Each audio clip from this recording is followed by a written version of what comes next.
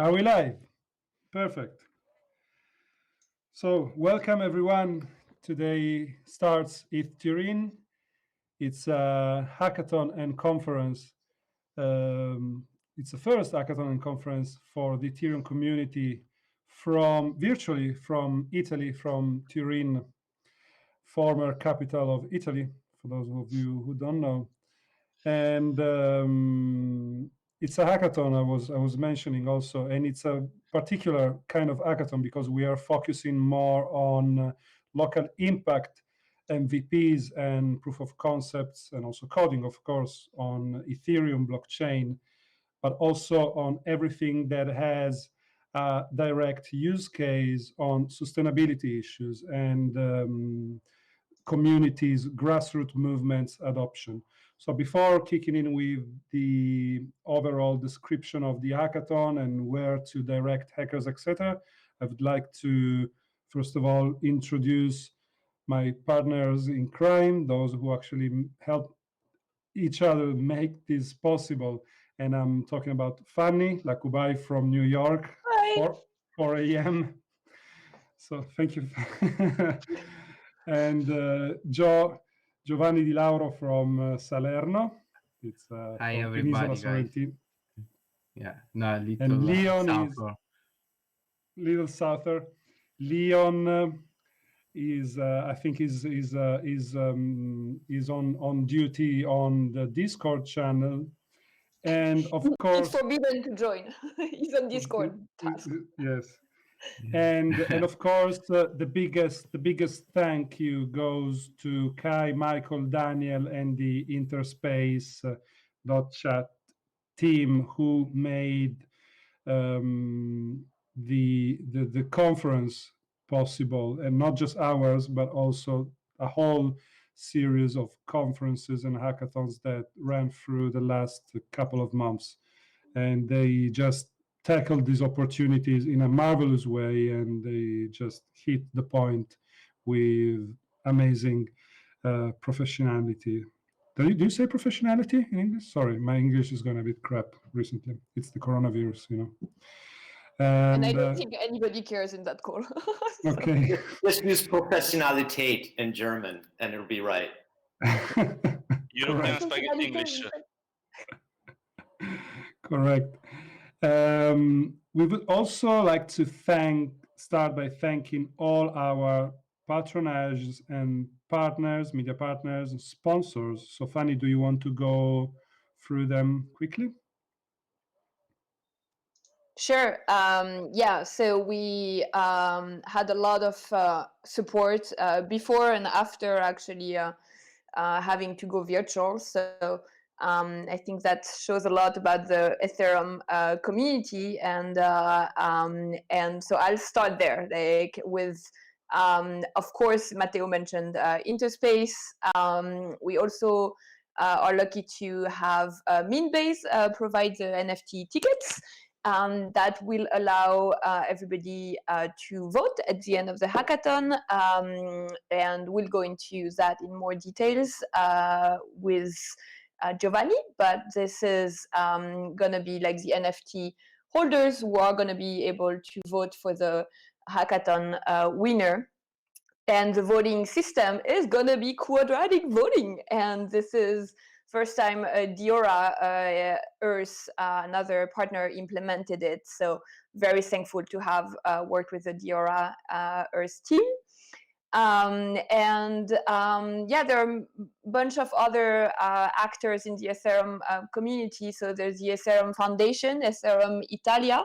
Thank you guys. I think you are on the call already, bright and early. And Jacopo is gonna talk at 11 as well about the amazing Ethereum community in Italy.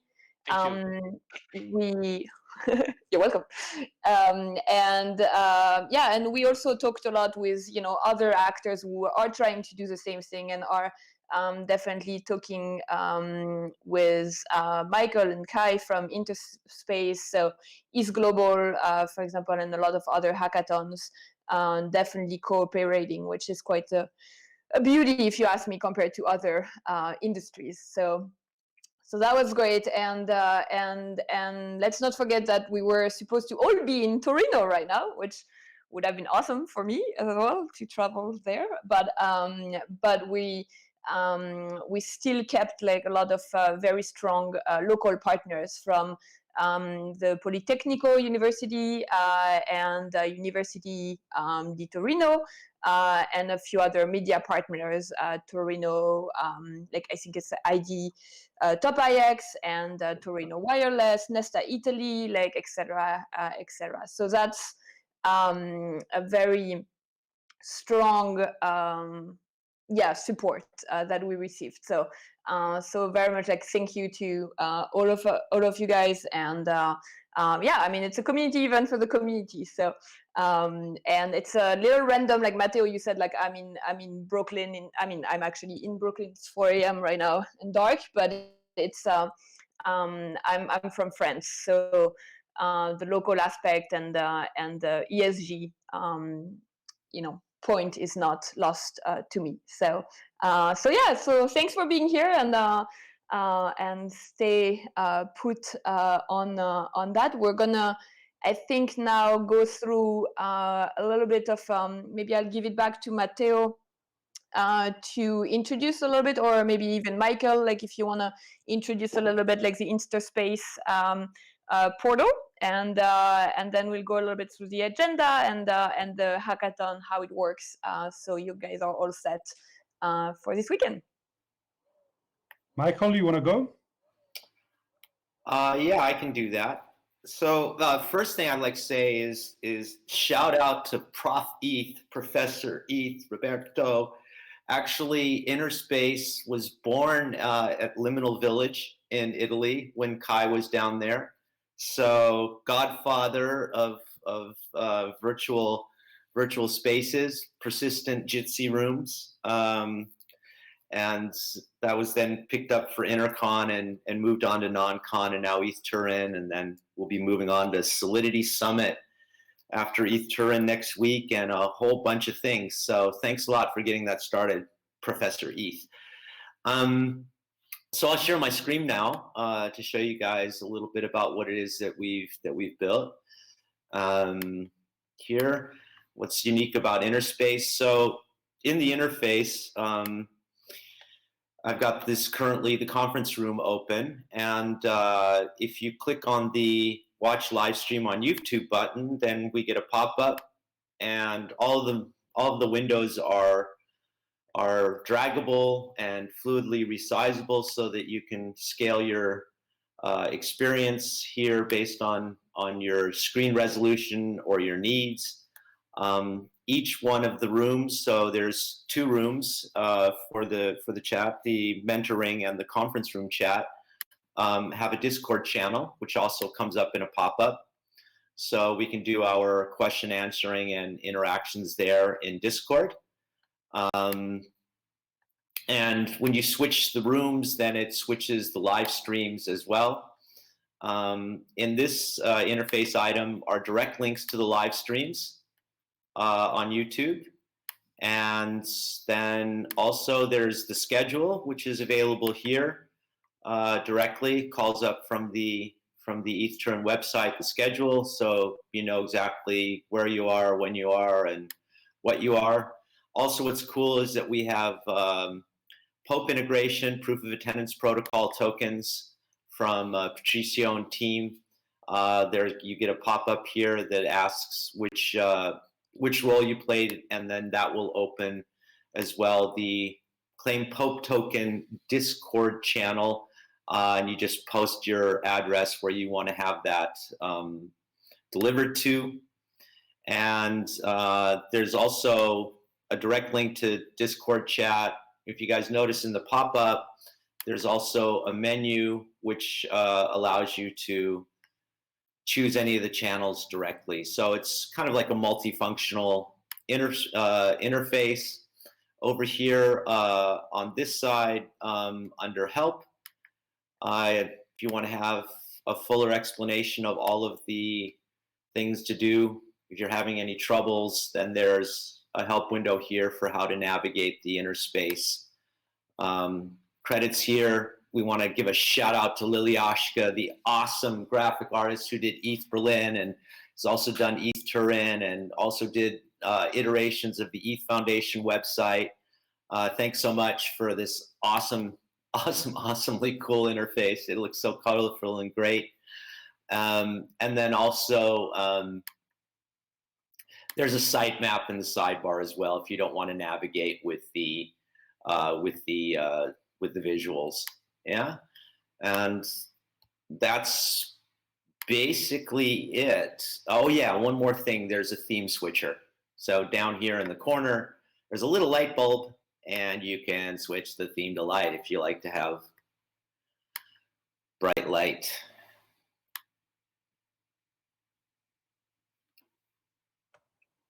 Perfect. Thank you, Michael. Thanks. Thanks a lot.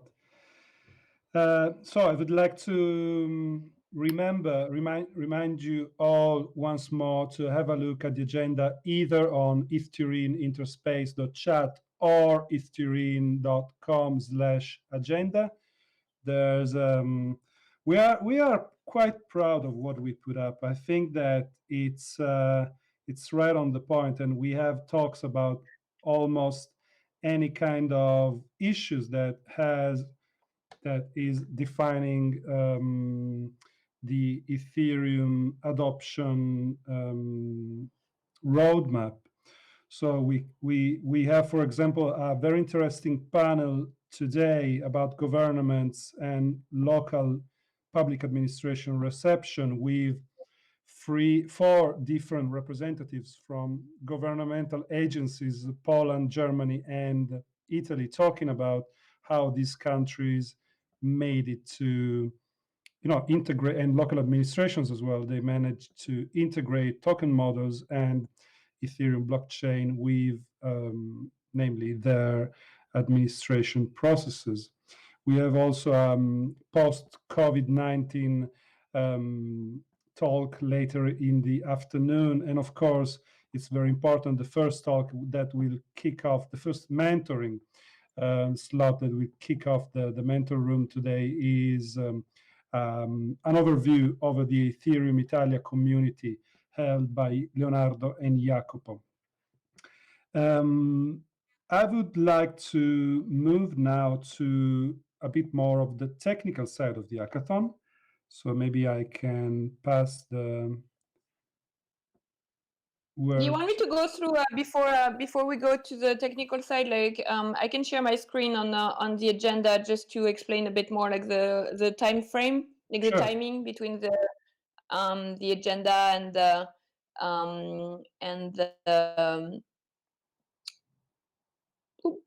let me do this. 1 second. Share. There we go. Can you see the agenda? Yes. Okay, cool. All right, so I just wanted to first mention what Matteo said. Everything is on the website for the main conference room. So there are gonna be talks and panels from 10 to pretty much 7 p.m. Tonight. So that's a full day. And then on top of that, there's a mentor ring here that is with like very much more hands-on workshops with amazing people. If you ask me, I'm very excited about the workshops. That said, it doesn't prevent you from being, asking questions and speaking in the main conference room, because nobody likes dead room. So you have the program for Friday and Saturday. So it's 2 days full of cool, very cool talks. And then at the bottom, we also added the hacking schedule. So we're starting this morning.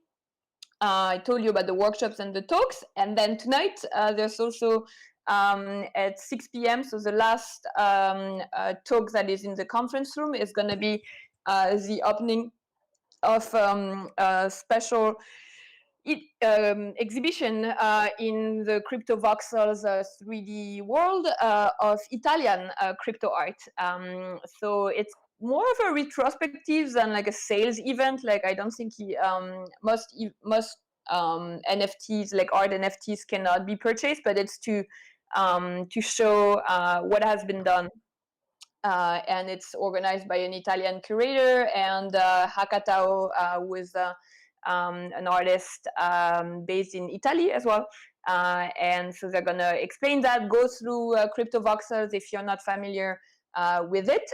And then the exhibition is gonna be open the entire weekend. So you can go access it through Interspace and then go around in Crypto Voxels. This is gonna be open. And then it all ends at Sunday night, and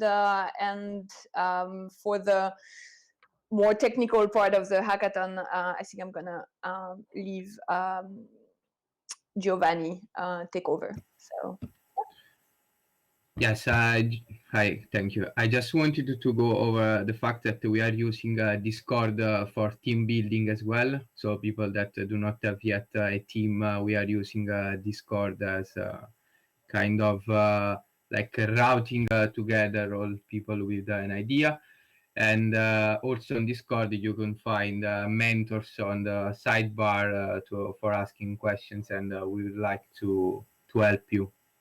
So let's use Discord. And at the end of the hackathon, you will receive a form to complete for the submission of the project. And then we will set up the voting system that will be, as Matteo said, quadratically, thanks to Diora that implemented a very nice app to have. Thank you, guys. And the Discord, I hope that everybody here has the invitation for the Discord of the TURIN. do you want to share your screen and go through the structure of Discord to maybe go through the tracks and the bounties if anybody is confused? I mean, it's very sure. clear, but you should not be confused. Yeah, sure.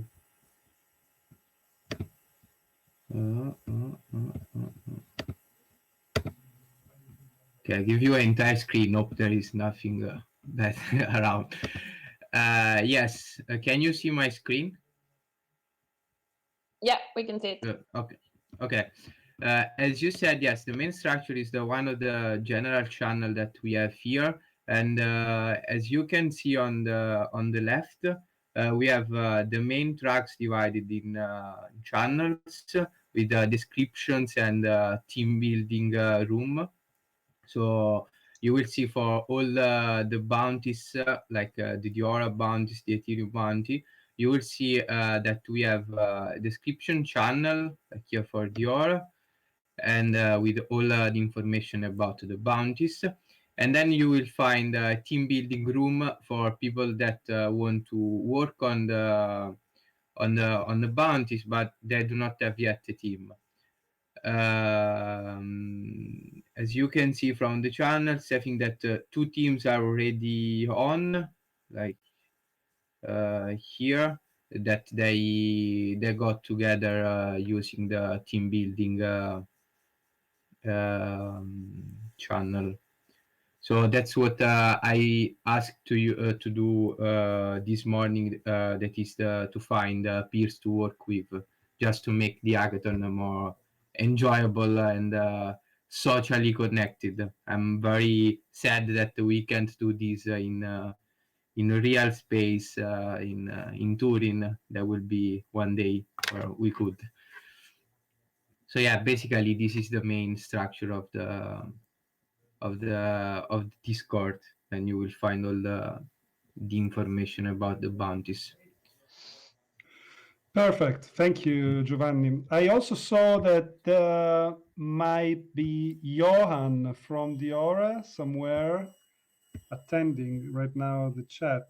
Johan, send us a signal. Are you there? Yeah, here I'm not set up. I have to So I would love.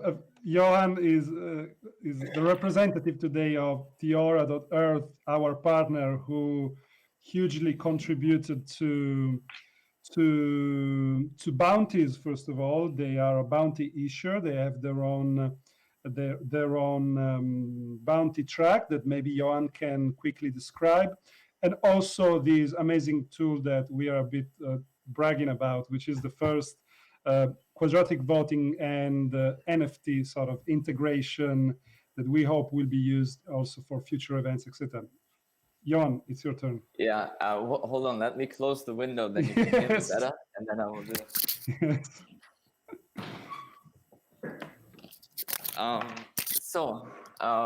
Yes. Diora has set up a track, and we kind of wanna, put the perspective beyond Corona and kind of see how does this new reality look like, and what can we kind of do when we rebuild the world to kind of be more sustainable and local. And for that, we've set up a track where basically communities or organizations can share processes and practices that help them to, bring themselves to work as a whole. So not come to work with an ego and try to achieve something or something like that, but come as a person. And there is a platform to kind of show these processes that is called teal.garden.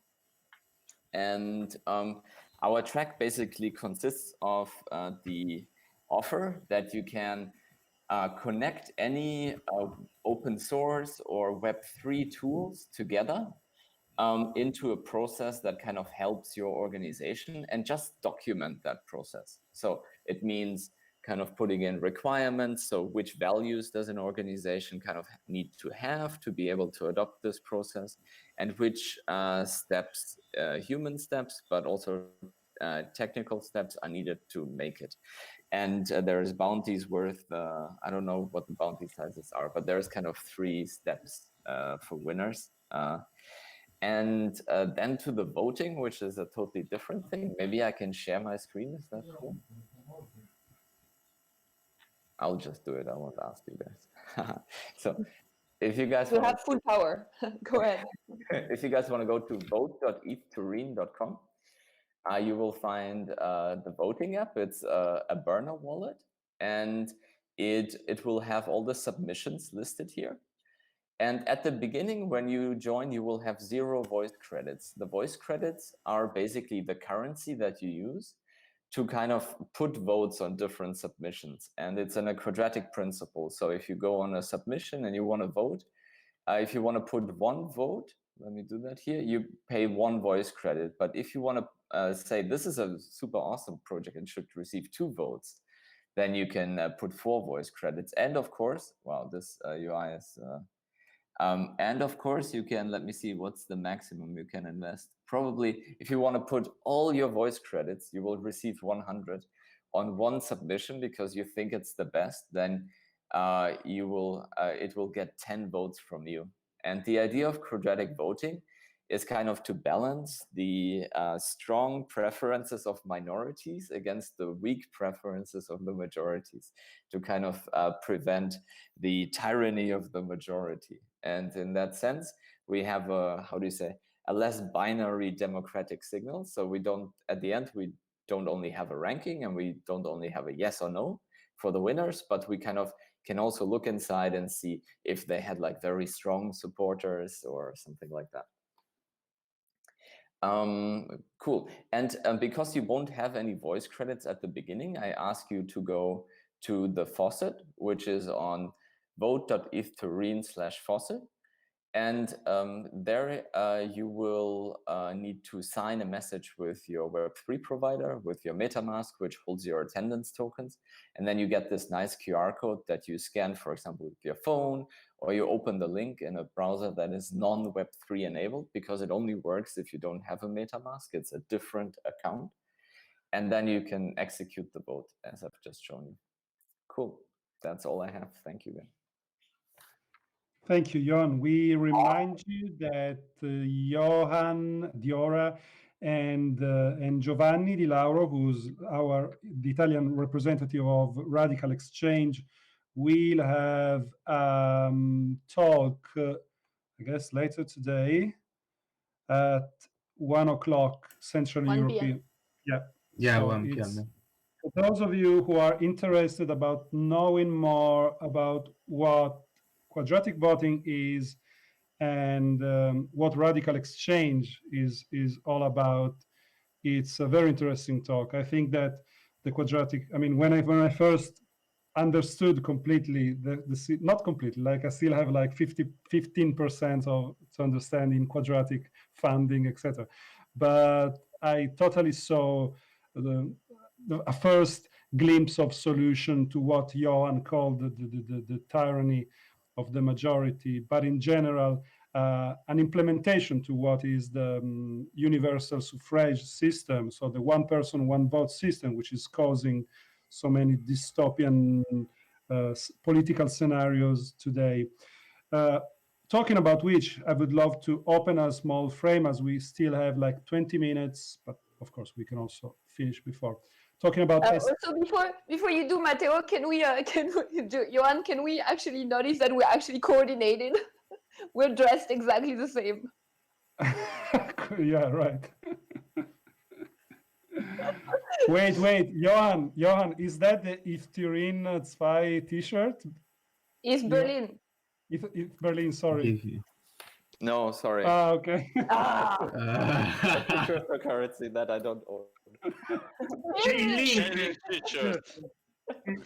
So we also decided, because it's a virtual event and it's like we can do better in terms of virtual swag as well, but that we would wear swag from like other events. And story behind the East Berlin 2 t-shirt is that this is where Matteo and I met, and we had the idea of Eastering. So it's not random that it's a East Berlin connection, and also with Michael, who was so much involved in East Berlin. So all right, I'll let you speak about serious things, Matteo. Yeah, no problem. I just wanted to go over quickly over why are we focusing on SDG or ESG goals, which are basically goals of development as sustainability and governance as well. So there is a lot of talk about these SDG recently, especially as we are having the impact of we're seeing the results of our political and social and consumer. Are you seeing my share screen? Yeah, can you also say what SDG means for people that are not familiar with the sure. With the acronym?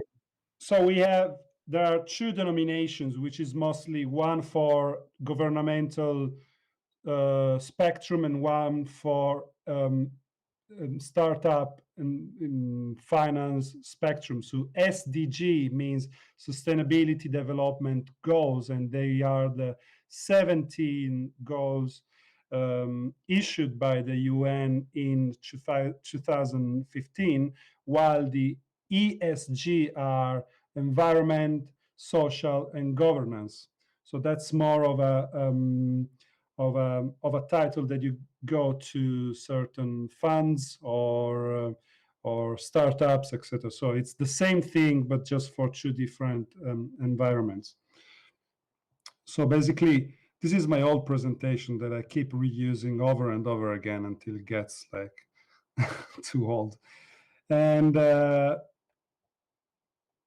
okay, so the first thing that we basically try to address with ETH TURIN is a different kind of vision in the Ethereum dApps and projects use case and adoption MVP, meaning that we always like I think I'm a linguist by trade, so I pay a lot of attention of what terms and acronyms are used in a given community. And I've heard talking a lot about mass adoption. Like mass adoption is somehow the key that people are focusing into the crypto environment. But to some extent, people are forgetting about that there is also local adoption, which has definitely more pros as it's providing valuable test lab communities that from their end provide useful KPIs, which are key performance indicators. So somehow it's about creating a feedback cycle between those who are labeled as crypto nomads and those who are basically crypto dwellers.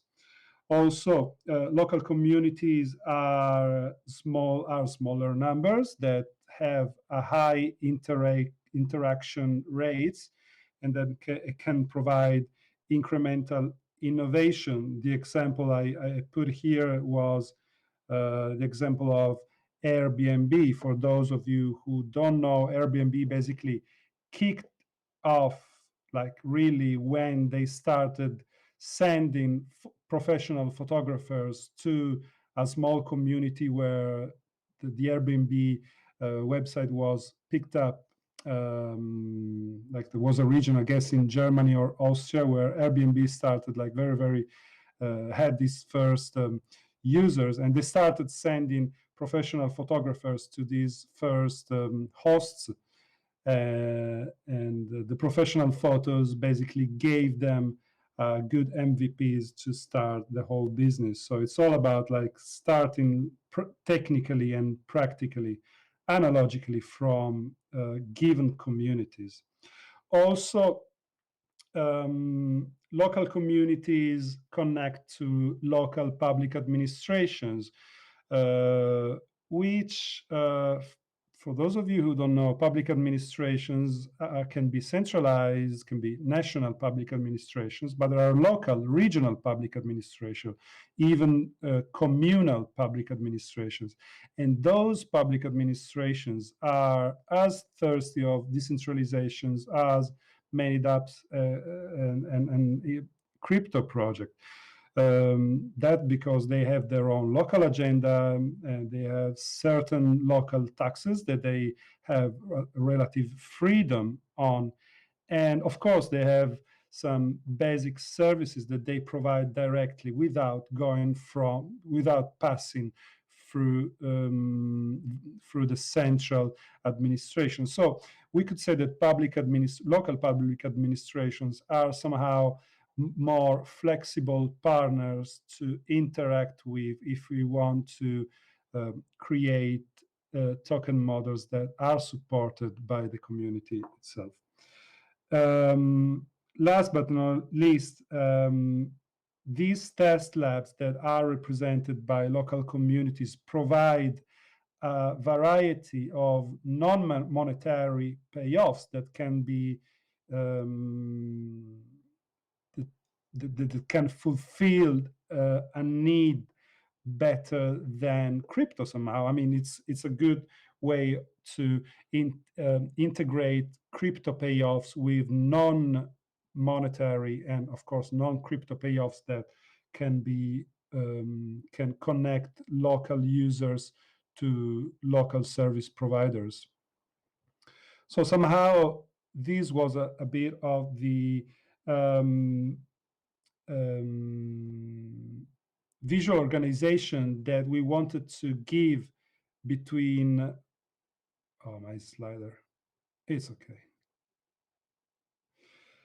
So this is something that we came up with while talking about SDG and local representation of SDG.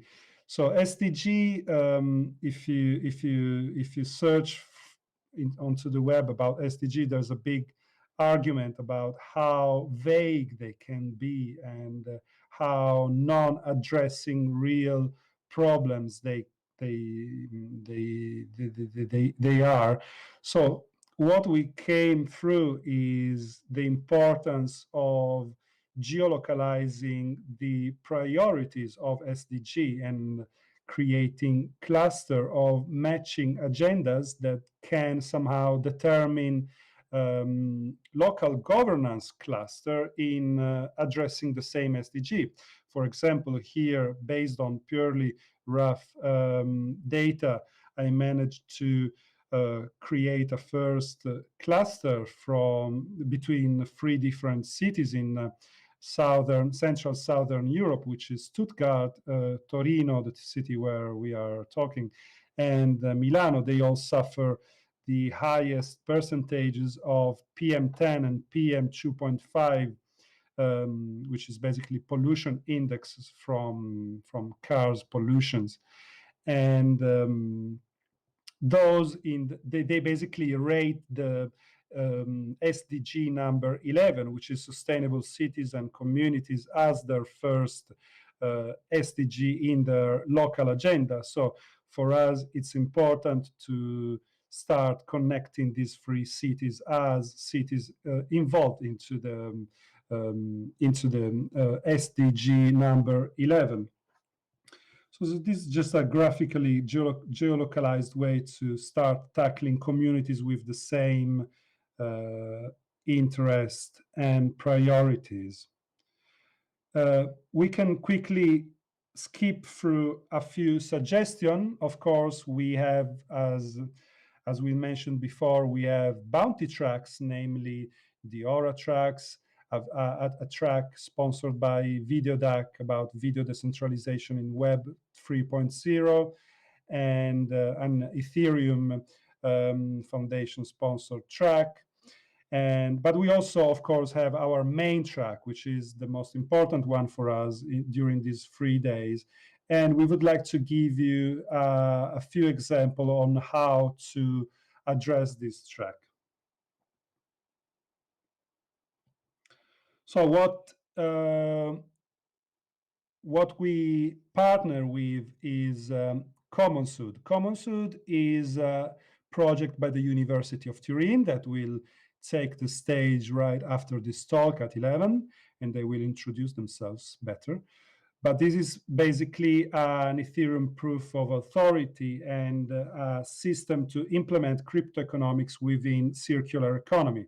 They have already started creating MVPs for the city of Turin, and as far as I know, they are talking with the municipality of Athens and Paris to extend the project to those communities as well. But I won't go into details. I invite you all to attend the talk right after us in 20 minutes.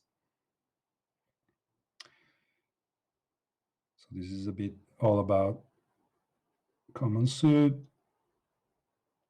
So basically, CommonsUd, it will be one of the possible environment where you can address SDG for Torino and for other cities.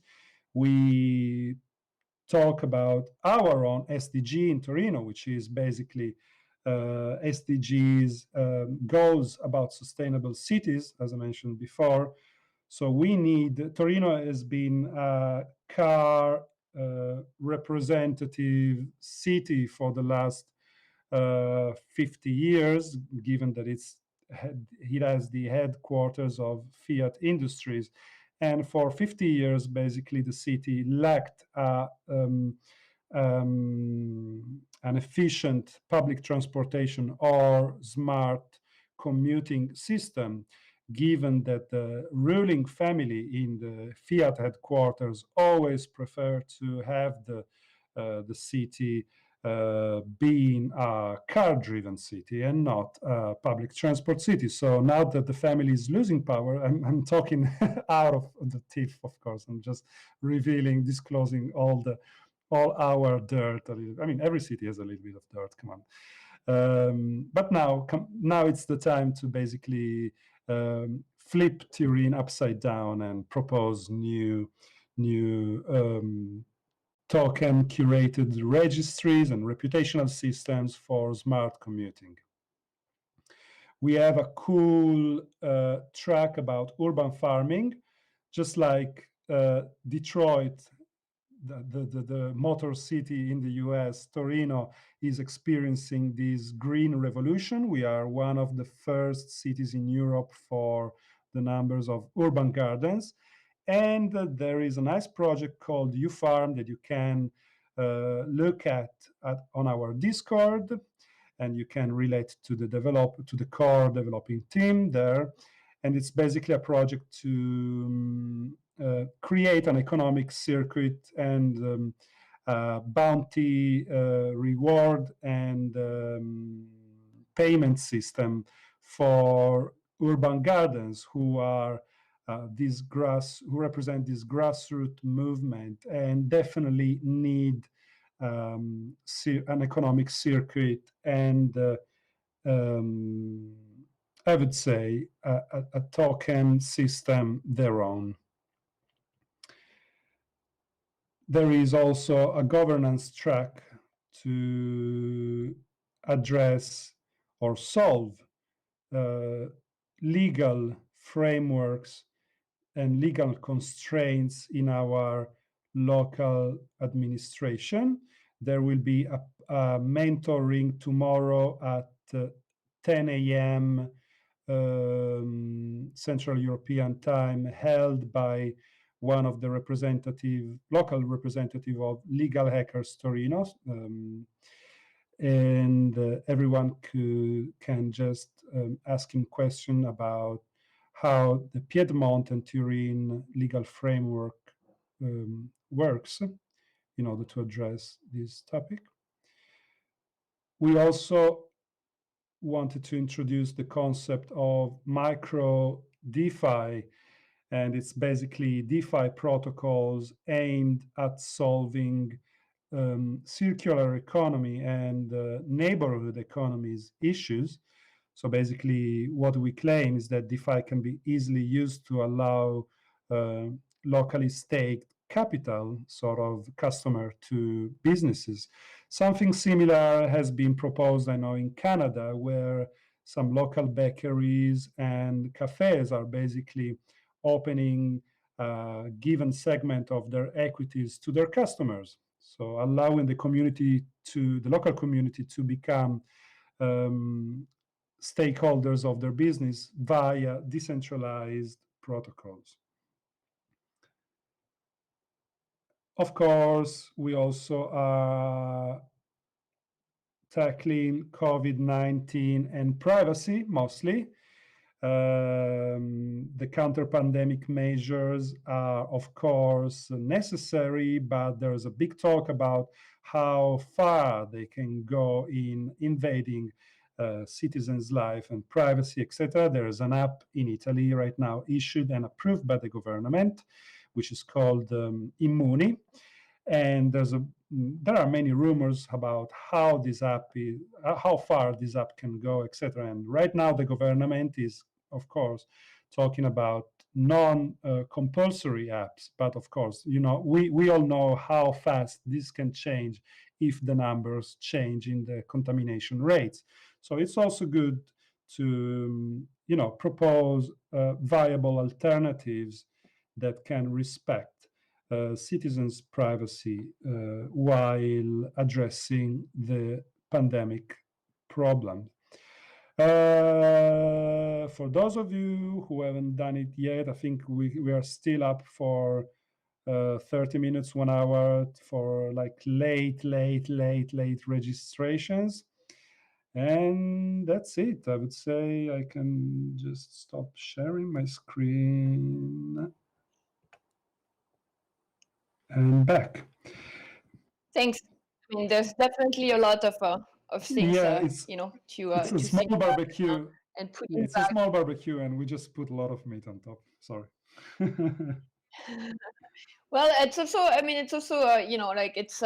feel like this is, sometimes we all live in a bucket, it's like we're very into the crypto crowd, and there's really just crypto talks about protocols, about like things that are very important, but also like not necessarily linked to like real life or local issues, as Matteo mentioned. So I'm very excited about this connection, and I wanted to add something like on top of these very important goals. I think one goal of TURIN was also to make a point and make a proof of concept for smaller more local hackathons, and because now it's everything is global, right? But it's even more when you go virtual. I think we all can agree that like there's all these global events, and they're like, well, it's if it's for everybody, it's not for anybody pretty much. So so I think even now with like when we go virtual,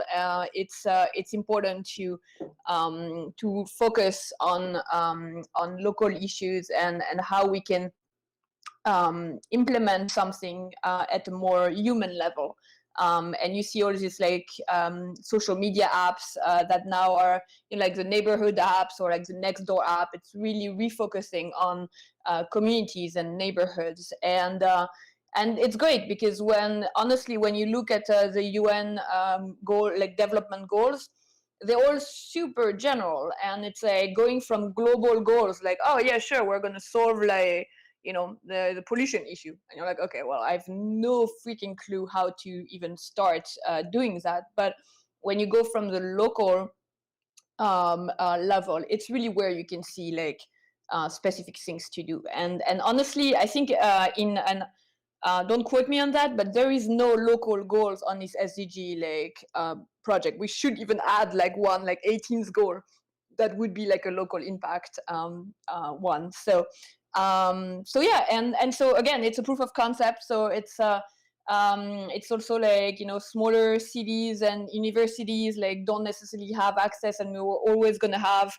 the big ones, the big hackathons like East New York and East Berlin event, but also like going to smaller cities like secondary cities. It's something important. Working with local universities, like cities actually are very excited to have like these types of event happening because most of the time, and I'm speaking for France and Italy, like there's not much done at like the like state level. So it's like cities are like very much more active actually to make these types of event happen. So so give us your feedback, and like let's talk, and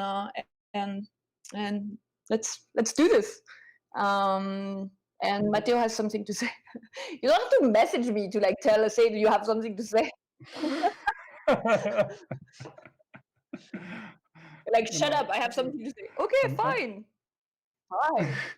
I didn't have my third espresso. So no. Just seriously, on an ending note. So for all hackers, the deadline, basically, we start now. Some of you already started last night. I know, it's totally fine. The deadline for submission is Sunday at 8 p.m. We will provide you a form where you can fill all the necessary information for your submission. Giovanni will do it on Discord. And talking about submission, we, of course, give the priority to implemented codes, etc. So working demos, etc. But we accept also proof of concepts and white papers. So if it makes sense, don't restrain yourself from submitting. So it's not.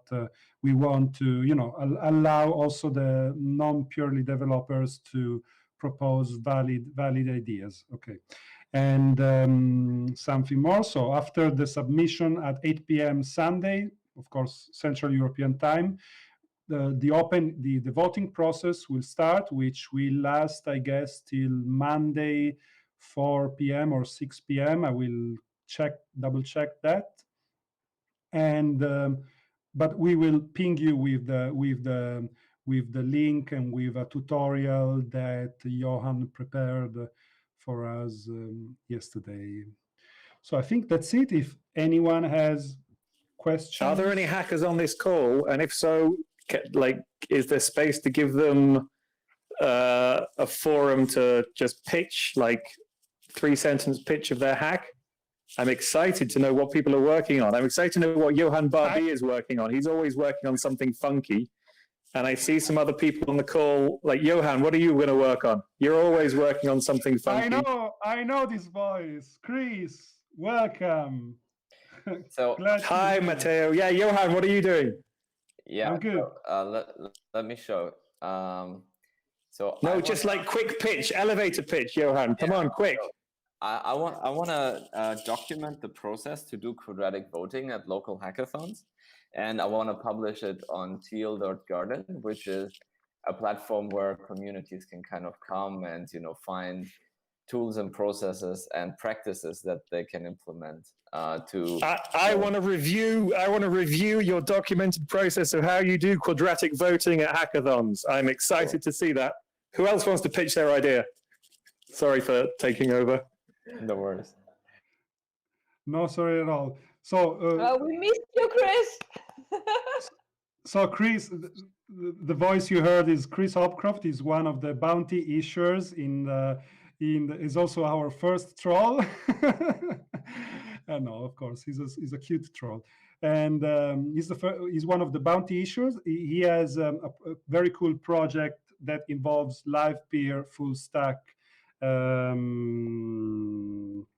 protocol to create decentralized live streaming assets. And there's a whole description on our website as well as on Discord. He has his own room on Discord, so he's available for anyone who wants to tackle these bounty. Okay, I think that we are pretty done, unless there's further questions, and we can maybe start onboarding. Is there any other question? I'll move over to the mentor ring now to moderate the mentor ring, which is starting in 6 minutes. Ciao, Yeah, we'll ciao, move Mike. with you and Jacopo and Okay. the mentoring. And the other ones, you can also go to Discord. Like, I think this is gonna be really like where the most hacking and cool stuff happen. So see you there. Hey, just want to take this opportunity. Anyone involved in like setting all this stuff up? Amazing job. Like, we're under lockdown everywhere, but like we're actually going to make this thing happen. So bravo. Yeah, on the exact dates. So How's in India? Where exactly are you, Chris?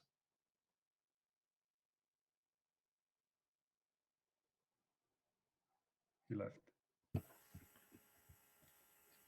Cut his connection. Somebody Yes, cut his wrong connection. question. Wrong question.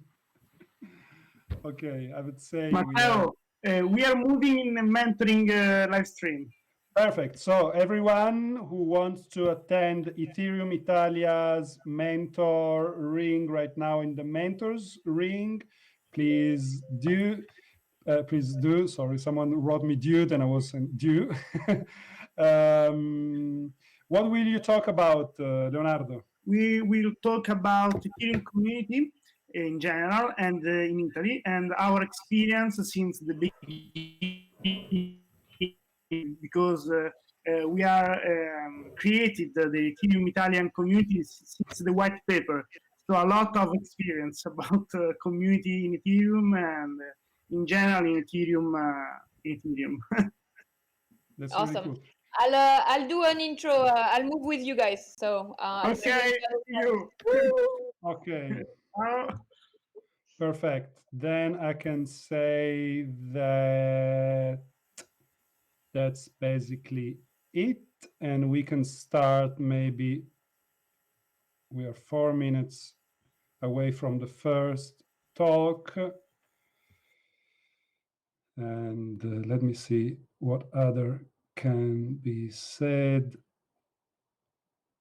Okay, let's just quickly skip through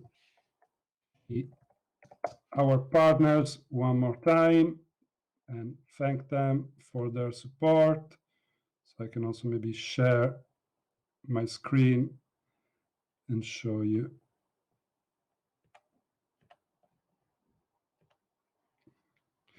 So I would like to remember that this hackathon was made with the patronage of the Polytechnic University of Turin, the University of Studies of Turin, the Torino Wireless Foundation, our media partners who helped us spread the message are Nesta Italia, the Blockchain Council from Milan, TopX Consortium, the AESM, the Italian Association for Marketing Development, also based in Milan, Nifties, which is a cool new webzine about NFTs, and crypto news from India's. Event partners, Ethereum Foundation, who recently helped us with nice grant that goes to our main track prize pool.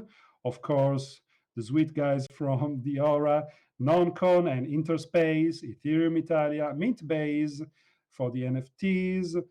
This guy is basically me, myself. I just put my logo. Radical Exchange, of course, for helping us with the literature material on quadratic voting, etc. Legal Hackers TURIN, a big shout out for. They will have basically two slots during the conference, one on public administration and token model reception, and a mentor slot tomorrow at 10 a.m. DeFi Italy, Emiliano and Simone Conti. Open Azienda, the guys from Sardinia who basically are launching the project on urban gardening. Pepo, of course, and Amazix, who basically is a startup that takes care of community building for dApps. And they will have a few of their members holding talks during these 2 days of conference. That's basically it. And I would, at this point, welcome Alberto Guffanti and Pierpaolo Busacchi from Common Sud, University of Turin. Hi, Matteo. Hi, everyone. Can you see me and hear me? We can. Good. Does it work? The next step will be whether the slides work, but we will see. So first of all, thanks a lot to Matteo and the whole organization behind ETH TURIN Hackathon. It's been a big effort, I'm sure, to put everything together, especially in these difficult conditions. And I think we started to talk to Matteo some months ago when we found out there was this hackathon, and when he found out about our research group at the university, at the Department of Computer Science, focused on social computing and on blockchain. And Matteo became a huge fan, can I say it, about our project Common Sud? Yes, you can say that. So we started discussing about it and whether we could somehow support Hackathon, put something together for it. We do share with Matteo, and I've just seen from the introduction, this idea that global adoption is good, but what is most important and where we see a lot of potential for blockchain technologies, in general, Ethereum in particular, because we're focused on Ethereum, is local adoption. So adoption in local communities, adoption in the local public administration, and local association that can make the most of it. The point there is that in order to have local adoption, you're almost often addressing people which are not extremely, and I'm not trying to say it in an offensive way, but it's not extremely computer literate. So you have to make things as simple as possible if you want to have local adoption. You cannot expect people to go install complicated plugins,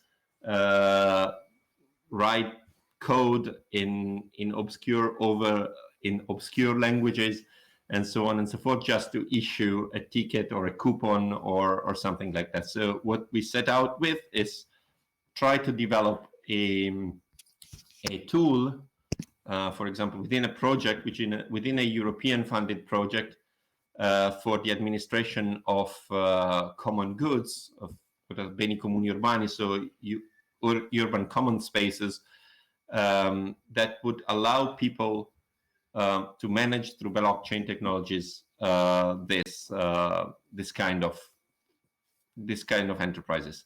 So what we came up is Common Sud.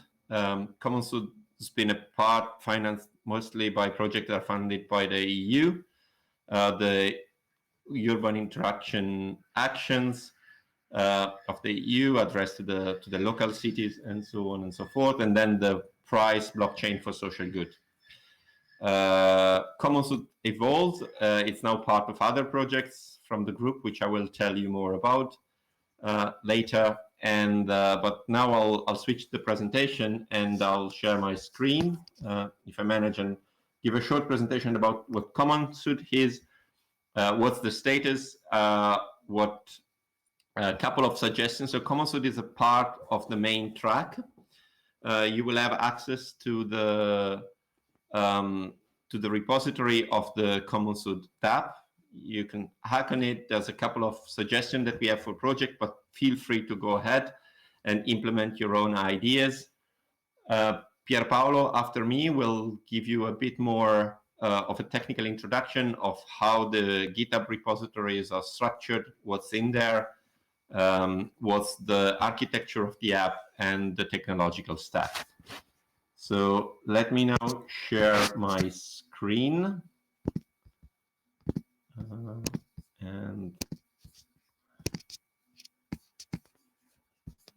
and present it. So you should see my slides at the moment. So, so as I said, Common Sud is sort of what we call an Internet of Values 2.0 revolution for social innovation in local communities. So here you have also reference to the website, www.commonsud.eu, with a bit more description of what the project is, what are its aims, and so on. It has been developed within the Co-City European funded project in Torino by the Department of Computer Science of the University of Torino, the Department of Law, and a group of associations like Association Habitat Ozanam, MUFAN, the Reticas del Quartiere, Voluntaries, and Open Lab in Athens, and Sociality Corp in Athens. So the idea of Common Sud and the way we designed Common Sud is to democratize local financial instruments. And local financial instruments that are designed to support local communities and urban commoning effort. And how do we plan to democratize it, to open it to people? Well, the analogy that we like to use is the analogy of the Web 2.0. So at the beginning of the web, for those who are old enough like me and have been around for a long time, if you had to set up your own blog or your own website, you had to be able to coordinate HTML, things were working, not working, and so on. Then came up the Web 2.0. With Web 2.0 allowed people to publish content in an easy way on social platform, open up blogs, also without any programming experience. Now, creating tokens, issuing tokens on the blockchain, and so on at the moment is something which technical users can do relatively easy, but there's a lack of platforms that allow non-technical users to create and distribute new type of tokens in an easy way. And this is what Common Sud sets out to do. So allow people, in analogy with the Web 2.0, to create an Internet of Values, a local Internet of Values 2.0, in which everyone can issue their own tokens that are secured on a blockchain, can distribute them, can attach them properties, and so on. And this can be used to implement a big stack of possibilities. You can implement prepaid cards, discount coupons, crowd sale, give access rights to certain areas or certain services online. You can put together group buying groups in an easy way, create time banks in which you don't exchange monetary value, but value through time, so services that you offer. You can easily implement complementary currencies or digital collectibles and more. You can think about what kind of tokens, what kind of properties you would like to give to your token. We do it through a standard technology stack. We have a smart contract factory that allows you to create new types of tokens. We base everything on Ethereum technology and ERC standards for interoperability. Since we are a local, we focus on the local economy. We integrate it with another project of the computer science department, which is First Life. I'll say a little bit more about it. It's a geolocalized social network, and we strive to do it in a single app.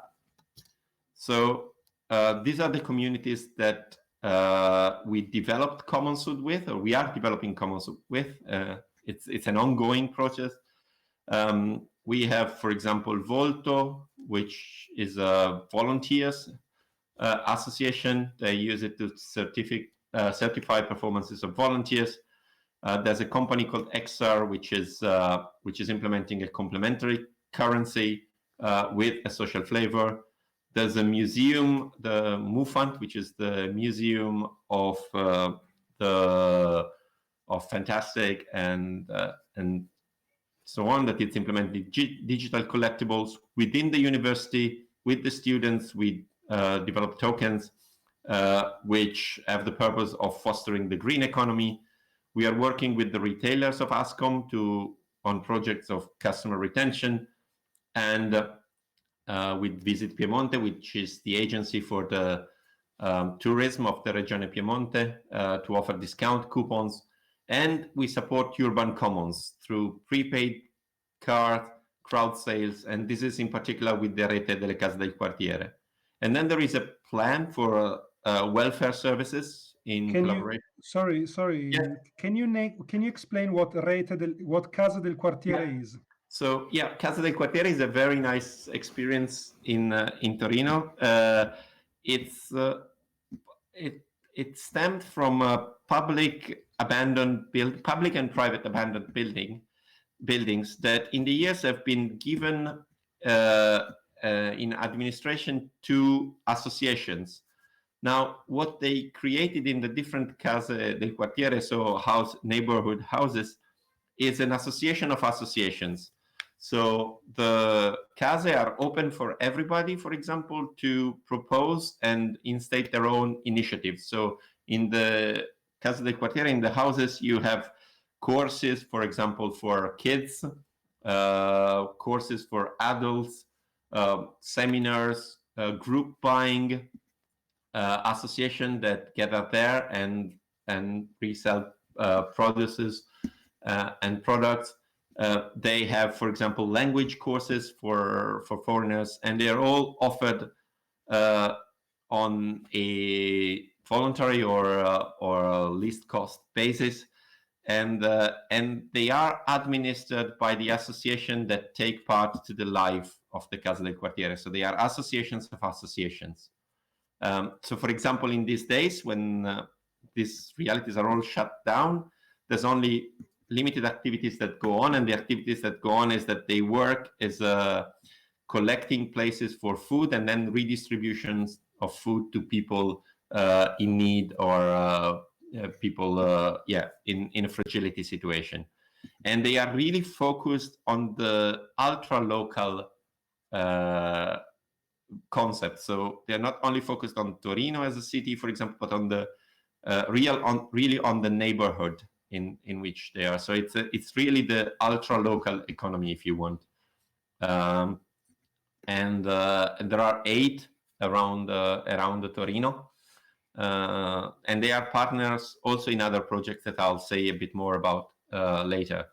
So we are creating, for example, a coin for internal transactions within Casa del Quartiere, so within the neighborhood houses, in which, for example, by participation in the course offered by an association, you can get these coins that then you can use as a discount, for example, in the bar of the Casa del Quartiere, or you can donate it, and so on. So are a very, very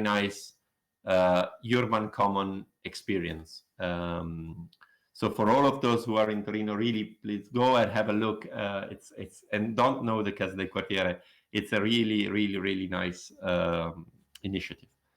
And the other plan, more with if you want an institutional level, is with the social services. We used a spin-off of Commonsud. We plan to use a spin-off of Commonsud to distribute subsidies that come from the EU to families in need. This would include certification of social work, tickets for medical visits, and so on and so forth. As I said, Commonsud is strongly linked to another project of the University of Torino, First Life, which I urge you to go and see also. It's, I forgot to put the website, but it's www.firstlife.org. So First Life, it's a map-based civic social network. So if you think it's a combination, if you want, of a social network like Facebook and a mapping service as Google Maps. So the center, it's the interface is the map and the entities on the map. But on Google Maps, you only have limited possibilities of interactions with entities that are on the map, while First Life brings the interactions or discussions and so on, activities that you would have on your Facebook wall on the local level, on the map level. So it gives you the possibility to flag or to register an entity and then have all the discussions about that, polls, post some multimedia content, and so on. It integrates institutional open data and crowdsource information, and it's a shared virtual space for coordination, cooperation, and collaboration based on participatory mapping. And why it is important for us to connect it to Commonsud, it's because businesses and local initiatives can be identified on First Life and be linked to Commonsud, so have wallets. So on top of all the interaction that you can normally have on First Life, if you link a Commonsud wallet to the First Life entities, you would have, this entity would also have the possibility to issue tokens, create a crowd sale, distribute it, advertise its activities, and so on and so forth. So this is why it's important. And again, for example, First Life has been used in this period of emergency in Torino, for example, to map shops that would do home delivery for people that couldn't get out of the house because of the emergency, and so on. So again, it's another activity that it's focused on the local level. So we, as we said, we're putting up, so Commonsud in its first implementation, Commonsud was a web app that was based on Ethereum Proof of Authority, but had a login server and so on. We now developing the second iteration of Commonsud, if you want, which is a DApp, a distributed app, and this is what we are, what we put in the repositories that you find on our GitHub for the hackathon. We identified some possible tracks for hackers that would like to work on Commonsud.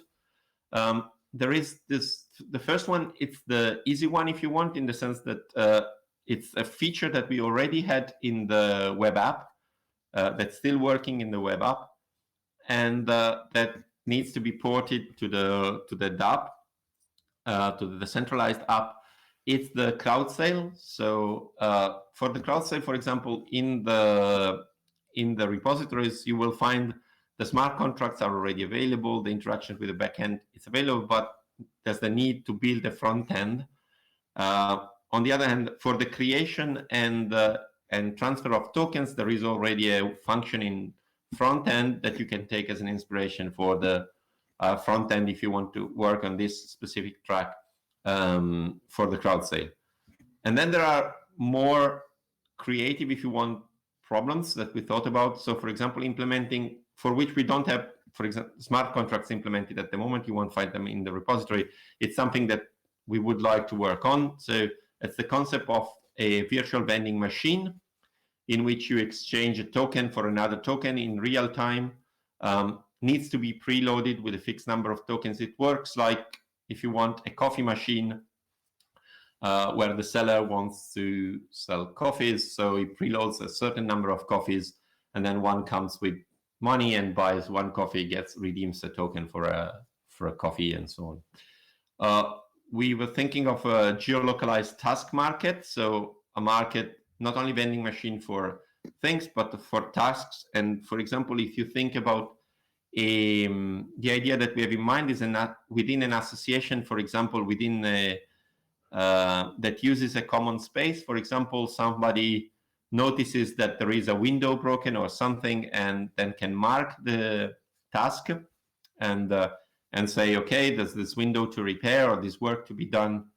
Somebody picks up the task, which is tokenized somehow, and when the task is completed, submits the receipts and everything is fine, he gets paid in tokens. This is a task market, for example, or the shared management of physical assets, for example.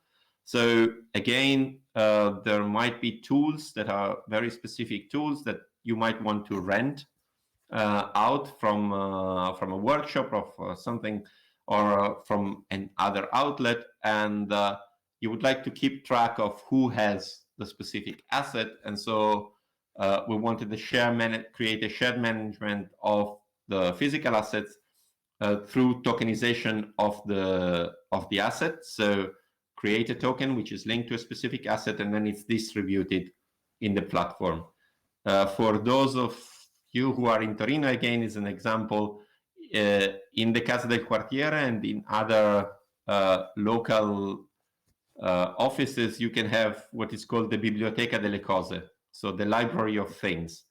Instead of just getting a book, you can get objects that you wouldn't have, for example, for doing your homework, home repairs, because are professional tools, but you could go there, rent them, pass them around, and so on and so forth. So these are possible ideas that we had, but please feel free to come up with your own idea of how you would like to use CommonSud, what you would like to implement.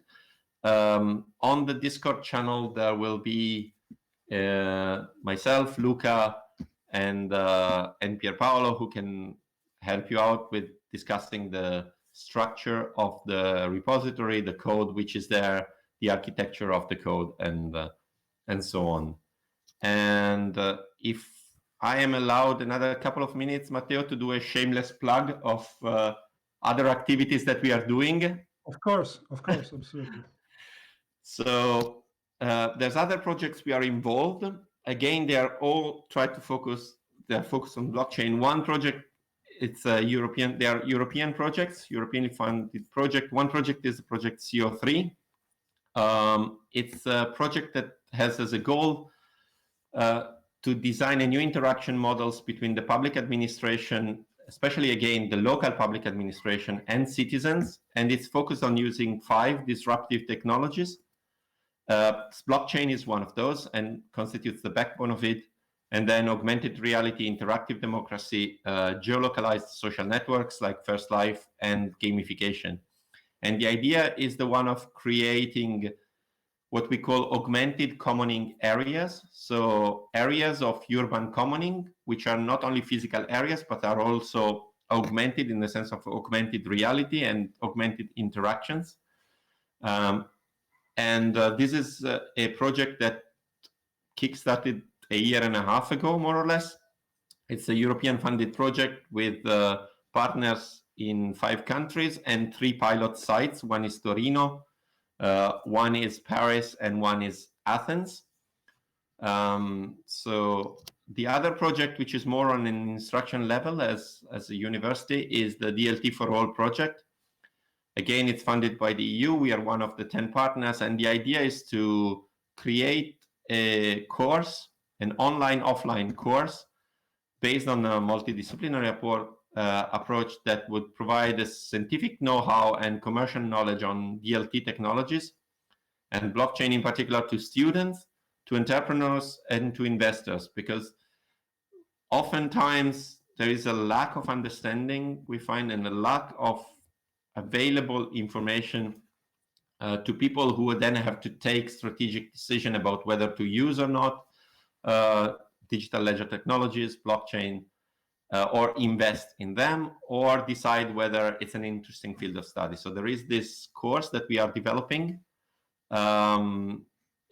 Please go and have the look at the information.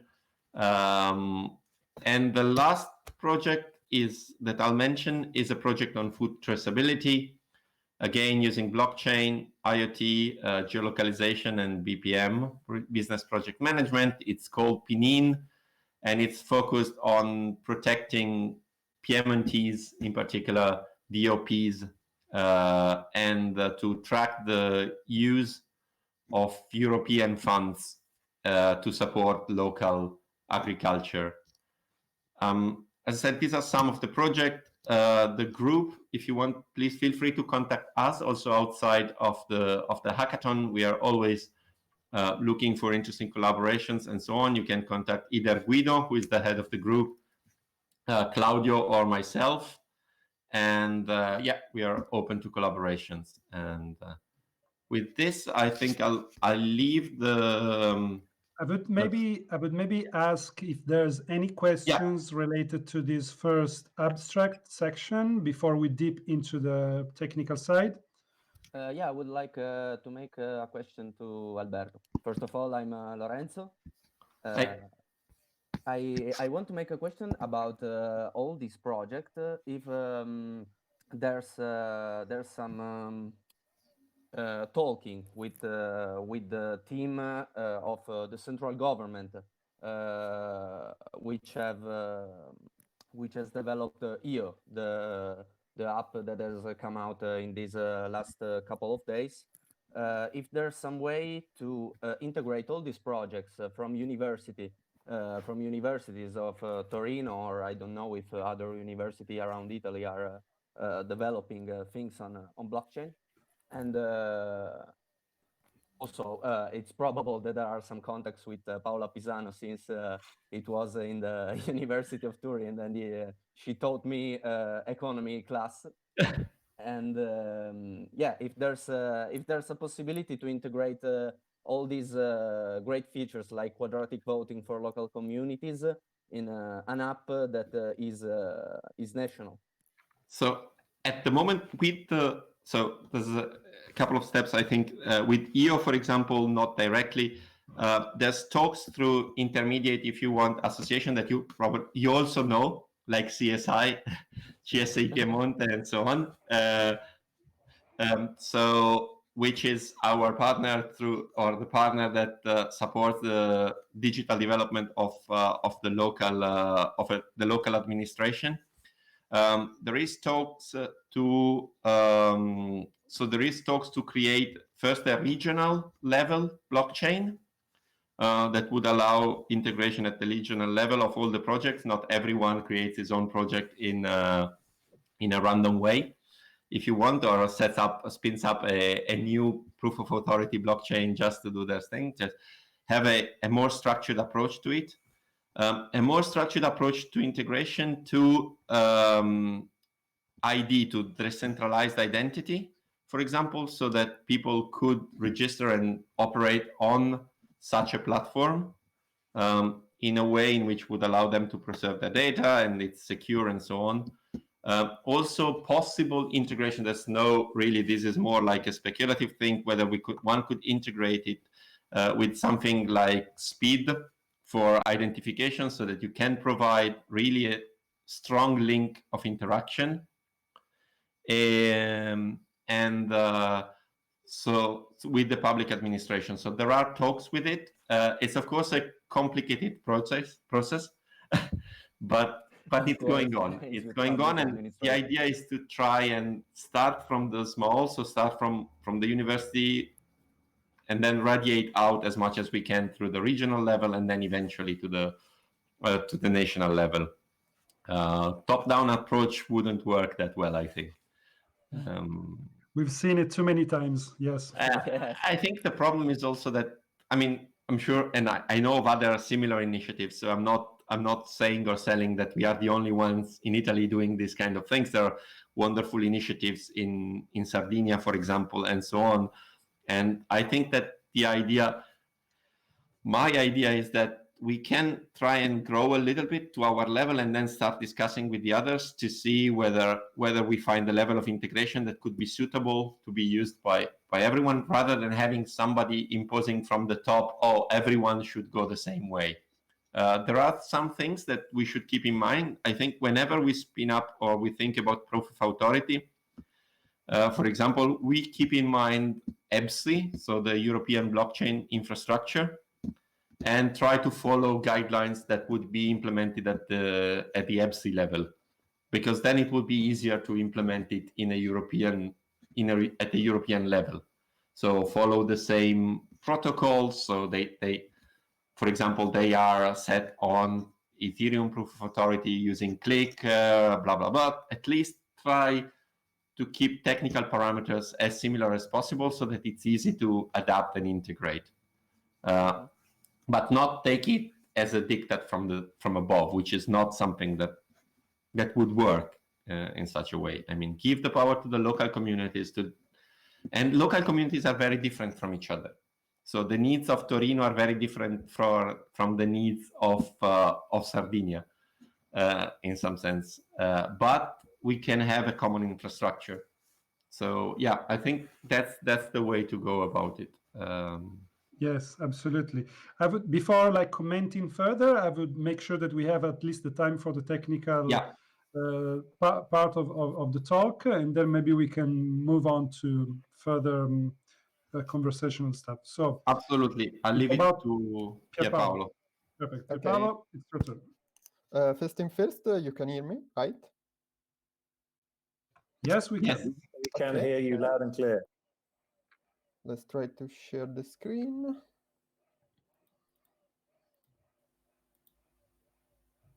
Okay, do you see it? Yep. Okay, all right. So I am one of the main devs of this project. I work as a contract researcher in Unito, and I try to keep it short and nice and comprehensive, also because I'm not good as a speaker as Alberto is. So starting first, this is the repo. It's public on GitHub. We have 3 repos, one from the front end, one for the back end, which is very simple, and one for the contracts. The contracts one is this one. You have to go to the developer branch because it's the most updated.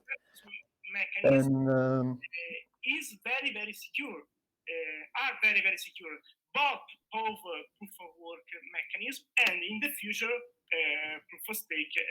Hearing, the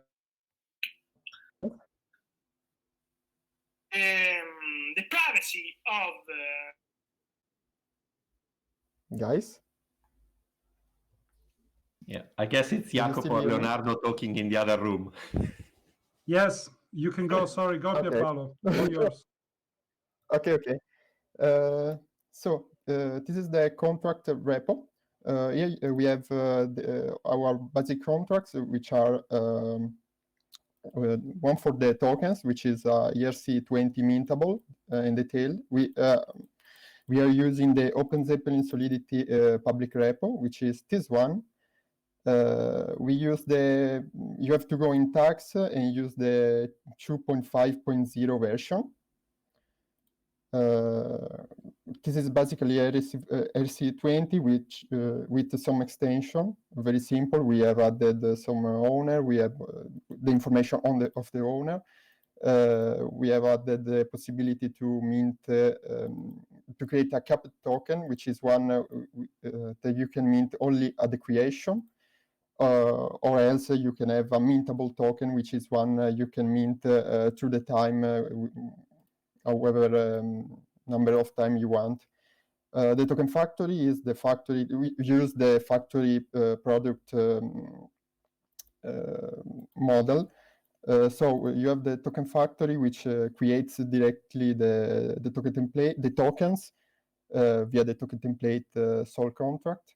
And here you have some extra information, like all the token created from this factory, each factory you instantiate in your app. the token possessed, which means the tokens a user, which means a contract on Ethereum has received. Here you have an array, a registry, which is this struct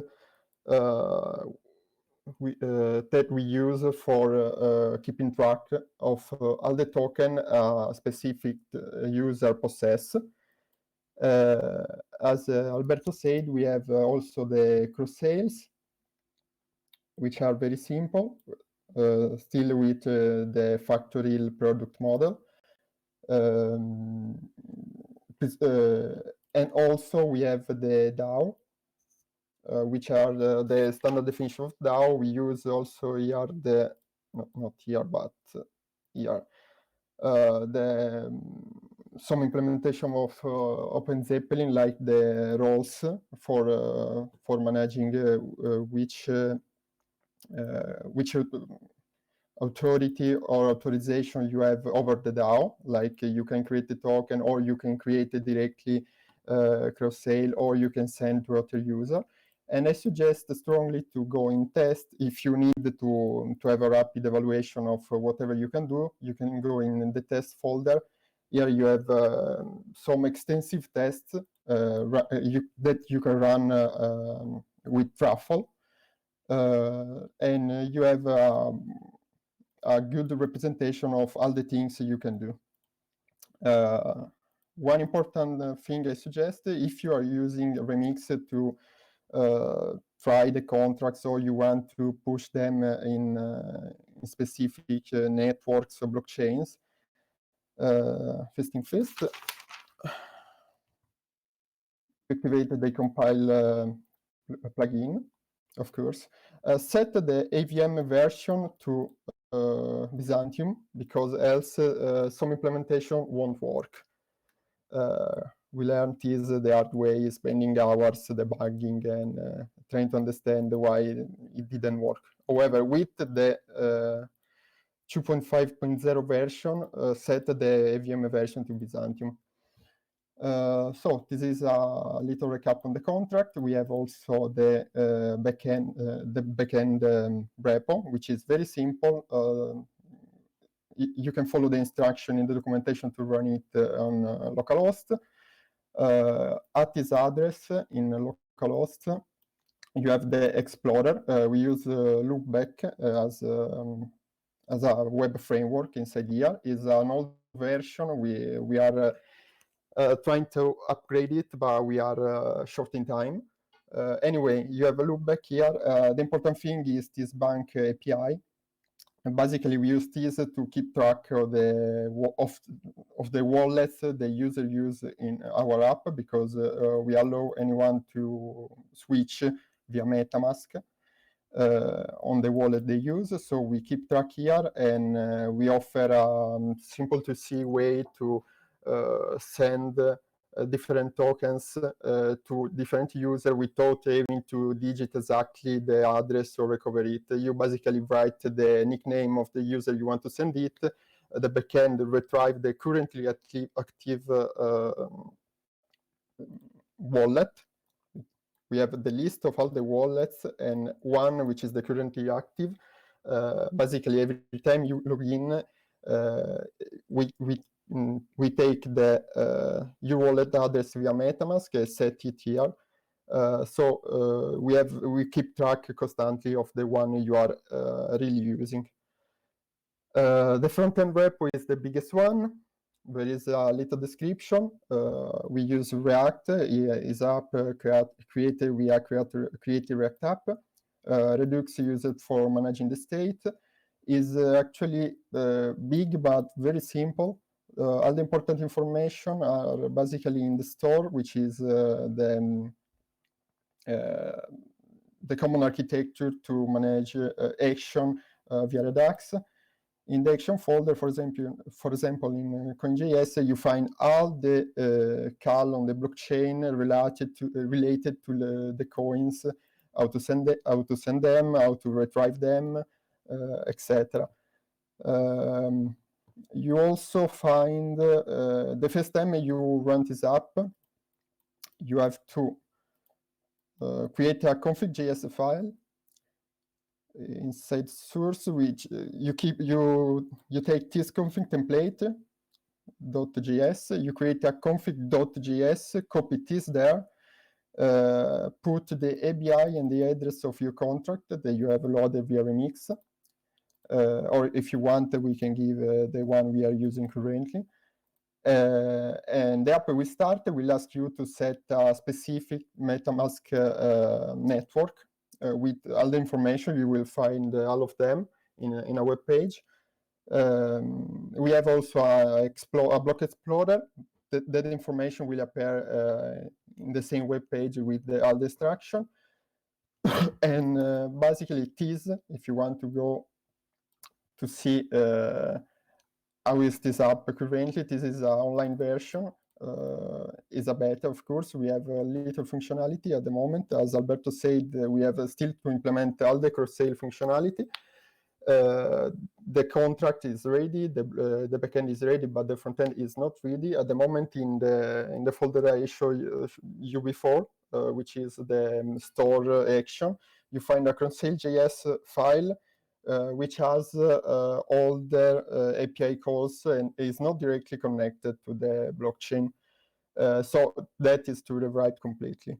But fairly easy looking at the CoinJS, which is a correct version calling directly the blockchain. This is a representation of the wallet of the user. At the moment, I have a lot of this coin. Anyway, you can create a new coin directly here. For our use, we have two types of coins, which are the coins indeed, and the coupons. The only difference is basically that the coupons are not decimal. It's not possible to make, for example, a 0.1 of one coupon. Is possible to do that of a coin. For example, if I want to create a coin,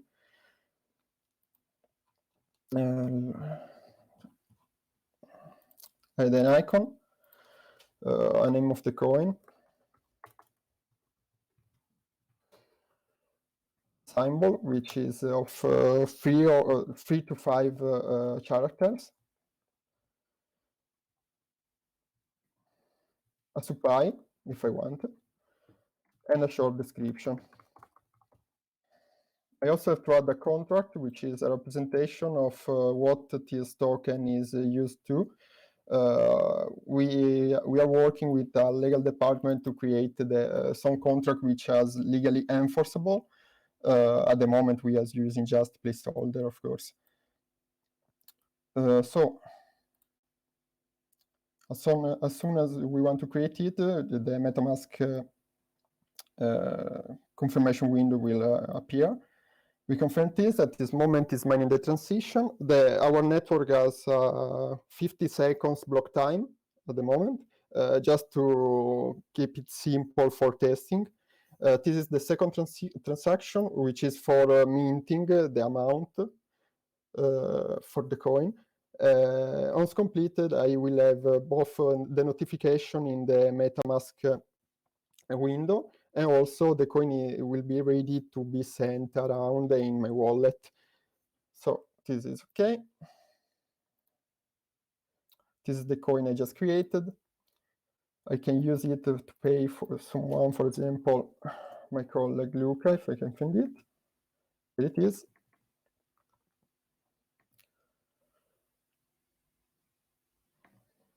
Confirmation window is okay. So moment in time, around 15 seconds, MetaMask will inform me if the transaction went well or not. Last thing, here there is the older version. This is the web app version of this app. This is beta.app commonshoot.eu. This is app commonshoot.eu. Here you can find also all the functionality which are still not implemented in the app. For example, all the cross sales. Here are some examples. And you can find create cross sale. There is here are all the functionality we have not yet implemented. It's still very simple. Basically, here the backend was very big and complex because we wanted to obfuscate for the user the fact that we were using a blockchain behind the scenes. Because our partner preferred to have a testing platform more simple initially, but this is not relevant at this point, and this is all. If you have any question else, you can find me and Luke on the Discord server. I am Pierre Busdev, and Luke is Luke Skywalker, this one written in a strange way. Perfect. Thank you, Pierpaolo. I do have one first question, and then hopefully there will be some more from our listeners. So we had a nice overview from starting from a more general to the technical, etc. Of course, the hacking is open to any idea and implementation, etc. But do you, as long as we are talking about test lab communities, so projects that somehow are already in place, this is an open question to you and also to Alberto, of course. Is there any kind of track or any kind of direction that you would recommend if someone wants to tackle these commons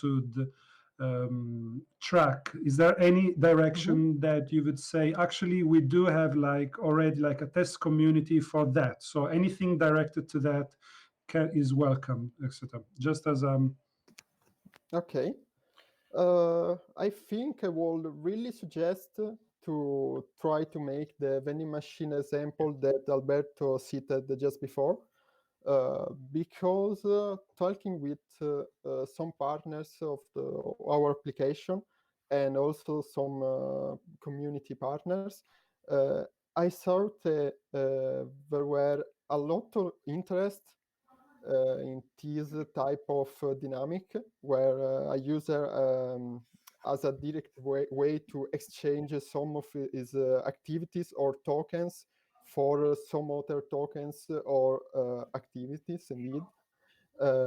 And if you can implement it in a very simple way, which very little difficulties for the common user, maybe if you have to have more complexity, try to put it on the end of the creator of the vending machine, so the one which is offering a service. If you can make it simple for the common user, I think you can build a lot of useful interactions for most of the activities you can find in the common market. Yeah, I do share, Pierpaolo's idea. If somebody is looking for really something where we already know that we have projects that are interested into, and this is something we're working on and so on, actively, the vending machine is definitely one of the most interesting one, because it gives us, crowd sales, you will see if you have a look at the crowd sales, how they work. It's somebody you gather, so you have an horizon in time, crowd sale opens and closes at a certain point, needs to get at least, for example, 50 people participating in order to produce the good, if you want. The typical example is, I want to produce t-shirts, and I would like to produce some t-shirts, but I need to gather the money before I do a bunch of them.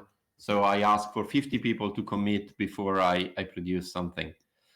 This is the concept behind the crowd sale within a frame of time. So the crowd sale closes it's like the Kickstarter project, right? It closes at a certain time, or it closes if you reach a goal. A vending machine is more like, as I said, something where you exchange something for something else immediately. It's really a local thing. it's something that should be an interaction that can happen in a bar, for example, a token for redeeming coffee in an easy. This is the easiest example, but you can think of other applications. You can connect lots of uses to that. This is something that it's actually being explored as possible applications within, for example, the CO3 project, which also uses parts of Common Suit. It's, for example, one of the pilot sites are flea markets in Athens. This is a place where you can really think about exchanging goods and a bit of bartering and so on. So this is one of the examples. Casa del Quartiere in Torino are another example where you would exchange for courses and so on. Another extremely interesting one at the moment is everything based, as Pierpaolo's shown, is everything is based on ERC20s, mintable. An extension of the factory to collectibles, to ERC 721 is also very interesting. We were thinking about it now, especially in the emergency situation, in which you could redeem, for example, a token for the participation to a virtual course. So, for example, as I said, in the neighborhood houses, the Casa del Quartiere, they organize courses like yoga courses, or my son participates in a circus course, for example. Of course, these courses are not happening now in place, but they could happen remotely. So like a video lesson or something like this. And we could think about a factory of NFTs, for example, in order to access the video room where this course is happening. It's ways that we are trying to find in order to support those associations that at the moment have their businesses heavily disrupted because of the COVID emergency. There's no in-presence activities, but you might do it remotely. But then you also want to support them in a financial way, in the sense that somebody should buy the tickets and should be safe to redeem them. And for example, the NFT, like the participation in the vote of ETH TURIN, right? Imagine to use such an NFT to access a Jitsi video room where there is the course that you were thinking. So this line of thinking is something that we are thinking. Actually, we weren't thinking about it before, but we are thinking about it in adapting it to the COVID emergency. And it's a place where if people have ideas in that direction, please go ahead. Also, if you have questions, I'm saying to everyone, questions about how a vending machine would work and so on, which features should have and so on, let us discuss on Discord. As Matteo, you were saying before, code is preferred, but also ideas. These things are things that we are thinking on the way. So even getting out of the hackathon with an idea or a flow of how the code should work, it's a great help. Yeah, I believe that the analog side of things is not going to be vanishing any sooner. So we do need a very simple analog plug into the use case, and then coding can be done, can be retrieved, can be used open source, etc. So as I said, I mean, Common Suit is an open source project, first of all. On top of that, please, if you want to get involved, get in contact with us. There's official ways in which we can support development of Common Suit within the university, for students, for external programmers. We are looking at collaborators. There's various ways in which we can get in touch and get involved with people. So please. Right. Any questions from the audience? Because I keep having questions myself.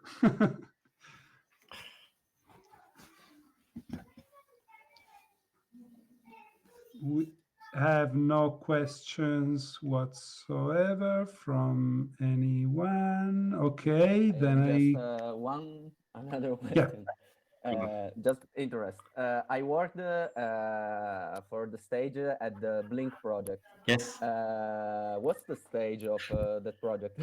So Blink Blink, so for those who don't know, Blink is another project that we had together with the Consof Sistemi and CSI, CSI Piemonte. Blink was a project to create a digital portfolio based on blockchain. In particular, it was using the model of Enigma for documents for migrants. So there would be an endorsement procedure and so on and so forth. So I wasn't involved into it. I arrived after it. As far as I know, so the project is closed. It has been presented. I know there's evolution. There's no ongoing work at the moment, but it's a project that it's not forgotten in the sense that it's something where people have shown interest. There is, I mean, the timing was also a bit unfortunate, if you want, because there was change in the local administration or in the regional administration, which was the commitment of the commitment of the project. So people have to readapt and so on and relearn about all the projects that have been done before. But also evolution of that could be thought about. I mean, as I said, the idea was to create a portfolio of documents for migrants.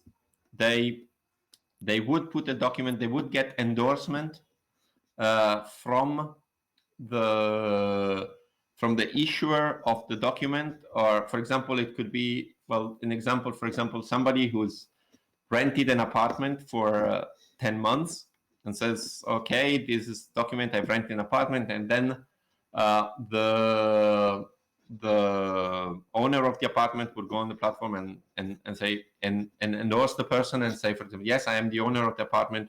He rightfully rented this apartment, always paid on time, and so on and so forth. Would gather evidence for people who are in a situation where gathering documents is difficult. So that's another very interesting project. It's a little bit outside the scope of the circular local economy, but it's something that it's there. I mean, it's not forgotten, but at the moment it's on hiatus. Well, it's quite peculiar to the reality of Turin. Turin is one of the Italian cities with the best merging cultures between northern Africans and other regions of Nigeria, etc. So I think it's definitely one of our priorities. It resonates, by the way, with it's something that you should ping Radical Exchange and Glenn Whale about, because this is something that, like the alternative way of vising, so giving visas to people. It's one of Radical Exchange. Now I cannot really focus the chapter, but it's there. Okay, cool. Okay, one last questions, and then I would say we wait for the next speaker. I received some questions from just passionates who are starting to learn Solidity and smart contract just by themselves, especially with the quarantine, etc. And as long as you are university teachers as well, would you recommend certain resources online or better ways to get acquainted with Solidity and smart contract coding? So first thing I would say is get ready for entering a hell, because I agree. Because I have been working a little bit in blockchain companies and so on for some time before, and it's a pain. If you're used to a well-developed programming languages that usually doesn't break everything that you've done with a minor update, then you're in for a shock with Solidity. But having said that, I mean, I always give the first advice is always read Antonopoulos' book, Mastering Ethereum. Gives you a very, very nice introduction. I think he is very good at writing, at giving you an idea and an overall picture of what's going on. It was like this with Mastering Bitcoin. It's, I think, like this also with Mastering Ethereum, which, by the way, is written together with Gavin Wood from Parity, who is the first author of Solidity. And then I don't know really about. I mean, there's a plethora of courses around on Udemy. There's official resources from the Ethereum Foundation. I think the best way is just get your hands dirty and try some simple project that works. I don't know if Pierpaolo and Luca have, or even Lorenzo, better suggestions. I mean, it's just that it's so fast changing that it's very difficult for me to give a resource which is stable and trustworthy in some sense. I mean, we have examples all the time of new compiler version that breaks everything that you've done before, which can be frustrating, but that's unfortunately the level. So the main thing is, if it works, don't change it, stick to it. We even to the cost of being told, oh, but you are not using this new fancy feature. Yes, but it breaks everything that I've done before. So, for example, if you look at CommonSud, I think Pierpaolo can confirm it. I think we say explicitly stick to Solidity 0.5.0 because otherwise contracts that we are using will break and so on and so forth. Again, as I said, nothing comes to mind at the moment with direct resources, but I don't know if Pierpaolo or if Luca is on, Lorenzo, a better suggestion. Otherwise, just ping us or ping every other developer on Discord. We will have a look at it. We will for sure think about it. Perfect. So I would like to just a second, okay. Matteo. Yes, 2 seconds. 1 minute. If I can suggest something, I had the fortune to get a scholarship for the Consensus Developer Program. I think it was great. There were some great resources, a great community, and there was a great structure and a great community of students. And the last project was exciting to do because it was a complex. It was not a simple boot camp. So if there's the possibility to get a scholarship, I recommend this course. Otherwise, for it's some videos and some slides. For when I made it, it was like $100 US. If you can get a scholarship, I can recommend it. Otherwise, there are some other ways. Perfect. Sounds good. So, guys, thank you, Alberto, and thank you, Pierpaolo. I remember they are on Discord under the CommonSud support project by University of Turin. And I would like to give the speech now to Simone Conti from EDU and DeFi Italy, who will talk a little bit about DeFi and some patterns related to the circular economy. Thank you very much, Matteo. Ciao, Simone. How are you? Can you hear me? I can hear you well. Okay, perfect. Yeah, thank you for having me. I am Simone Conti from EDU and DeFi Italy, and both these entities works in the DeFi space. EDU is an application and DeFi is a community.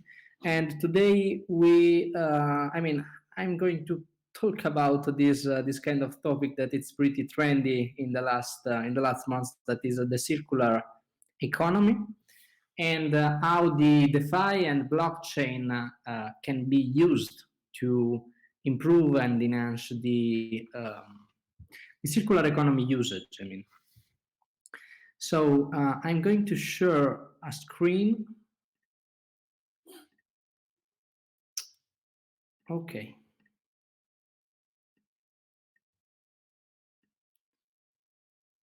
Yeah. So basically, this is my presentation, and this is the quote of the European Commission, because circular economy is a word that started to be the first appearance of this word was in 2014 in Davos. And in 2015, the European Commission said we cannot build our future on a disposable model, so we have to change this. We have to change this, and they make the circular economy the keywords chosen by the European Commission itself on how to implement the revitalization of the economy of the whole continent. And because the linear pattern of economic growth has proven unsustainable in a globalized world, when the number of people is going to increase, and the demand for disposable goods is going to increase too. And we need to find a way to avoid this kind of scarcity of resources that put in the market a lot of frictions that right now we are going to see together. About the circular economy, to simplify as much as possible, we can see that is a system based on these three principles, even if the circular economy generally from the foundation that define the circular economy has 5 principles, but right now we are talking about these 3 because it's the 3 where the blockchain and the DeFi can help more. So the first one is the value of the products and materials is maintained for as long as possible, and the waste and the use of the resource are minimized, and there is just kept in the economy when a product has reached the end of its life cycle. So when it's going to be wasted, it should be reused several times, as many as possible, to create further value. And this is the scheme, basically, of the disposal economy where we are now, and the circular economy where we can go, and we should go to preserve the world and the planet, but not only for this, but also because this kind of shift will introduce in economy a lot of more jobs. For example, just in Europe, it's like more than 300,000 of jobs, and less friction and more income for the people.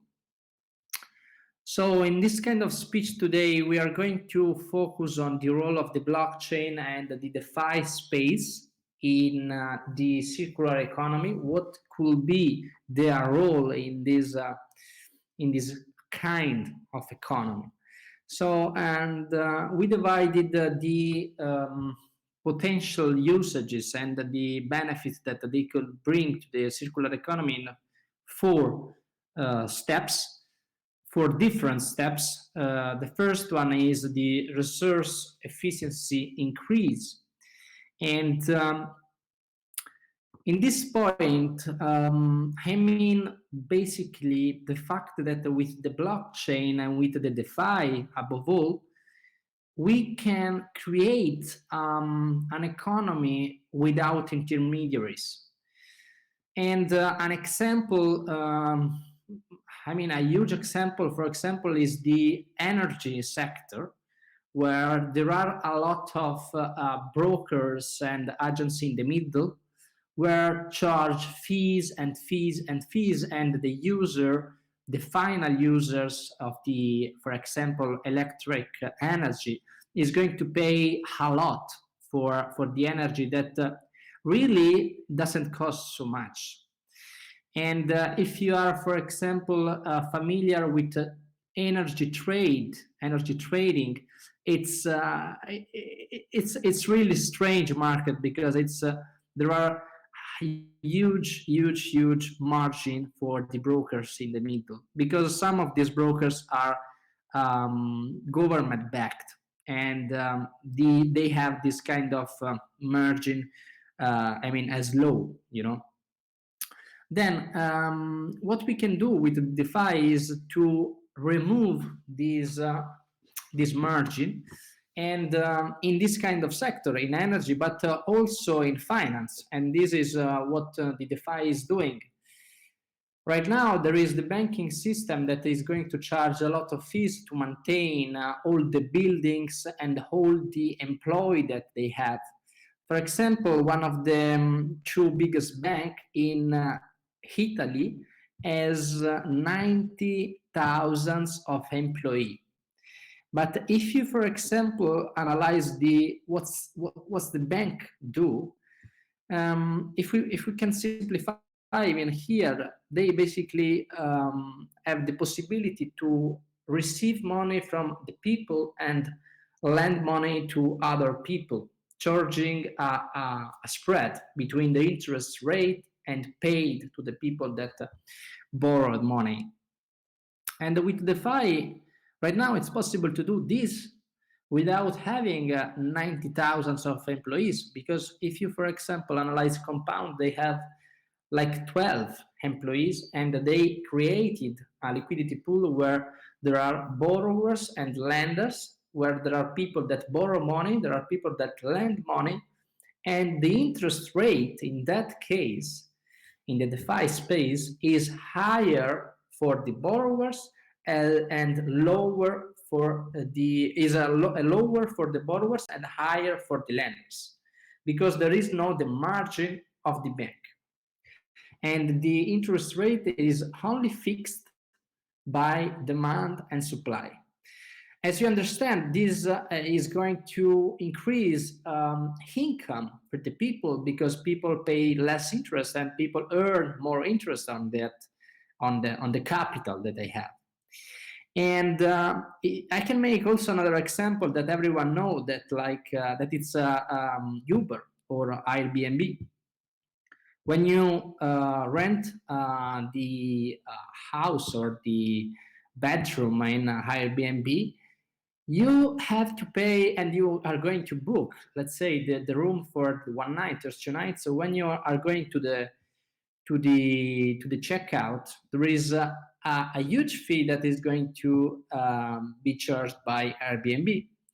But with DeFi and with the blockchain, this is going to be avoided for the decentralization aspect and the distribution aspect that they can bring in this world, putting together the supplier and the people that is interested in that particular service.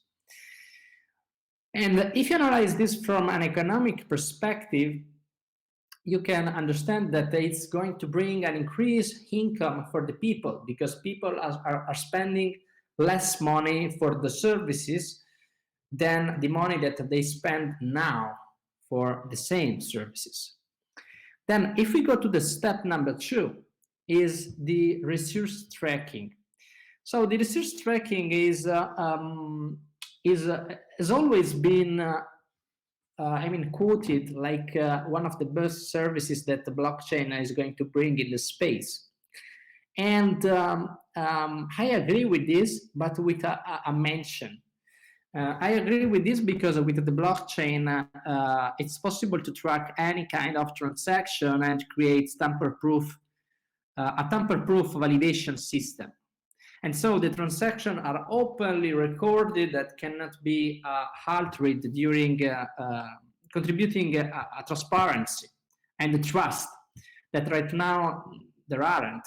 Because if you, for example, if you ask me how the money of the government has been spent in the last year, or how the money of your particular municipality is going to be spent in the next year, we cannot answer this kind of topics or questions because there is no transparency at all. And with blockchain, it's possible to have this kind of transparency, especially in the finance with the DeFi.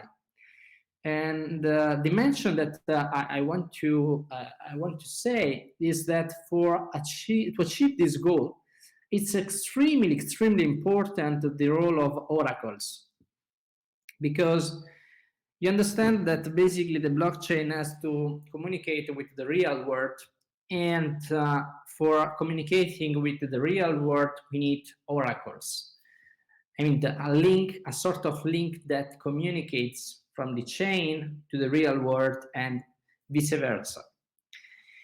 Right now, there are different operators in the oracles, more centralized and more decentralized, like, for example, Chainlink, Taylor, Band, and they are trying to establish a bunch of decentralized or distributed oracles that can give the possibility to extrapolate data from the real world and transfer this kind of data and transmit this kind of data to the blockchain.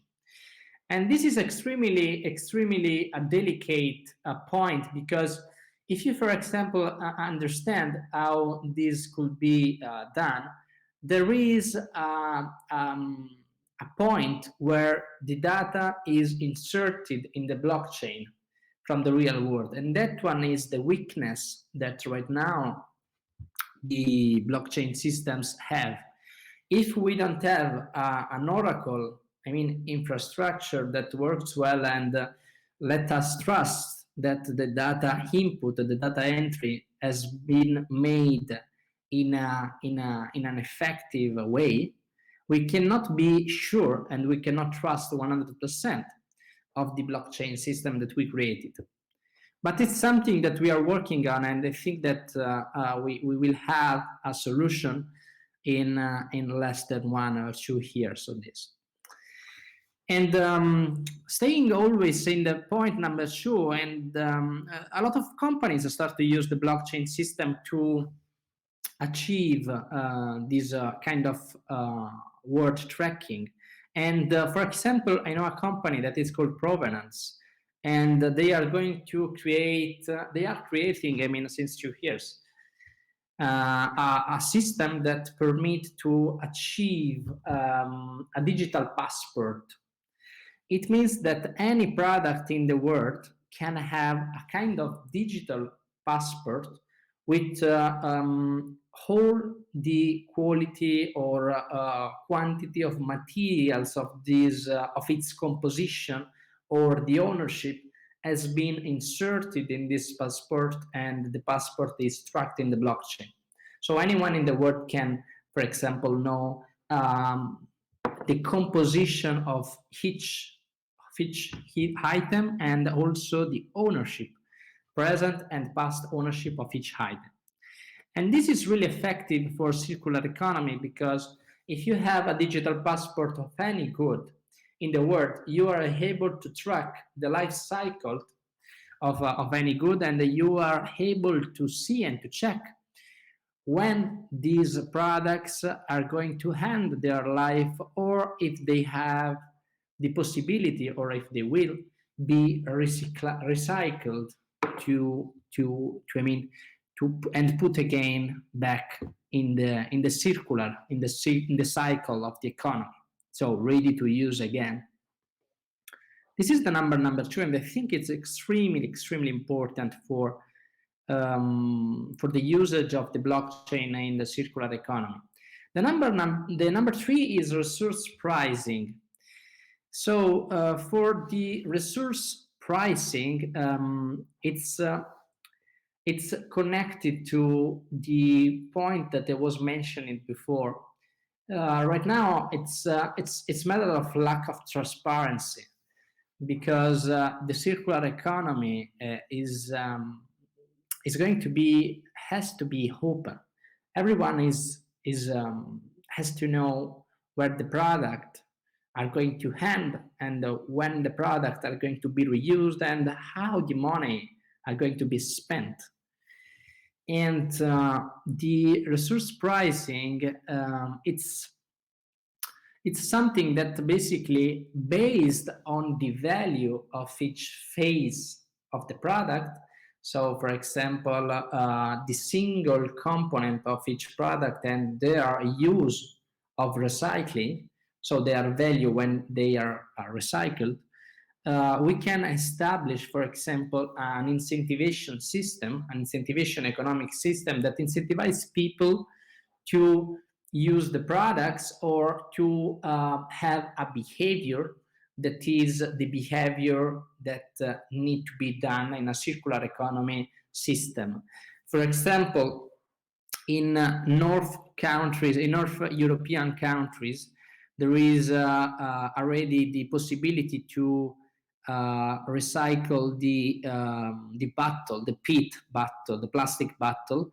And for example, in Sweden or Germany, there are the possibility to recycle for the retail users. So I mean for the citizens, there are the possibility to recycle this kind of bottle and receive money just for recycle this. So with blockchain, it became possible to digitalize and implement more sophisticated systems, like the possibility to be paid for recycling consumer electronics, for consumers glass, for any kind of things that we can recycle, we can be paid. And we are not paid by another people that is going to buy the item that we are going to recycle, but the government that can put some kind of funds available for this recycling when they buy this item and they are going to be recycled. And these funds can be locked in an escrow account, so using the DeFi, and can be unlocked for each phase that I'm going to deposit something, like, for example, a bottle of plastic or whatever. Then there is the number 4, that is complementary currency.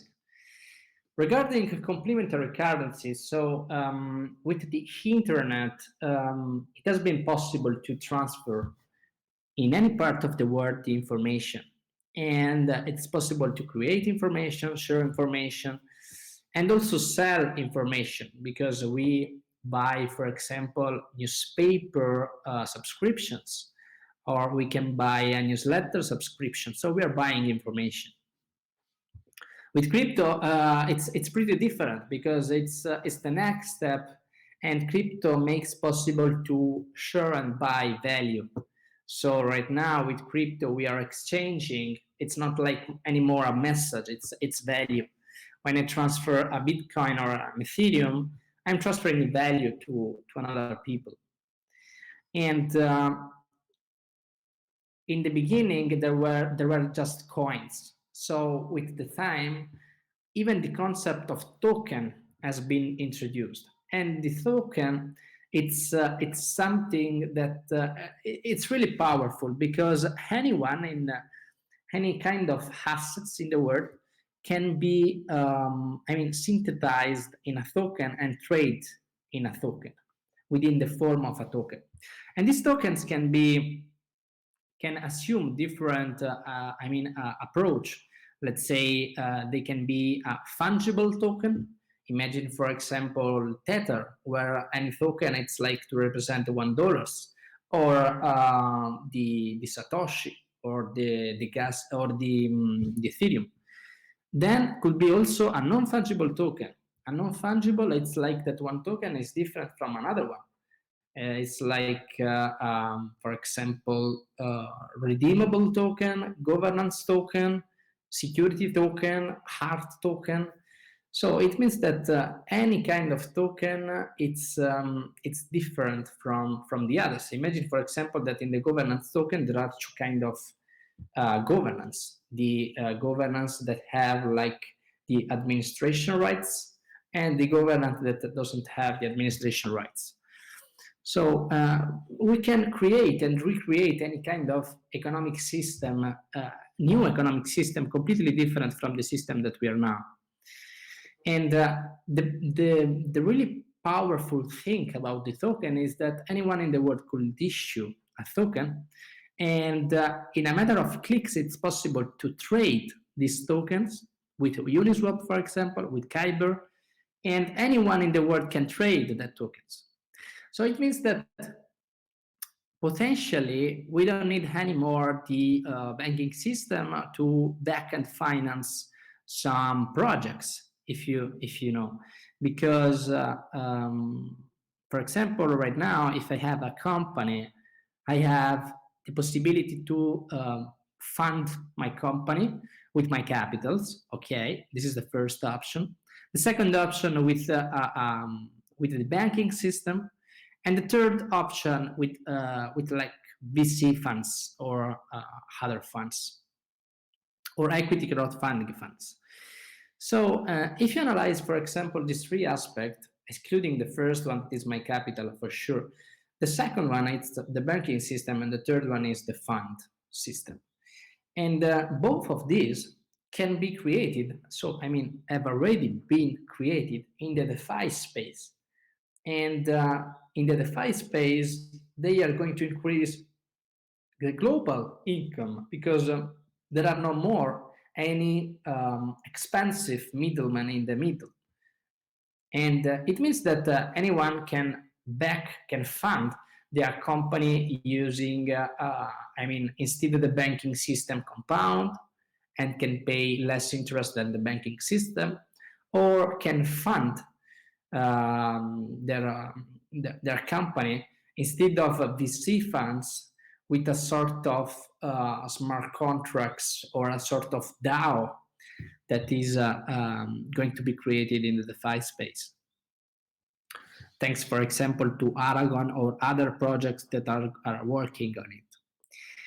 And differently from the real financial world, with the DeFi, it's possible to for the people to buy and sell fractions of items.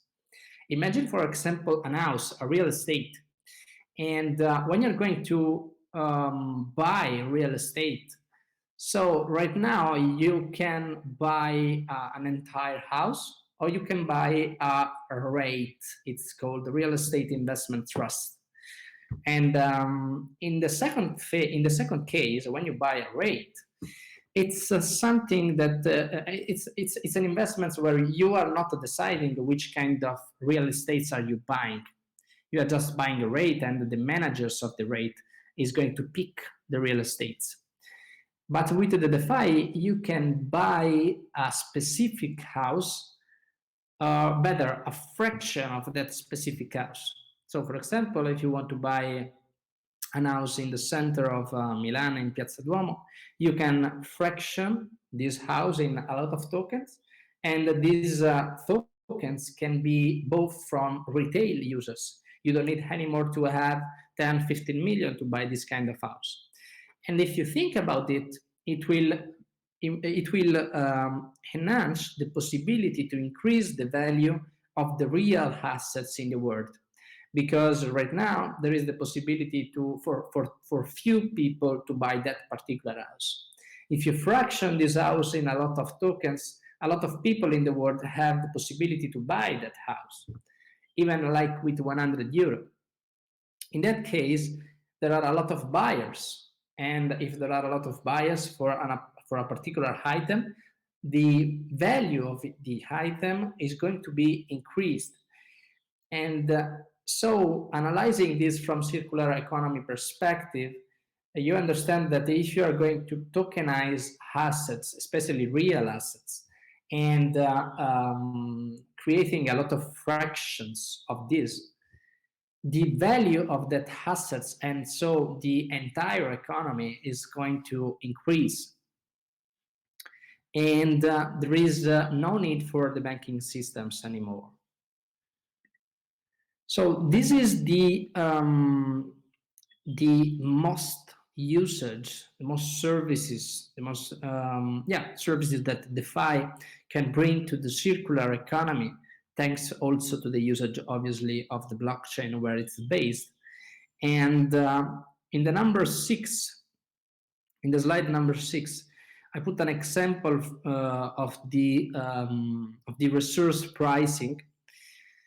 So if you analyze, for example, this slide, you can see that we can match exactly the value of circular economy with the DeFi. So in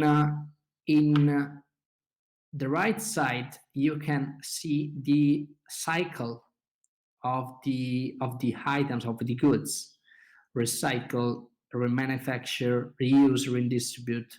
So, and any kind of cycle with the possibility to price this kind of cycle as a value.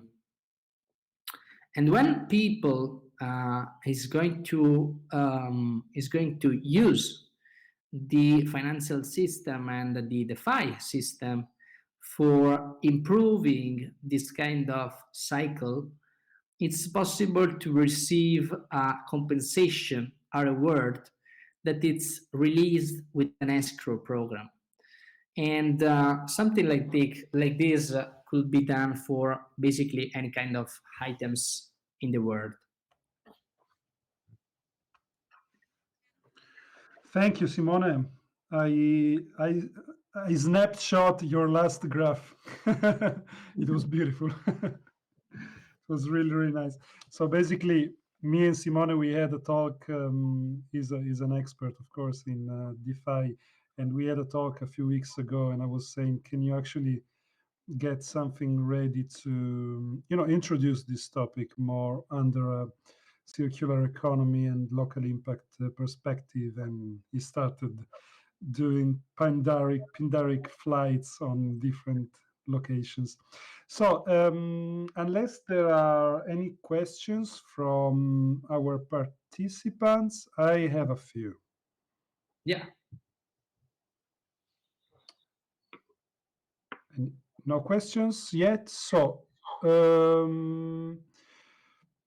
what legal constraints have you experienced so far within DeFi? I was thinking, it came to me when you mentioned the real estate tokenization and the possibility to basically crowd sales to different retail customers, etc. But there are like legal constraints which are not banking constraints and which are not financial constraints, but are legal constraints that go back to the principle of the monopoly of power.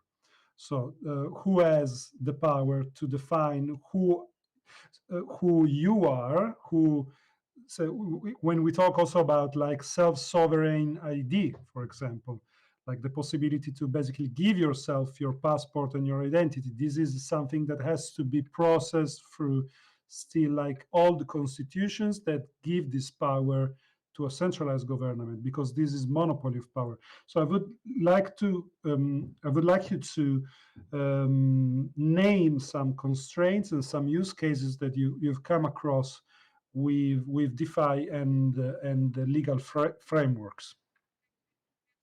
Yeah, this is a really good question, because and it's not easy to answer to this question, because I mean, we are working in a space that is burning now, so it's extremely hard to answer this question, because there are no generally speaking, you can have an answer to this question where there are an historical I mean an history of some projects that are similar to this, and so you can say yes, but that project is similar to this, so we can apply this kind of regulation or not.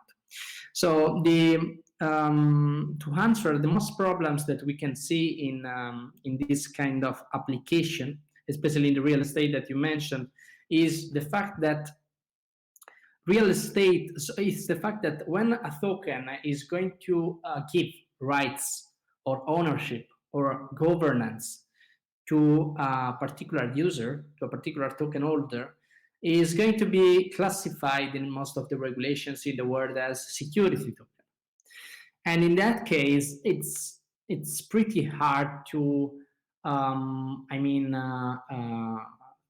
to do something that it's clear from regulation side, because right now the issuing of security, for example, is given only to financial entities, like for example a stock exchange, but other small entities like broker or like equity crowdfunding platforms, for example, they can issue security tokens. But when you are going to talk about the secondary market, it's going to be tricky because the secondary market for security tokens is something that it's really reserved for the stock exchange. So it's one of the most important issue that we are going to solve in the next months. And it could be solved in two ways. So with the collaboration of the stock exchange or of these financial institutions within this space, and they are going, I mean, to create something to support this kind of initiatives, or otherwise it's a sort of war between technology and regulation. So if you analyze, for example, what's happened with Uber in the first times was banned in any kind of countries, but then technology, I mean, was on the regulation in certain countries, not all, obviously, but I mean, right now Uber is available in a lot of countries. So yeah, it's not easy to understand from legal perspective. So what you have to be careful is the fact that a token, most of cases, is security tokens, and it's tricky, the secondary market. But right now, there are some operators, especially in the real estate tokens, like Realty, that is a platform based in US, that it's going to, that I mean, they are doing this now. So they are selling real estate tokens to not US investors. And so they basically bypassing, sorry if I interrupt you, so basically bypassing all the overseas law and yeah, they being US based, they have to respect the SEC. But so what they do to avoid this kind of problem with the SEC is that they are not sell this kind of tokens in US, and they are selling these tokens in Europe. And without doing a specific advertising in any particular countries. And this is maybe the key, because if you're doing the advertising in a specific country, I mean, a regulator can say, hey, but you're doing advertising in my country. It's forbidden, this kind of aspect. But if you do, for example, worldwide advertising and avoiding the possibility for US investors to buy the tokens, it means that you advertise anyone in the world. And if someone, for example, from Italy, from France, is going to buy the token, you have not advertised that kind of products. And the way could be easier if you, for example, in the first phase of this, I mean, affirmation of the DeFi, you reserve the offers only to accredited investors, so to professional investors that have a certain requirements, like, for example, more than $500,000 of net worth and a kind of income, in general, more than 200,000 for here. Correct. I also see like sometimes the implementations are not direct, but they have a step, like a bridge that get normalized, and that through the bridge you can basically legalize certain practices within a given network. I'm thinking about if quadratic voting and quadratic voting plugins becomes de facto recognized as valid, and you can actually, through the NS or digital identity tokens, etc., you can actually prove that this voting has governance effect, then maybe this is an intermediate step to start validating all other practices.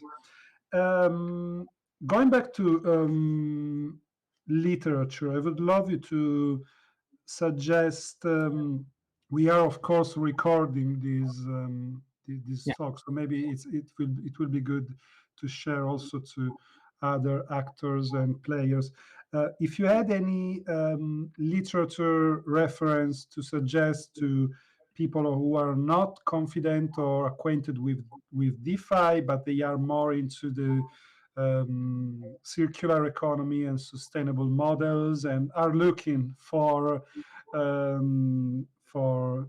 viable technical ways to manage their assets and funds. Yeah, I mean, so the website, the reference website is the Ellen MacArthur Foundation. That it's the most important. I mean, regarding the circular economy, and they was among the first to discuss and to define the circular economy, and one of the most used website for this kind of topics. And about books that it's possible to read to the circular economy, there are a lot of books on it.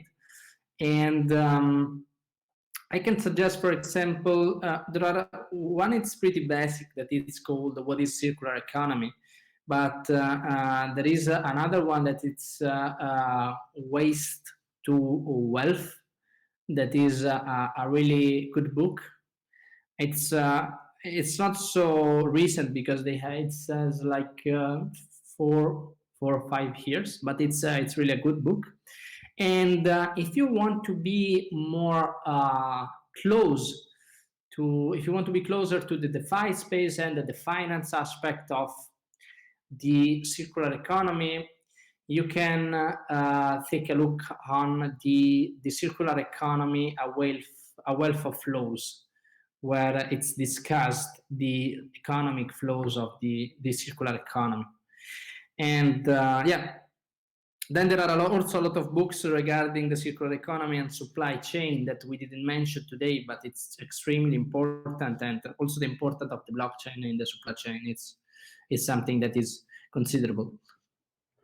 Right, thank you. I took note, and possibly we will publish at the end of the conference like a suggestion, a read suggestion from the hackathon talks, etc.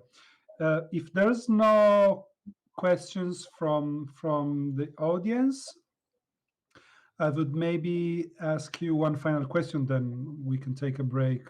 I have some focaccia and some coffee to eat as well. early wake up today. I would like to ask you about your current endeavors. What's your where are you busy with right now? Where we can find you? If there's any project that you suggest as to if you want to just spam stuff. That's your 20-minute spam slot. Yeah. So right now, I mean, with Edu, for example, we are creating an open economy in the crypto space. So Edu, it's a wallet where you can store your crypto, and there are all the services regarding DeFi that you need today. So anyone in the world can download Edu, can put their crypto, and can benefit, for example, for the DAI with Compound, for the interest rate, for Compound, can trade their tokens with Uniswap, with Kyber, with Banker. So any kind of DeFi integration is there.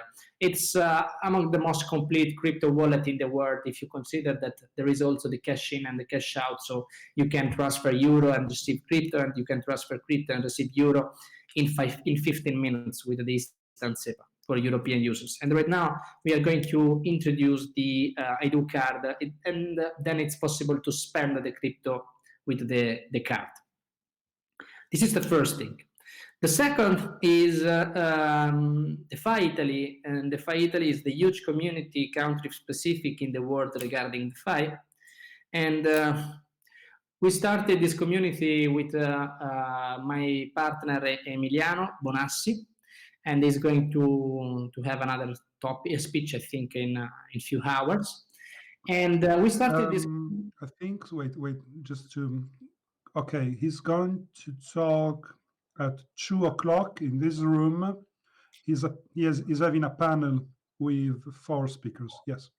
Yes, he's having a panel with 4 speakers, and these 4 speakers are a whole part of the DeFi Italy, and it's extremely I mean, we are really happy about this community because it's full of people like these people that is going to participate in the panels. So a lot of builders and a lot of early adopters, and it's one of the most, I mean, high level as a contents chatting the DeFi where I am in.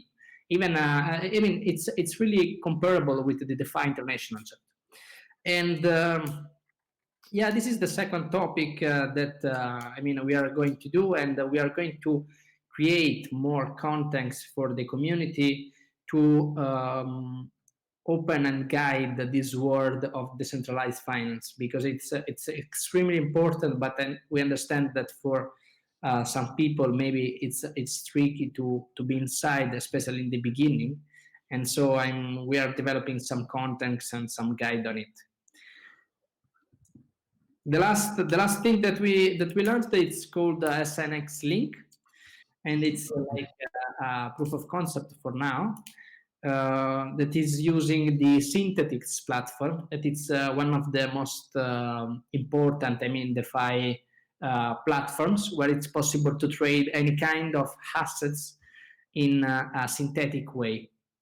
So it's really impressive what they are doing, what Synthetics is doing, because they are creating the possibility to have an exposure within the crypto space to any kind of assets like FTSE MIB, FTSE 100, Nikkei, real estate, gold, short, long. So it's really impressive what they're doing, and they are doing this with the Synthetics platform and the Chainlink integration, so the oracles that we were mentioning before.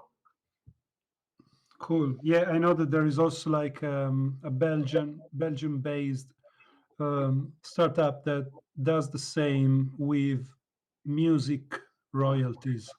So basically, you can buy like 0.05% of Eric Clapton's Unplugged and send it to as a gift. So things like that. So basically, they accessed like a repertoire of royalties from a major label. Of course, not the totality, but just a fragment. And they managed to tokenize small bits of it and be able to resell it. Okay, one question about DeFi, and you were mentioning like approaching DeFi and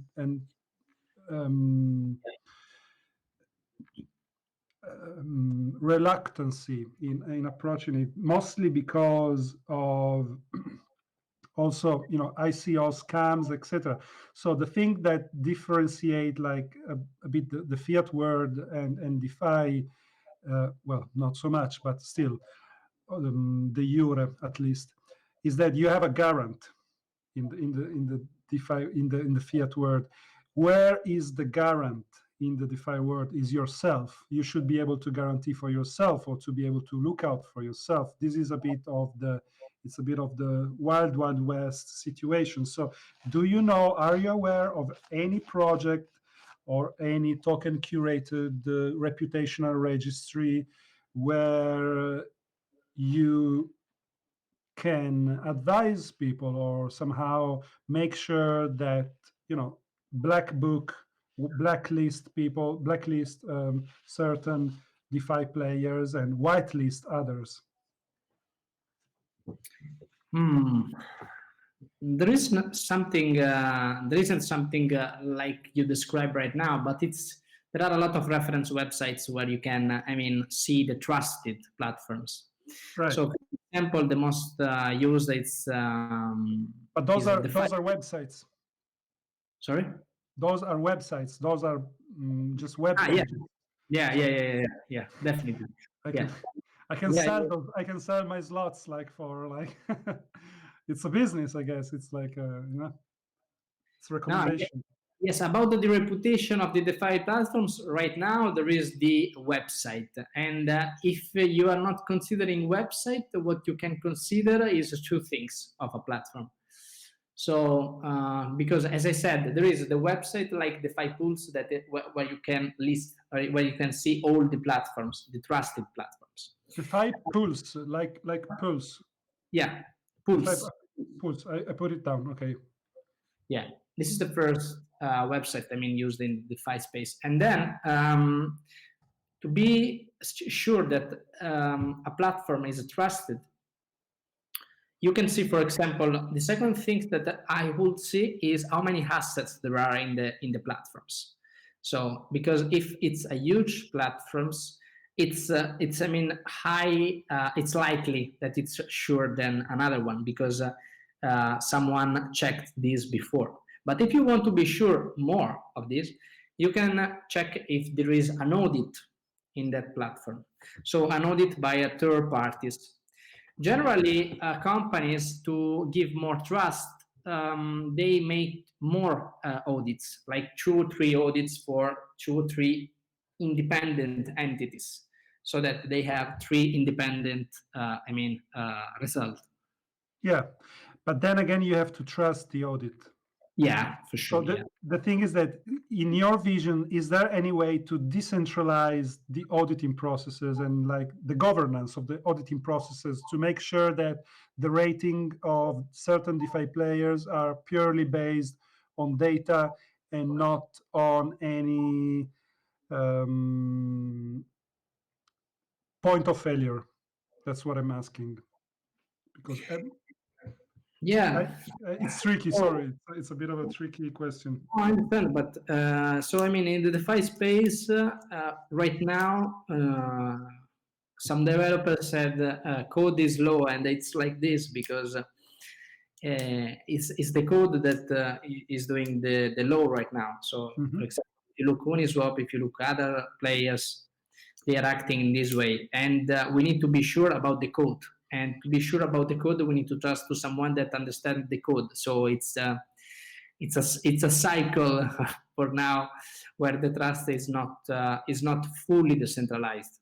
Maybe in the future will be decentralized, creating a sort of DAO composed by developers or by audit platforms where are incentivized to give the right result independently and disincentivize to give the wrong results.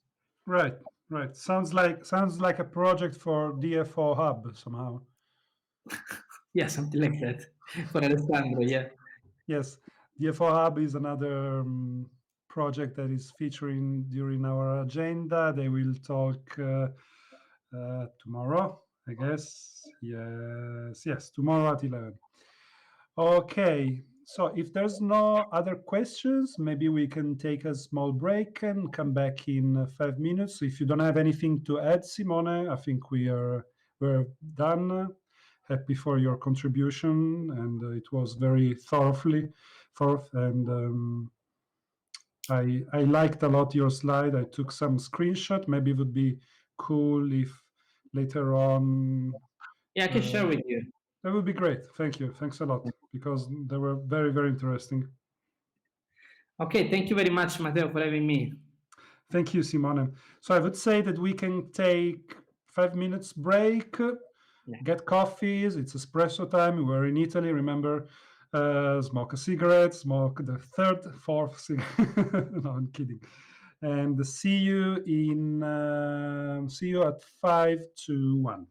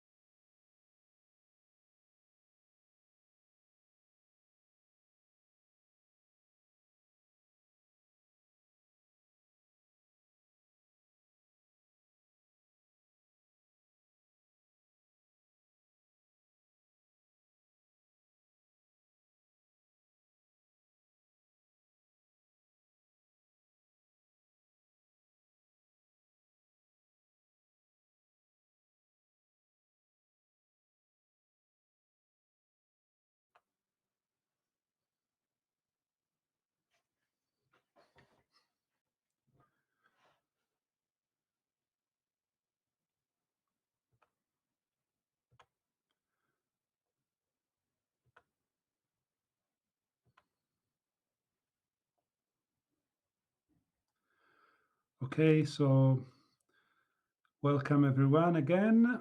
We are back into the conference room, a short coffee break. And we had already two very nice talks about Common Sud, the University of Turin platform based on Ethereum for circular economy, and a very interesting deep dive into DeFi and blockchain within circular economy patterns that Simone Conti from DeFi Italy proposed us. Everything, I would like to remember that everything will be is live streamed on YouTube, and we are also recording. So in a week, 10 days, 2 weeks maximum, we should have the individual contributions available to everyone who missed it or might want to review it again and just go over that. We still have a couple of minutes before the next talk, which is a long expected talk because it features Diora.earth, our partners, and Giovanni Di Lauro, our team team member from ETH TURIN, and one of the Italian representatives, if not the Italian representative for Radical Exchange Foundation, who will talk about how quadratic voting can help governance. And I also suggest you to just check around the ethereum.interspace.chat website put up by Interspace team, and explore all the featuring content. And also for those of you who are hacking, it's apparently going pretty well. We have a lot of teams already formed up and already working on tracks. Maybe Giovanni, before going into the talk itself, can you give us a feedback about how the Discord activity is carrying on? Yeah, sure. Up to now, we have the 3 teams that they are already closed for the main tracks. They are already working on them. And then we have the other discussions about team building. I think that most of the hackers, like somebody's still working because it's Friday. So I think that in the afternoon we will see more teams coming up. Right. Because most of them didn't contacted me privately, so I expect them to do it in late in this afternoon. Right. I would also like to remember not to drag any attention out of this next talk, which is very interesting to governance player. But for those of you who want to, who are more interested into design and UX, UI, our embedded designer, Lili Feyerabend, who also designed the graphics for Ethereum, ETH Berlin, and ETH Berlin 2. She's holding a workshop, a mentoring slot on the mentoring room. So it's a good chance to jump in there and just submerge her with your questions about your own project. Maybe I'm happy. I'm sure she will be happy to help out with questions, etc. So I would say that we can start. And right, so we have Giovanni Di Lauro and Diora. Namely, we have Victor We have Johan. Perfect. Hi, Okay. guys. The stage Hi. is yours. Do you want? How do you want to organize? Do you want to give a general? Who wants to start? Yeah, hi guys. Hi Giovanni. Hi Matteo. Good to see you. Good to see you, Victor. So, Victor, you start. Yeah, I can just give a little like intro so about quadratic voting or how voting is done. Because groups frequently make collective decisions, and at the moment they do it with or this is the known concept of the majority rule. So if we think about like a state or a country, so the legislators, they pass bills decided by the majority. If we think about corporate decisions like shareholders, like share-weighted majority rules, also directors or clubs, faculties, civic associations, they all use this majority rule. And the reason why is not entirely clear, but at the first glance, this majority rule seems quite fair. So it's definitely fairer than the rule by one, like a dictatorship, or the rule by a minority, but it's not obviously fairer than by checking for a group consensus. Yeah. Yeah, the majority rule has some useful properties, but these majorities can disregard the interests of the minorities. So the core idea is to get these minorities heard and to give them a possibility to think about or to talk about the things and raise attention to the things they deeply care about and which is normally so unheard. So what we do with these quadratic votes means that we establish like a currency which you can take to purchase these voice credits. And if you have an issue you like to place your full attention on and your full care, then you have the opportunity with quadratic voting to emphasize your voice by spending these voice credits. And it's in a quadratic manner, so it means if you have a thing you like to place your vote on, let's say 3 votes instead of the typical 1 person, 1 vote scheme, then you place like 9 voice credits. Yeah, so this is like basics I can gather right now. Johan, do you have any additions? Please go away. Sure. I don't know if, I'll just run. I always like to show something with, can you guys see my screen?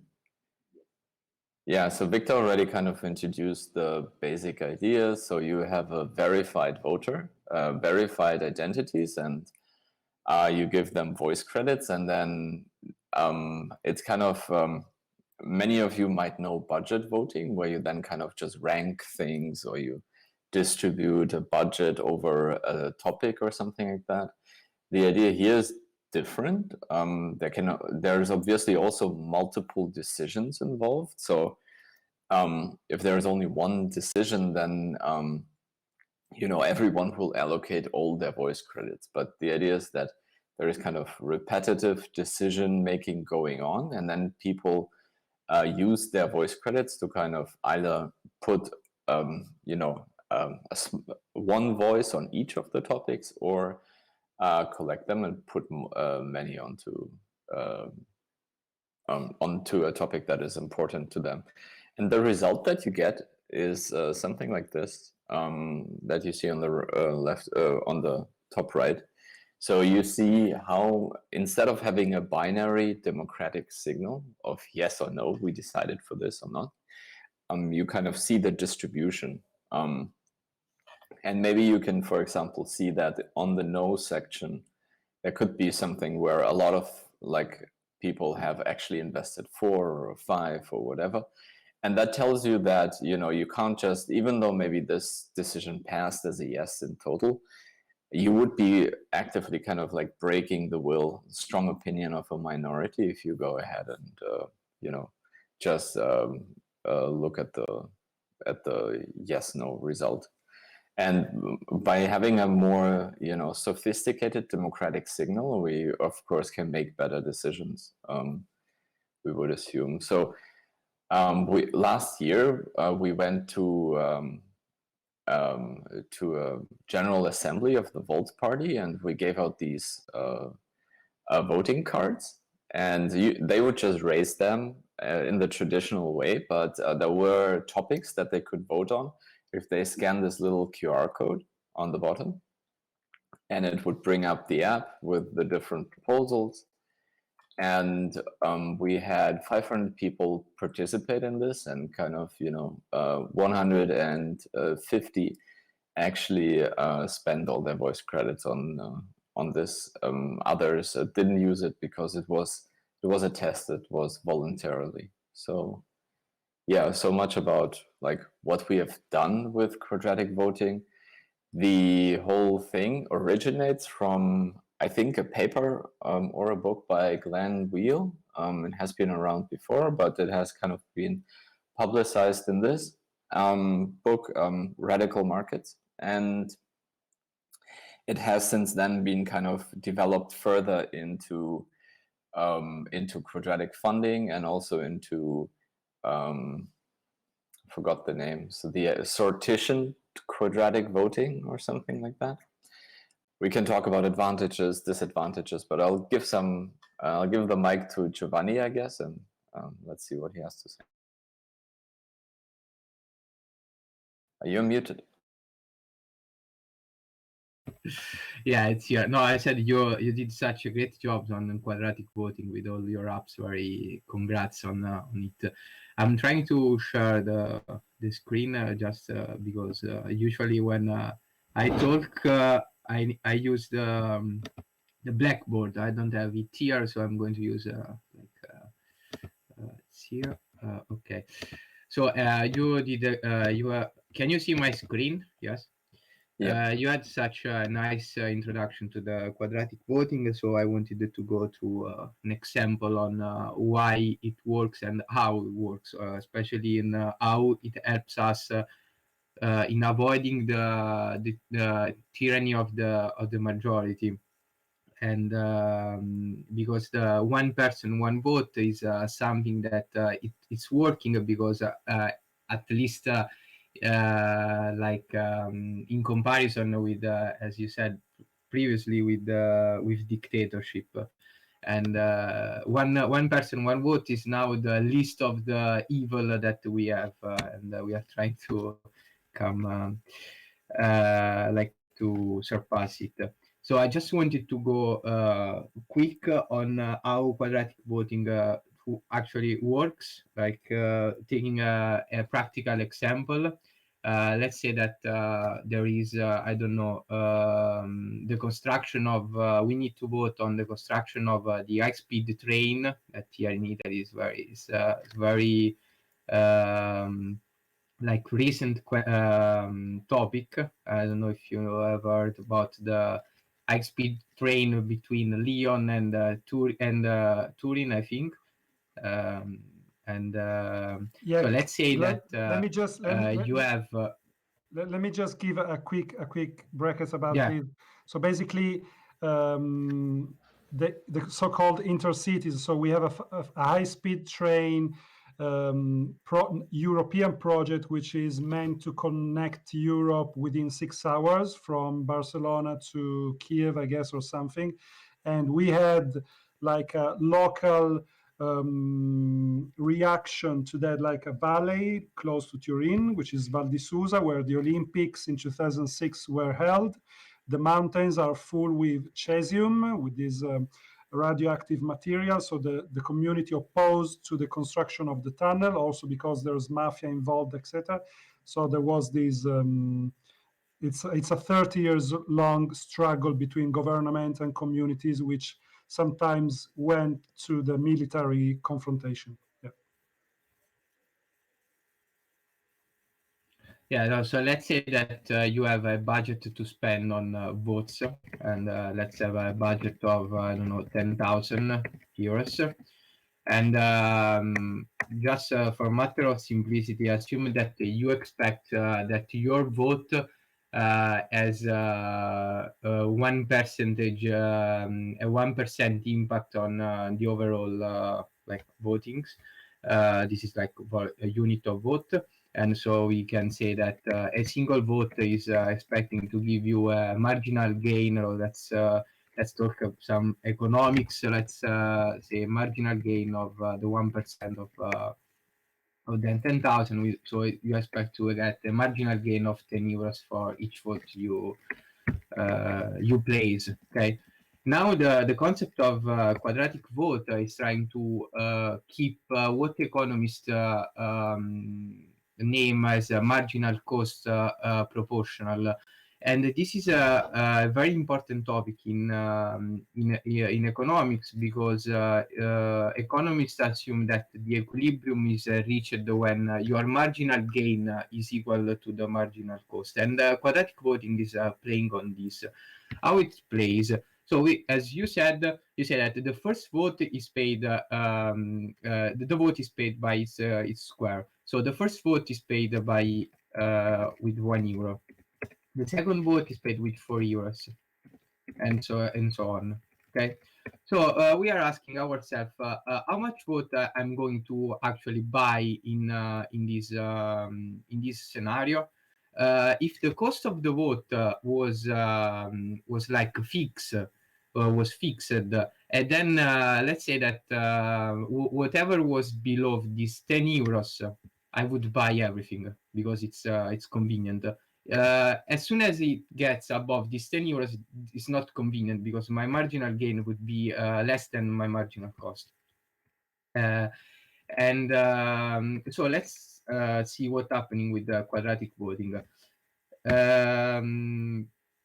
The first vote that I buy, I pay €1. The second vote is like €4, so the marginal cost here is €3 that I'm paying. We move on and we say, okay, it's still convenient because the marginal cost is less than my marginal gain. So good. Real quick, the marginal gain for 1% of the budget, shouldn't that be €100, or did I misunderstand something? Sorry, is that 1,000? Sorry, yeah. Is the marginal gain of the budget? Cool. Yeah. Sorry. So as you get 3 votes, you pay like €9. That is the square of 3. So your marginal cost would be 5 in this case. It is still less than your marginal gain, so it's still good. The fact that we have to look here is that the marginal cost is increasingly proportional. Here we see that the marginal cost, as we proceed, it increases by 2, and this 2 is just the slope of the tangent because the derivative of the power function has a coefficient of 2, so it's coming from there. But the idea of the quadratic voting is this one of comparing the marginal cost and the marginal gain. As soon as is convenient for you, you buy votes. As soon as your marginal cost exceeds your marginal gain, you don't buy any more votes. And the fact that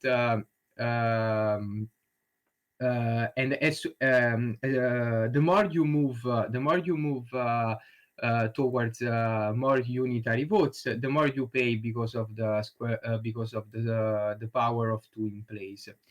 So just to go quick, for 4 votes you pay 16. And your marginal cost will be of €7 here. Still convenient. Okay, so this is the main idea. Then the next time with 5 votes we get a marginal cost of 9, so still convenient with continuing the reasoning. As soon as we reach 6 votes, something happened.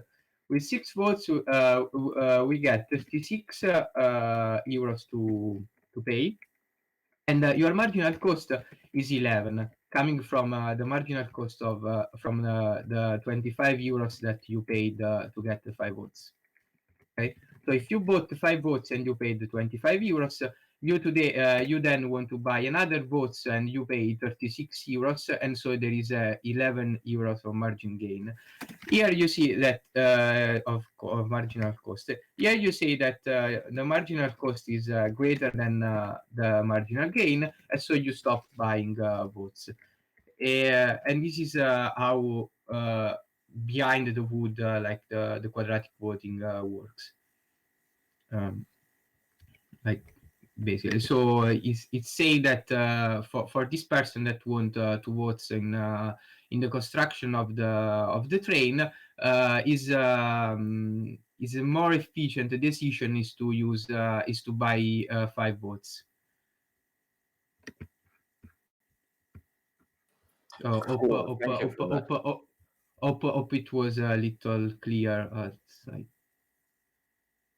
It was definitely a new example, and I understood that it doesn't need to be kind of repetitive decisions where you use the quadratic voting, but it also plays a role with the marginal cost and marginal gain comparison in just a single decision. Exactly, because let's say that your function for the price is the square root of the units that you want to buy, no? And so your marginal cost is the derivative. Your marginal cost is the derivative of the function of the cost function economically. So it's like 2x.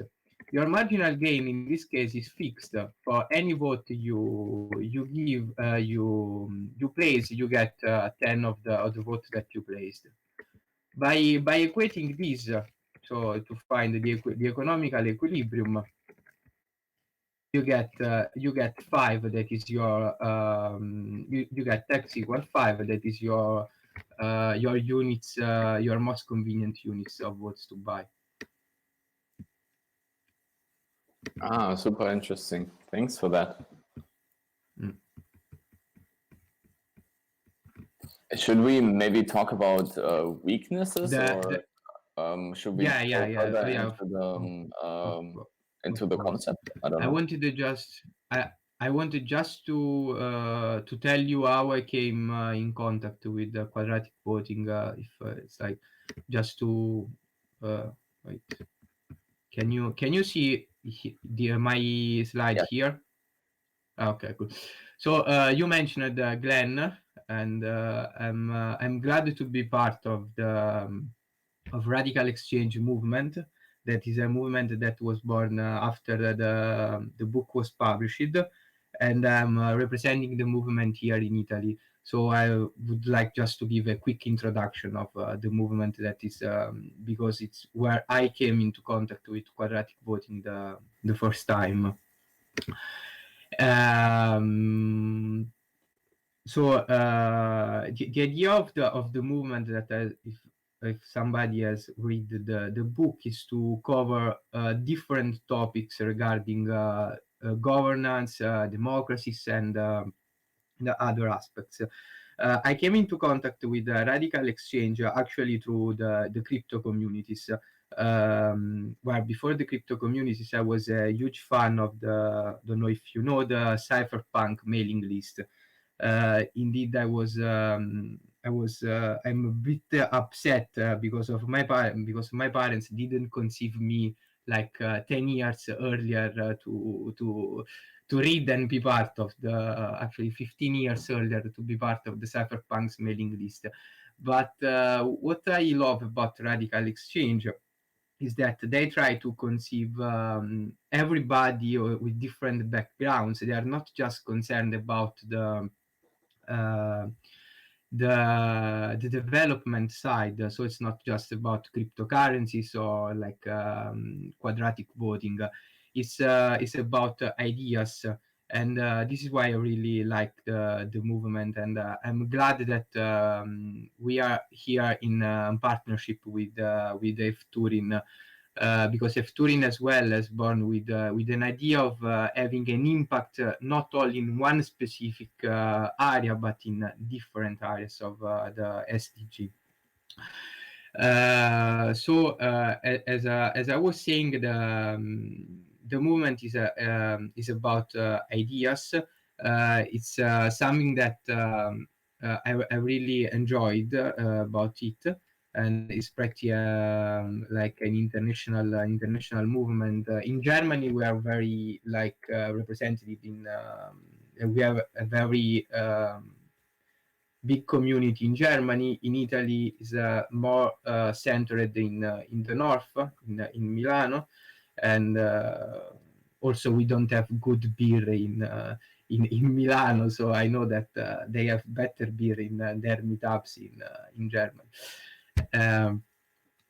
So this was just a quick introduction on the movement that brought me here in TURIN. Otherwise, I would not be here because I didn't knew about it, and I'm really glad to have known it through Radical Exchange. So as I was saying, we try to keep a lot of concepts in discussion, as you previously mentioned, also the quadratic finance, but not only, also the aspects on data and things. What I loved about the discussion that we had, especially on quadratic voting and other topics, is that they bring to the tables people with very different backgrounds. And I remembered that when I was in Detroit, and we were having a discussion about data identity, and I was very convinced the fact that identity should be mapped maybe also biometrically to the people. But then with all the arguments between people with different backgrounds, and especially with a professor of social science, I said, no, okay, maybe you are right. It's a bad idea. And I was looking at it more technologically, but I'm glad to have people that bring ideas more than projects on the table. So this is where I came into contact with quadratic voting. That I think is a good idea to solve, and I like to go on them now. It's a good idea to solve different governance problems, but it could have some issues, game theoretic issues that is going to bring to the table.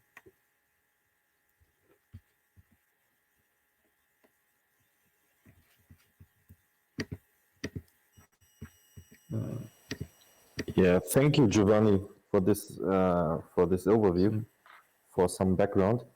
And just on a side note, I can remember last year in November at the Radical Exchange meetup in Berlin, Diora was pitching there as well and talking about quadratic voting.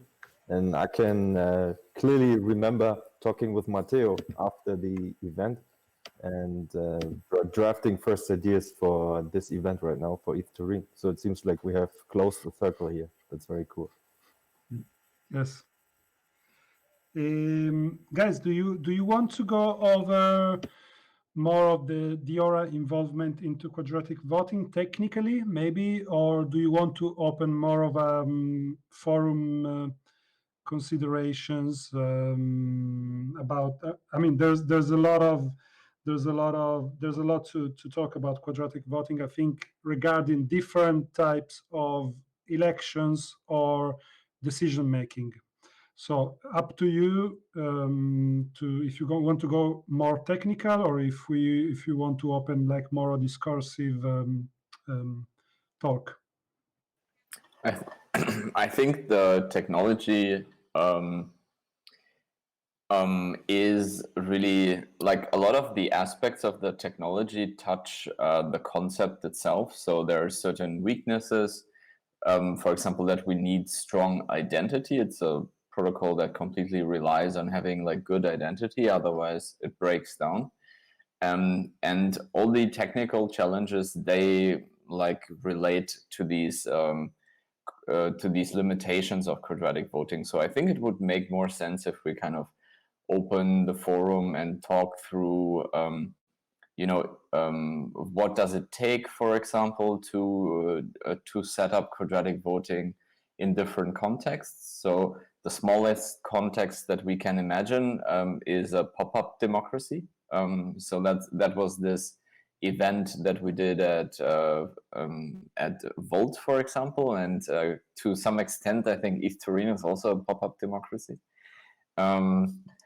And then, of course, if you want to go into an organization, you need to think about how to onboard them with the identities to do this voting, and which advantages do you have. So there have been like German organizations reaching out to us and asking us to do their assembly, or how do you call that,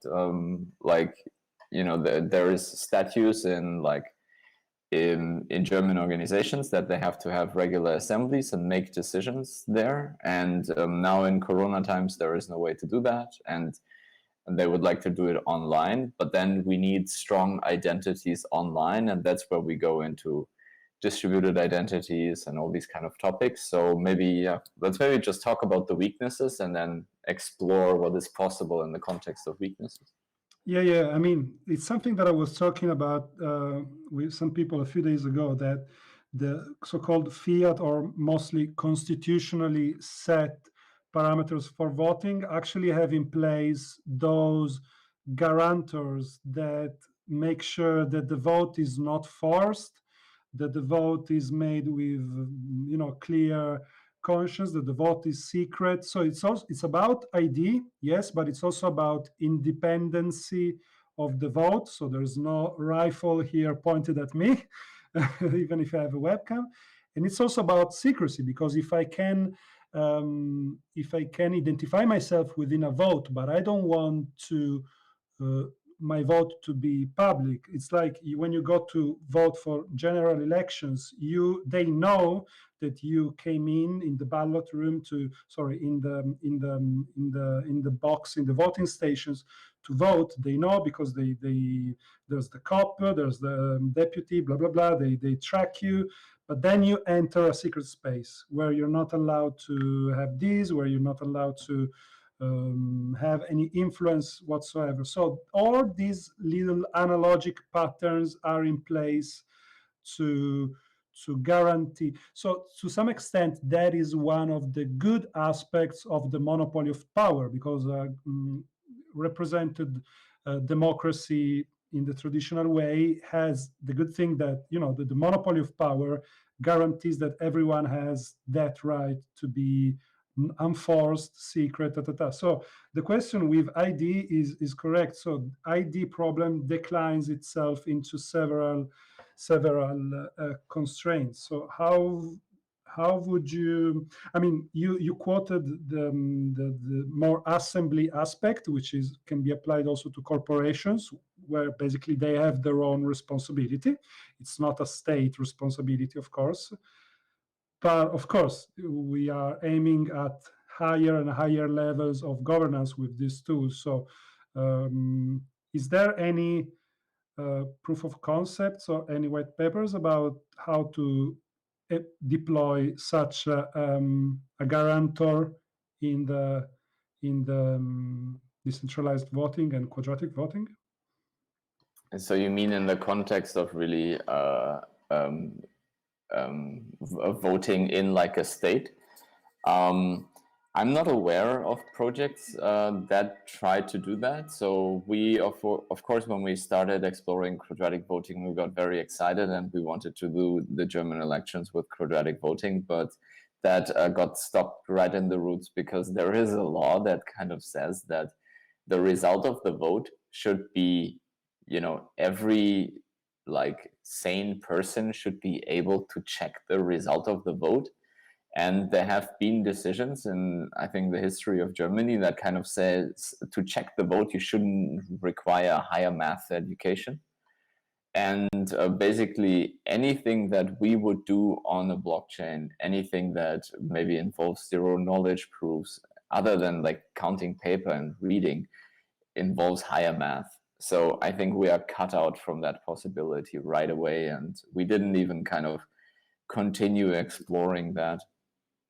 Also, as soon as you come to kind of decisions that affect humans, like where you select humans for a role or something like that, you need to have secrecy and you need to go into zero knowledge, which is technically kind of achievable, but still challenging.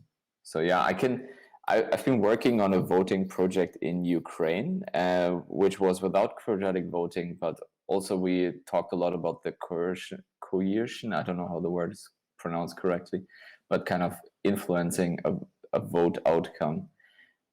So I can talk to that, but maybe someone has other ideas.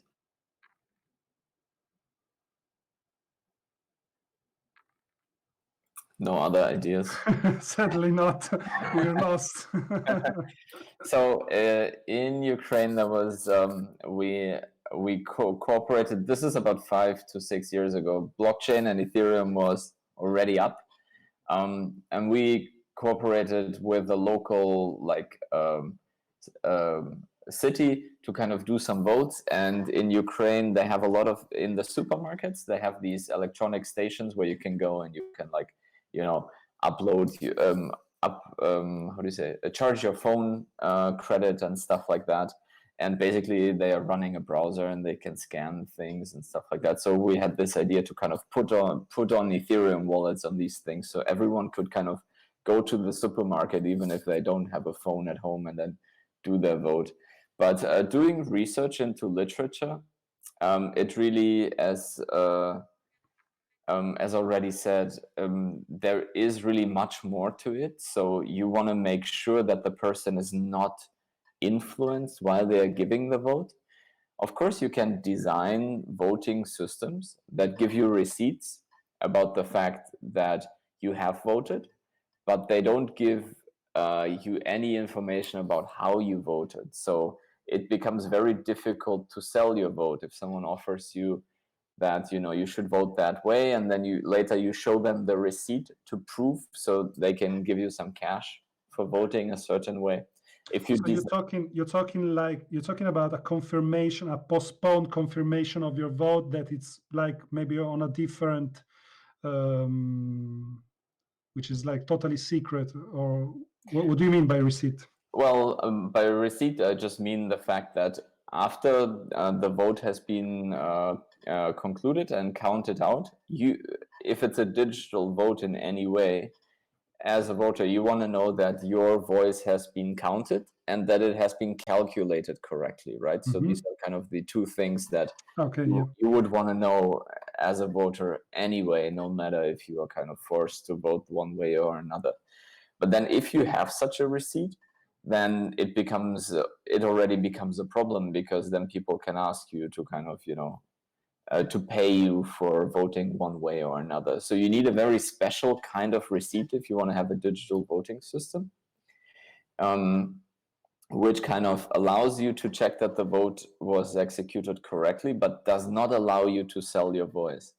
So you see, we kind of already come into like a very problematic space that has very specific requirements.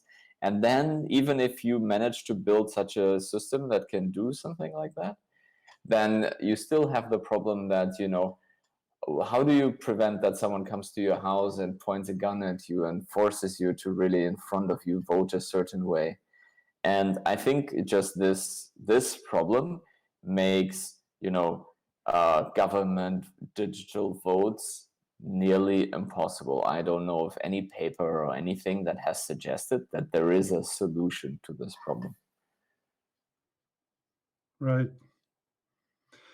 So that's why with quadratic voting in Diora, we've kind of focused on these smaller use cases, on decision making in communities and organizations, where first of all, it's not about people.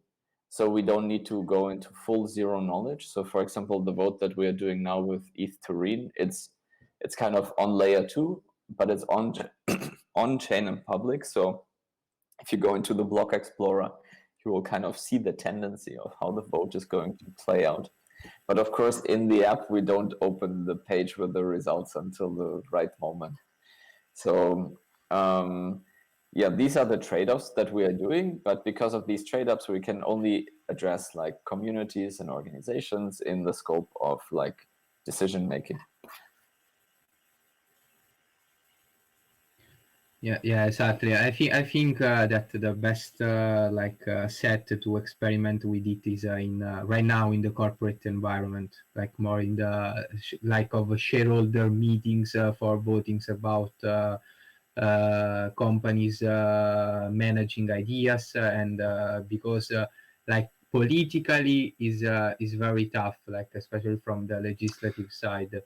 So I hope that will come a time that we move towards it, but Yeah, it's very tough. which is true. But I also think that the harmonization and spillover of certain concepts can already happen without higher mathematical knowledge, meaning that even just like plain level, the concept of intensity of voting, this is something new that no one ever considered. But when people ask me about quadratic voting, and I personally don't know much on the mathematical side, but at least I managed to understand certain political connotations, and I just replied to them, how about, have you ever thought about voting with intensity?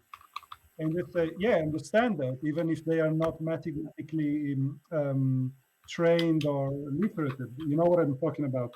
So it's about not like avoiding the one person, one vote or the universal suffrage system. Is actually to split that vote into a sack of weight that you can. It's about weighting your preferences, and also something which is very important, I think, in regard to Brexit elections, in regard to Italian political recent history, etc.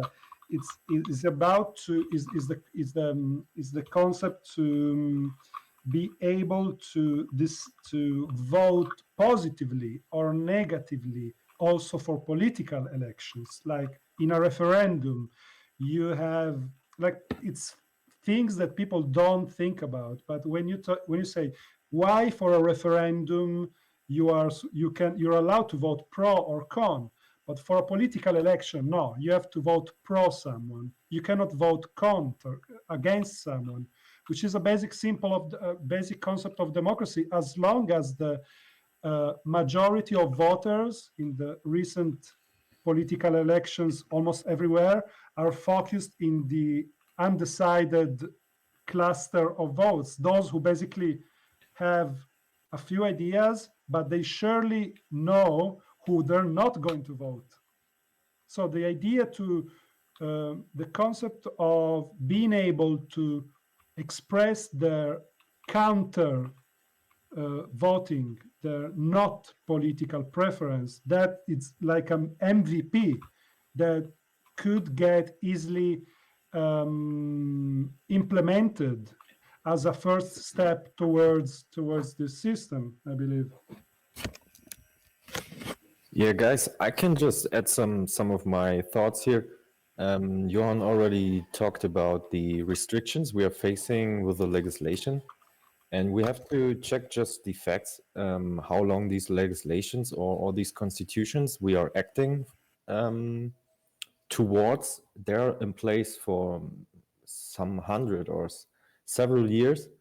So that means these laws and these constitutional setups, they were made, in my personal opinion, for different setups and for different environments. So before we can start exploring other ways of voting, let's say quadratic, or as Matteo just mentioned, like just expressing like a rejection, that if you get asked as a community member, hey, do you want this highway built next to your gardens? People would, I guess, ambitiously reject this proposal. So this is something like a tool of power certain people don't want to give away. So I think before we can fantasize about more real life applications involving all of us, we have to really push it to the limits. So these concepts we are talking about, and to test bed them on a more smaller scale. Yeah, and with Diora, we try to practice this like in a cautious manner, but I would say like increasingly ambitious, because we see there's a need of the people to try and test these alternative ways of voting. Yeah, so maybe long way to go, but we are on the way, I guess. So Victor, are you basically saying that these concepts, they are only proven if there are organizations that use them, and because they use them, they are more competitive than traditional ones? Yeah, because right now, most of the decision making is made by the one person, one vote system. So we always have this tyranny of the majority. And yeah, testing it in organizations and testing it in communities can be a real life example that people are able to find a consensus which is benefiting the majority of the people actually, or displace a minority which has a vocal opinion and is totally oppressed. So, and if this is unfolding, we have the opportunity to ask the people for their feedback and how they would approve. Of course, there are always the people just saying no anyway, but yeah, denial is not a policy. So if you want to shape the future, you have to come up with some proposals and with some ideas. And yeah, this is what we do here as well, right? Sounds like material for quadratic voting hackathon in itself. Yeah, we meet every meeting and conference we meet, we just ping to another happening in okay, cool, I take note. Maybe let me shock you guys a little bit. So now that we're kind of focused down on organizations and communities, there is other ways to make decisions that don't involve voting. So for example, Holacracy is an organization, is a proposal for a structure that only uses voting in very like edge cases. And the way that Holacracy makes decision is through proposals and objections, obviously, and through a kind of sophisticated facilitation method. So in Holacracy, you always have an organization that is run by a purpose. So a written down kind of statement for why they exist. And then if people bring proposals, it's like optimistic merging. You know, if you've ever managed a GitHub repository, you know, it usually runs better if you don't start a fight with every commit that's in there, but you kind of optimistically merge, and then, you know, you clean out the bad code later. And Holacracy is kind of like that, where it says, okay, every proposal that doesn't harm the purpose of the organization is first of all accepted, and then let's see what happens with it. And of course, you can voice an objection, and then you have to kind of make the audience understand why you think this proposal will harm the organization. And so I just wanted to say that in the context of voting, we don't need to decide everything with voting. Voting is in a sense, a violent approach to decision making, because it will probably leave some people out. Yeah, I agree, and I like this idea of using a sort of frameworks to be used in the proposals. And then, if I'm correct, I think that you said that only in the case of merging conflicts, you use a sort of voting mechanism to solve them, or how it works. It works like this. Actually, in Holacracy, you only vote when you elect a secretary or a facilitator, so there's elected roles. But when there is an objection, there is a certain facilitation method for questions that the facilitator kind of asks you. And based on these questions, he can kind of find out where the pain point is. So why is that a proposal that harms the purpose or not? And then the idea is to kind of integrate the position of the opposer and of the proposer and find something that doesn't harm the purpose of the organization. Cool, nice approach. Right. Is there any question from the audience? Maybe someone has something to add or to ask?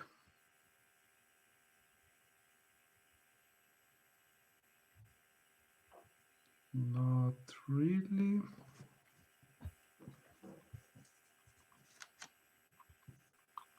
Then maybe while we are finding the next topic, I can show you guys the facilitation card for the Holacracy governance meeting. Yeah. And I just yeah. I just wanted to point that maybe in the public perception of quadratic voting, there is a problem implicit into the concept of cost. Like saying that it's kind of giving the people the idea of paying like there is a market behind, so maybe they approach this in a negative way. So this is maybe one of the obstacle that the quadratic voting is facing. Indeed, when we went to the vote event, we asked people about their feedback, and they were very they had a very strong opinion on the thing that you just said, that there should not. We asked them whether they would be okay with, like, sharing their voice credits with other people that they think have a stronger opinion than themselves. So in a sense, when you use these voice credits, you can kind of use it in like liquid democracy. So if a guy stands on a chair and shouts, "Give me all your voice credits, I know what to do," and people send him the voice credits, right? And there was exactly this idea that there is a relationship with money or market. People reject very much. So yes, I think we have to be kind of careful about that in the cryptocurrency space, because we're more or less kind of accept oligopolies, or how do you call that? Like money power. But in other societies, it's completely not accepted.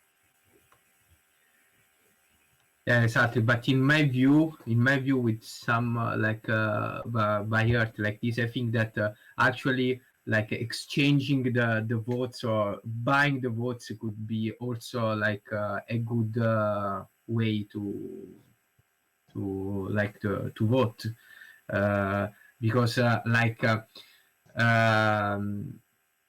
it's just to reason. No, if you think that anyway right now you have like people that spend lots of money on advertisements, on brainwashing people on Facebook for voting, it's kind of buying a vote.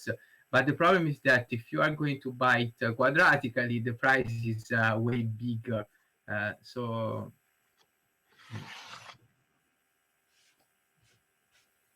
yeah, there are still pros and cons. That although I think that there are more pros, with respect to with the one person, one vote. There was this idea that we had in at this project in Ukraine. A lot of it was expected that a lot of people would kind of sell their vote, and they just don't care. But because they wanted to do the vote digitally and not physically, they saved a lot of money because they didn't have the voting points they didn't have to set up the voting points. So the idea was to take that money and basically pay everyone not to vote. So if you get $10 or something like that if you don't vote. But if you vote, then you don't get the $10. And what that does is it makes the price higher for the people that would buy your vote, because they would need to pay these $10 on top to buy your vote. That's a good introduction theory, strategy, yeah. because you give them the perception, basically you're buying their votes. You say you're not voting, so you give me your right to vote, and I pay you $10. So you make them aware of the economic weight of this right. This is really interesting. Nice. Yeah, but of course, if you do it like this and you kind of say, like, if you don't vote, you get money, then you get a very bad turnout, right? So, like, likely. So it was never adopted, this proposal. But it's theoretically good. I would say it's theoretically. It's a sort of mirroring, you know. It's really good. Has anyone heard of these newer proposals in the ETH Research Forum with a sortition in quadratic voting? I'm not sure if I can summarize it correctly, but there have been proposals by, I think, Vitalik to use sortition. So if you look at a big decision like vote for a president in the US or something like that, even if you use a quadratic kind of way to do it, you can kind of calculate that your influence on a vote, even if you're in a swing state and you're in a kind of good position to make it happen, only gives you an influence of, like, if you measure it economically, in less than 1 cent. And because of that, it really, it doesn't incentivize you to think strongly about your decision, because like, even in a quadratic fashion, you would have very little influence. The idea of sortition is to kind of have a random number generator that selectively picks certain subgroups of the voting group and gives them a higher influence. So if you are in this vote, then your voice counts 10 times or something like that.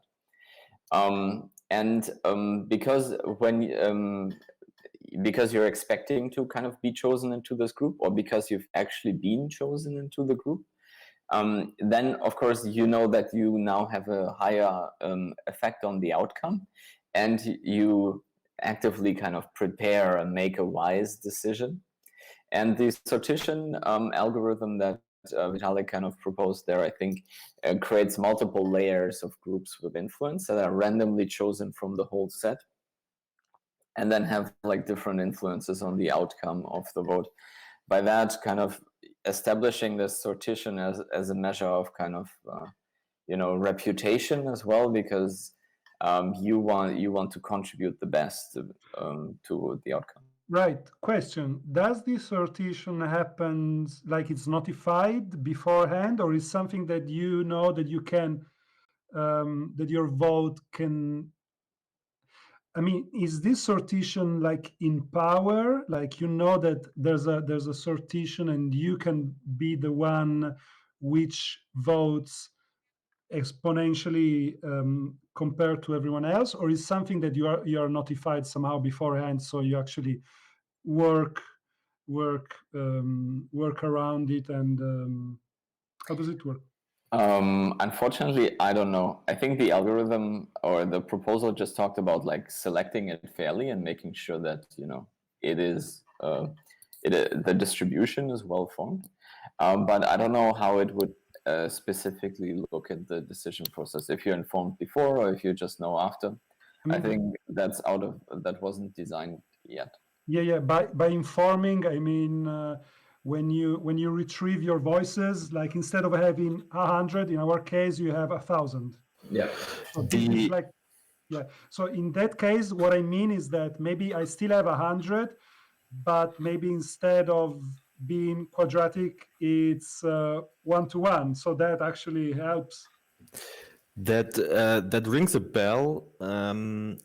I'm quite sure Aragon is playing around with this concept, because they introduced something for their Aragon court, like jurors, so that you can switch, like, your I don't know if it's the Aragon token, but you switch something to, like, a juror token.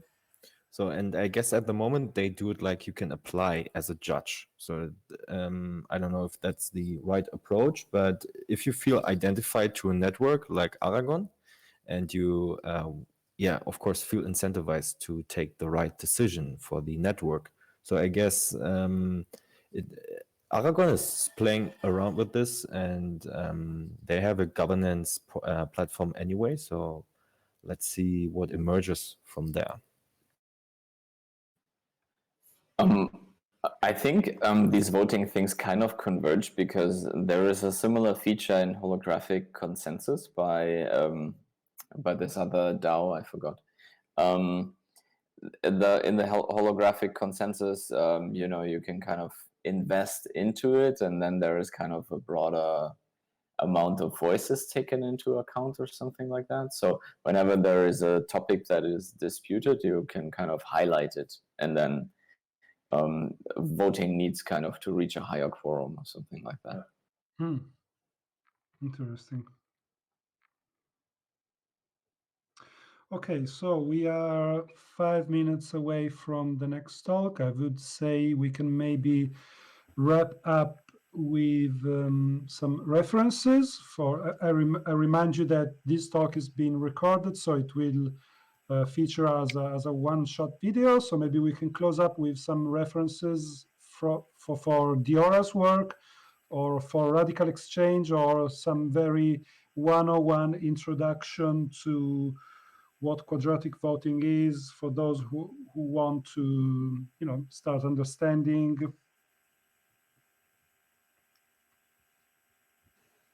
Who should start? Okay, so yeah, if you want to find out more about quadratic voting, please check out diora.earth. And I'm happy if you write me Johan at diora.earth, you'll find I will definitely respond. And then for if you during the hackathon want to know anything more, then we have a Discord channel where you can ask us anytime. And if you check out teal.garden, that's a platform where we kind of collect processes, and quadratic voting is in communities is such a process as well. So we collect governance processes and others like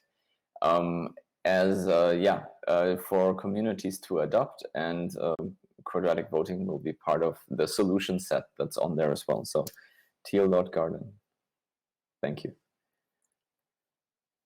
Stop sharing. And Giovanni, do you have any reference? For me, I would say that our reference is radicalexchange.org, and to follow us on Twitter, and to follow our blogs. And I would invite the people in Italy, especially in northern Italy, to contact me if they are willing to take part in our chapter that is going on in Milano. And we will be back as soon as this COVID goes away. Soon, hope fast. I think I will make sure to send the recording of this conversation to our Minister of Digital Innovation, who's also from Torino, is the ex-assessor of Torino's innovation. And so maybe we could get some feedback from institutions as well. Okay, guys, thank you very much for joining. I remind everyone that the voting part will happen on vote.ethturin.com on a DApp proposed by Diora, and I will start sharing a quick tutorial from tomorrow evening so everyone can get a bit acquainted with the system, and then let's see if it works. Okay, guys. Thank you, guys. Thank you, Victor. Thank you, Giovanni. Thank you, Johan. Thank you, guys. See you soon. Thank you. Right.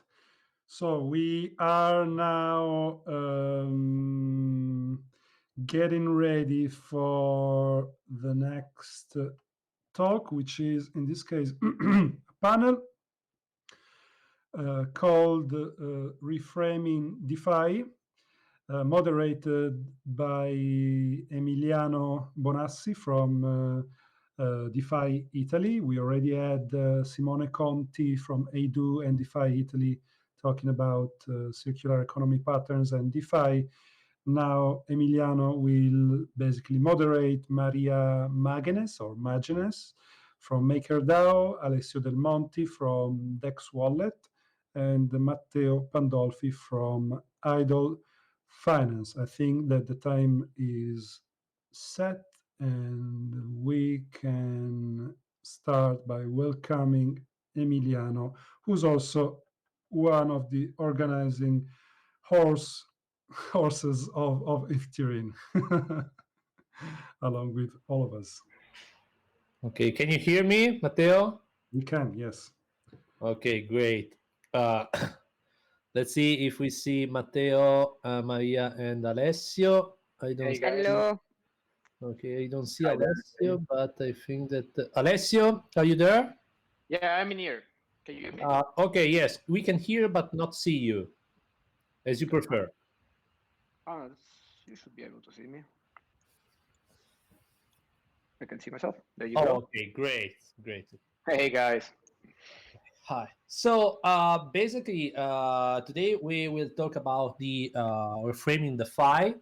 So this panel, we will talk about the DAO governance challenges and the risk diversification mostly.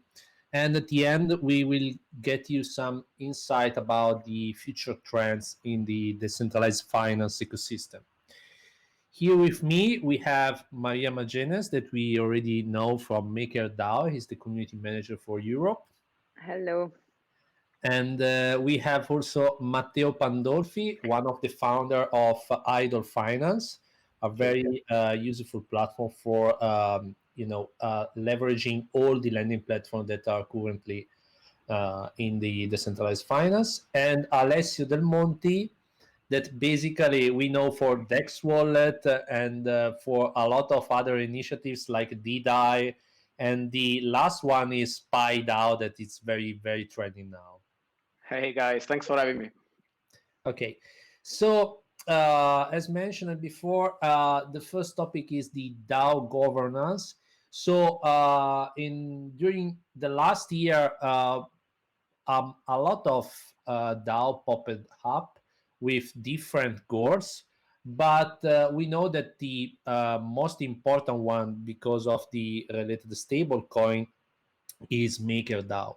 So my first question for Maria is, thanks to your experience, what's your feedback about the governance and the community adoption of Maker and MakerDAO? So yeah, so just a quick recap, if I am allowed to explain how the DAO MakerDAO works. So absolutely. So if somebody doesn't know, so basically we have the governance in MakerDAO is composed by MKR holders. And the MKR holders are allowed to vote on chain in the governance portal. And there are two types of vote. The first one is the executive vote for hard changes, like for example the introduction of new stable coins or the emergency shutdown. And the governance polls, which are for soft changes, for example, the change in stability fees or the SR rate, etc.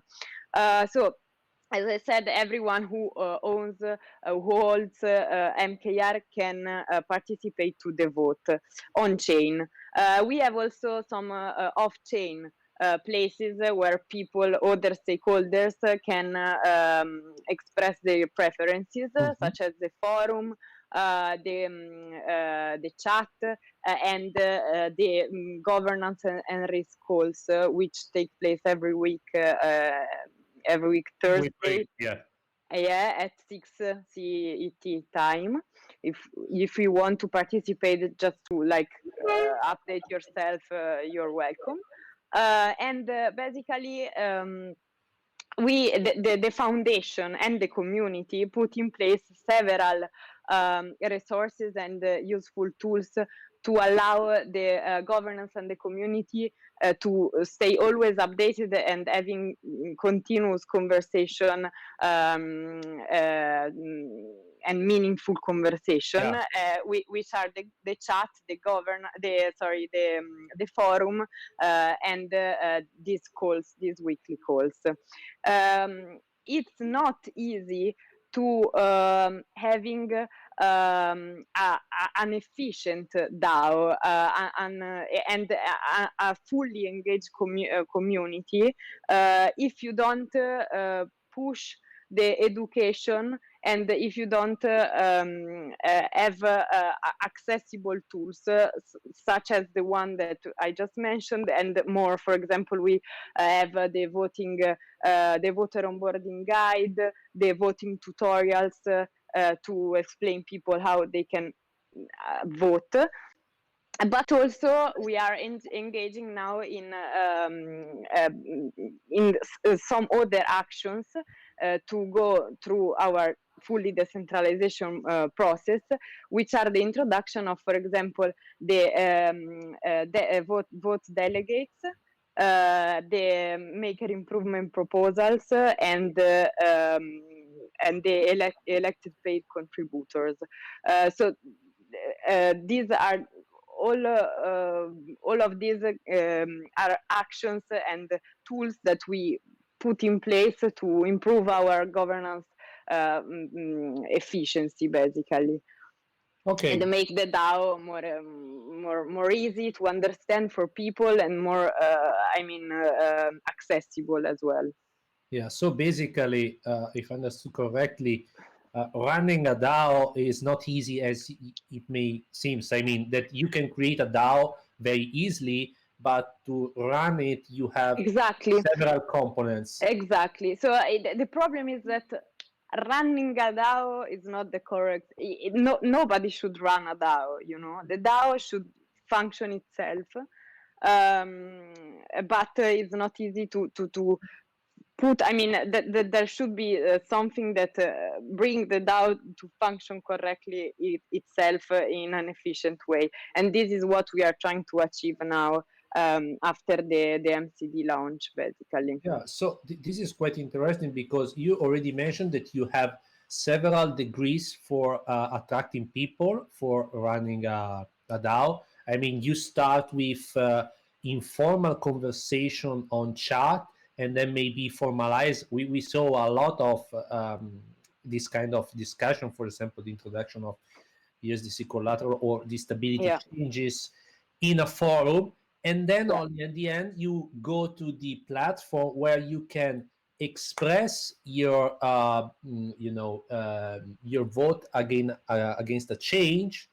Exactly. And this is very, very. So as you mentioned, there is friction in all of this process. It's not easy as it seems. So you are going to introduce, to improve the workforce on the educational point of view. I mean that you have to train people to understand which components and so on. But at the same time, you just said that you are going to introduce some sort of vote delegations. So basically, the owners of Maker token can delegate other parties that are more involved in this sense. Exactly. Basically, the vote delegates are, I think, one of the main action the main tool we are introducing to make also smaller MKR holders able to make their voice heard. Because as we know, as I didn't tell it before, but of course the vote is weighted. So as much MKR you have, as the more MKR you have, more the powerful more in this exactly. So these delegates are people who state their position off chain basically, and all the MKR holders that are aligned with this position, with this idea, can delegate their vote without losing their token. They still have MKR, and they put together their voices, and this delegate will vote on their behalf, basically. Okay, great. I think that the delegate concept is popping up in a lot of platforms, and we know about some rumor that Maker Foundation is going to dissolve. What does it mean for DAI holders and overall for the DeFi community? So this is not a rumor, because Maker Foundation was firstly founded with the purpose of being dissolved. Exactly. So the gradual decentralization was part of the plan. And was always a core principle of Maker. Now, as I said, after the MCD launch, which took a lot of our work, the foundation is now concentrated on this Maker DAO sustainability process. Yeah. Exactly. The initiative that, as I already mentioned, has three core principles that are the Maker improvement proposals framework, which is the process to standardize how change is made, how changes are made to the protocol and governance. And make it very clear to the community, and then the elected pay contributors, that will be some external workforce and decentralized workforce of the DAO. So people who maybe now are part of the foundation or not, people elected by the governance, who will take care of particular topics like HR, marketing, smart contracts. Whatever it needs for Maker to work. Exactly. But they will not be employed by the foundation, but they will be elected by the DAO. And as we already mentioned, the vote delegates that will allow everyone to vote properly, and will make the vote more accessible. So basically, we started this process just to give some dates. In December 2019. When the foundation transferred the Maker and DAI trademarks portfolios to the newly formed DAI Foundation, which is a not-profit. Then, just prior to this, the control of the MKR token and the smart contracts was transferred to the governance community. And the most recent and significant step was to transfer the complete control of the MKR token from the foundation to the community. So this process of, the dissolving of the foundation will not be like a 2 weeks process. It will be, it will last years, maybe 1 year and a half, 2 years, but starting now allow to reach what I mentioned before, which is the efficiency of the DAO. Yeah, perfect. Because the preparation is really important, and in particular in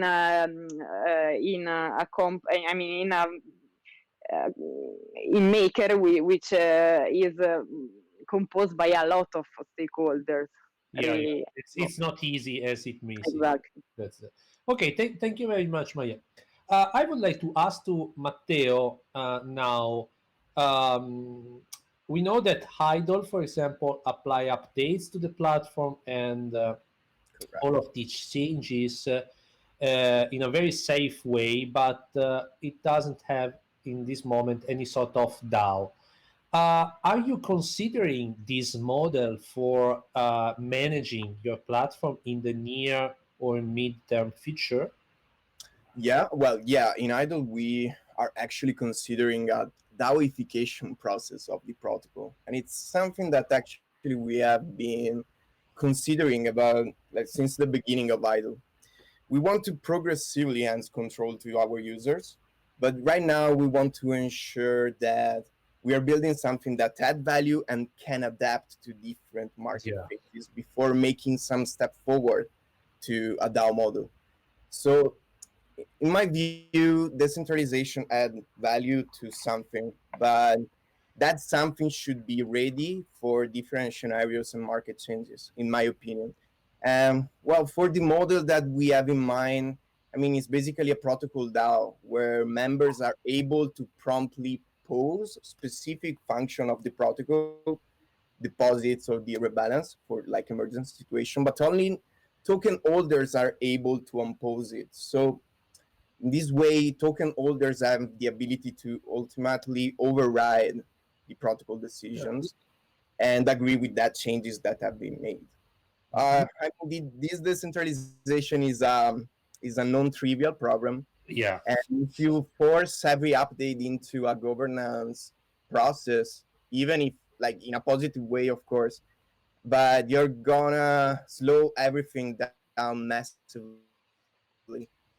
And now that is into our path, but we are prioritizing other aspects and improvements for our protocol before reaching it. Thank you very much. I think that the protocol DAO approach is very good. I mean, the way that some party can basically stop some function, but ultimately at the end the user can override. This is a very powerful concept that I see that I know that probably in the next release of Synthetics, for example, just to name another platform, it's very famous, is going to do. This is very, very interesting. And what about you, Alessio? Now we know you as the PyDAO founders with your team. The platform launched a few weeks ago with BTC plus, and basically PyDAO is a DAO. So if you can give just a high-level overview of how works the DAO part, and especially if you can give us a feedback of how do you leverage the DAO to help the user about the IMBTC exploits. Yeah, absolutely. So yes, PyDAO launched previous this month. So like the 3rd of this month, we launched BTC++. For the guys who don't know what PyDAO is, it's pretty much an asset allocation DAO. And the main goal of the organization is to create a decentralized social layer, pretty much for the decision-making of tokenized portfolio that we call pies. And as you mentioned, the first pie has been BTC++, which went pretty well so far. We've been seeing around 140K in liquidity in the first, in less than a month, which is good. And I totally agree with some of the statement which has been said by Maria and Matteo before about the challenges of decentralization. We have been seeing through the recent IMBTC events. I don't define that as an actual IMBTC exploit, since IMBTC was not hacked by definition, to be fair. But yeah, what happened was more the interaction between some other protocols. But regarding us, we actually been extremely proactive on the kind of action that we have been putting together. BTC++, I want to say, was not affected as our pools are ERC-777 compatible. But we have been observing the situation and took immediate action as we had a number of safeguards activated in place through the smart contract. So the first things that we have been doing is actually to post trading. Like one of the approach of PyDAO and part of its social contract is basically that the DAO can monitor for funky stuff happening with the underlying assets and eventually post trading if we feel there is a risk of default or some emergency situation happening. So that means that, for instance, stolen funds could not be used or swapped within BTC++. The second security measure which was in place was a cap, which has been set to 0. And the reason is, even if some stolen IMBTC were in control of the hacker, they could not be added to the pool. So basically, BTC++ holder can rest assured no stolen IMBTC has been used into the pool. And I think this has been like a good example of why we need social layer on top of DeFi protocols in order to take action for these kind of things. In order to, like, I think this will happen probably like in 10 hours or so, maybe less, as we triggered an on-chain vote after an investigation, technical investigation, and working with different stakeholders into the DeFi community to understand if it's now safe to re-enable trading. So I think the on-chain vote will actually occur in a few hours, and then trading should be enabled again. One thing which I think is important also to highlight is that some of these security features are important because even when IMBTC transfer were frozen for a little bit, BTC++ transfers were not. So this means that one or even multiple assets within a BTC++ pool can be frozen at the same time, while BTC++ can stay liquid. So somewhat protecting like the assets of these people. Clear. Thank you very much. It was a very interesting overview of how DAO could be leveraged to protect the Fire platform, as you mentioned, like a social contract. And I think that now we can pass to the second topic of this panel, that is the risk diversification. And I think that we don't have, the best person to talk about is Matteo, because Idle Finance has something ready to be launched shortly. So the first question that I would like to ask to Matteo is to briefly explain how Idle works and what were the challenges that the team faced during this period. We have a lot of them related to, for example, the Fulcrum issues, the Black Thursday, or, for example, the compound die shortage of a few days ago. Yeah, sure. So about Tidal, we are basically aggregating different lending protocol and automatically optimizing interest rate returns across different lending protocol. So as you said, we have a new product that is going to be released in May, which is slightly different, but takes the same logic as the current allocation strategy that we have. So the current allocation strategy that we have been called both yield bouncer, yield optimizer, best rate allocation strategy. Is the final aim of that allocation strategy is to optimize the interest rate return. With this new allocation strategy, we want to minimize the risk across the various lending protocols. So about the question on the emergency situation, all the challenges that we faced in the last few months. For example, for the Fulcrum exploit, well, I want to highlight that the DAI and USDC pools during that exploit were not affected by the exploit itself, but they were affected by a panic bank run. So for some moments, for some days, those pools were illiquid because of a bank run, and also because the trading on BZX protocol was stopped, was paused. So borrowers were not able to actually close their position and let the liquidity flows in. So in order to do that, during that situation, we actually allowed our users to redeem the underlying tokens, so to actually allow them to then redeem them into Fulcrum. And when the trading was restored a couple days after the exploit, we saw that actually the liquidity was flowing, and we were able to rebalance the funds into compound during that specific moment. For what concern other like emergency situation in the last months, there was the Black Thursday, which I think that it affected all the DeFi ecosystem, and even though the interest rates in the lending platforms were pretty high during that period, we got here into community calls from MakerDAO for all days. So we were kind of trying to be completely aware of what was happening with MakerDAO.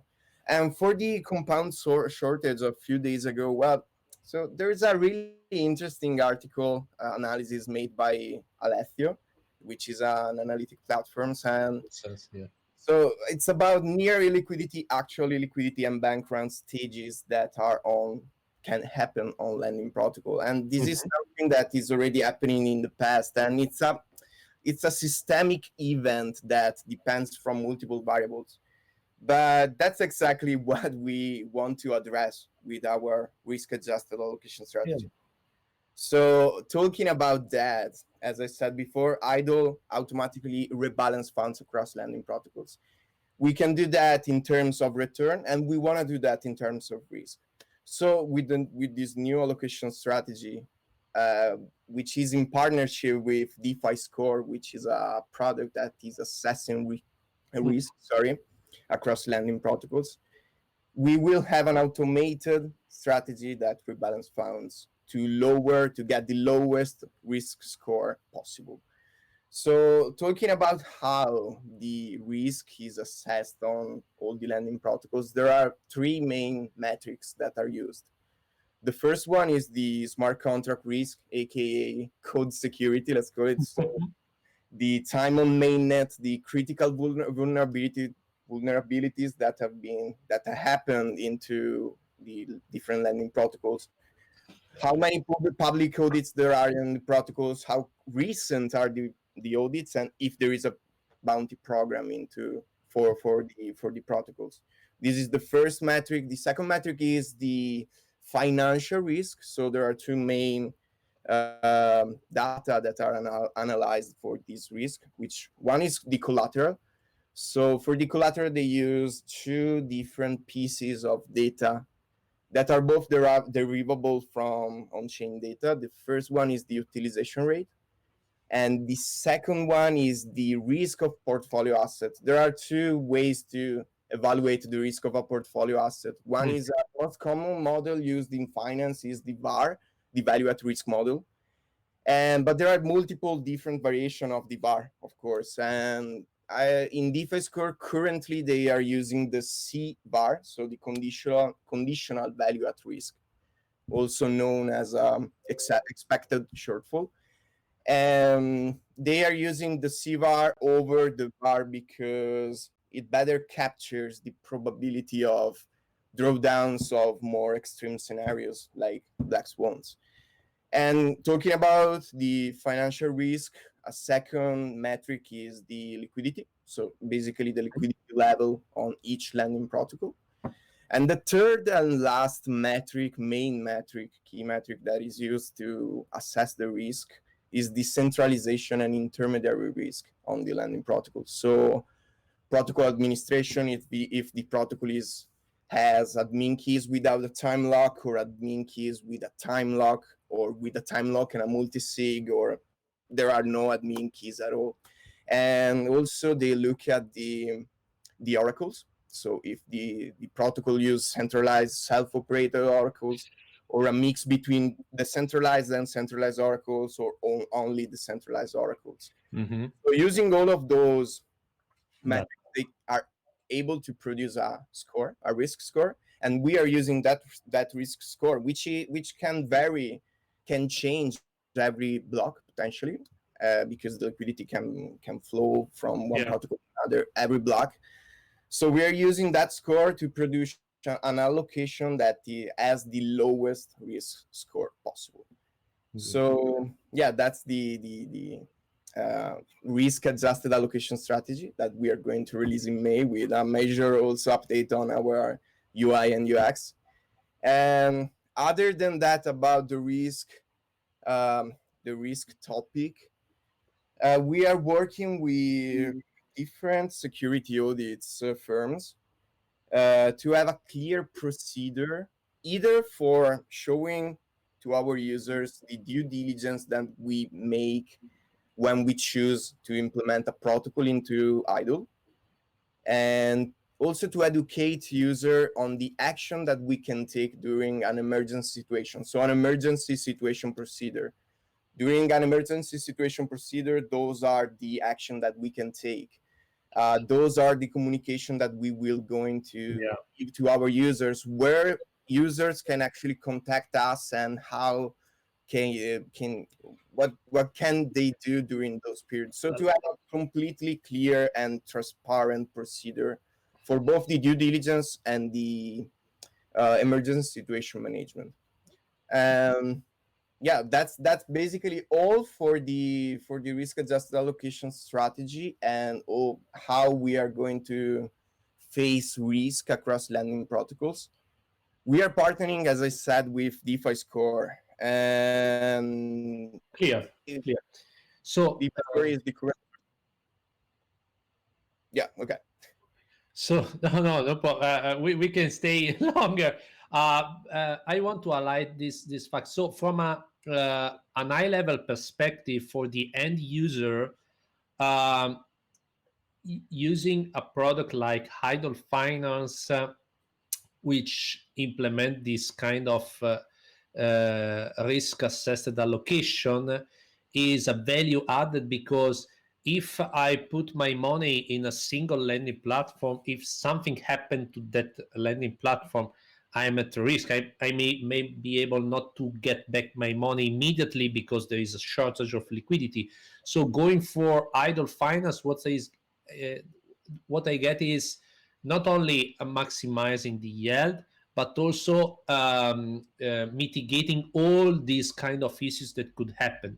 So basically, the value added of Idle is to handle all this stuff on chain or off chain with this kind of platform. Yes, this is, I think, for an end user that could be blocked. We know that, for example, in the Italy, a lot of users, for example, for Compound was blocked. That they having Idle can prevent this kind of specifically for the risk adjusted allocation. Yeah, that would be something that will lower that kind of risk. Okay, regarding the a final question is, are you going to add any other new? I mean, we don't have so many lending platforms, but are you going to add some new one? And what was the process for adding a new one?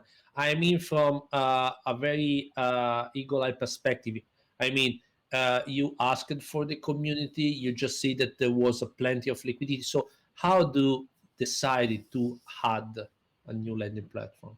That's a great question. And so for how we decide to add a new platform, well, we have different metrics, of course, to evaluate if, when, and if to add a protocol, a new lending protocol into Idle.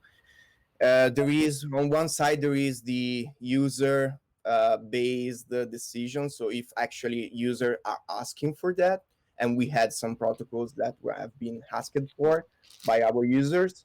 And on the other side, we look at the metrics that I said before.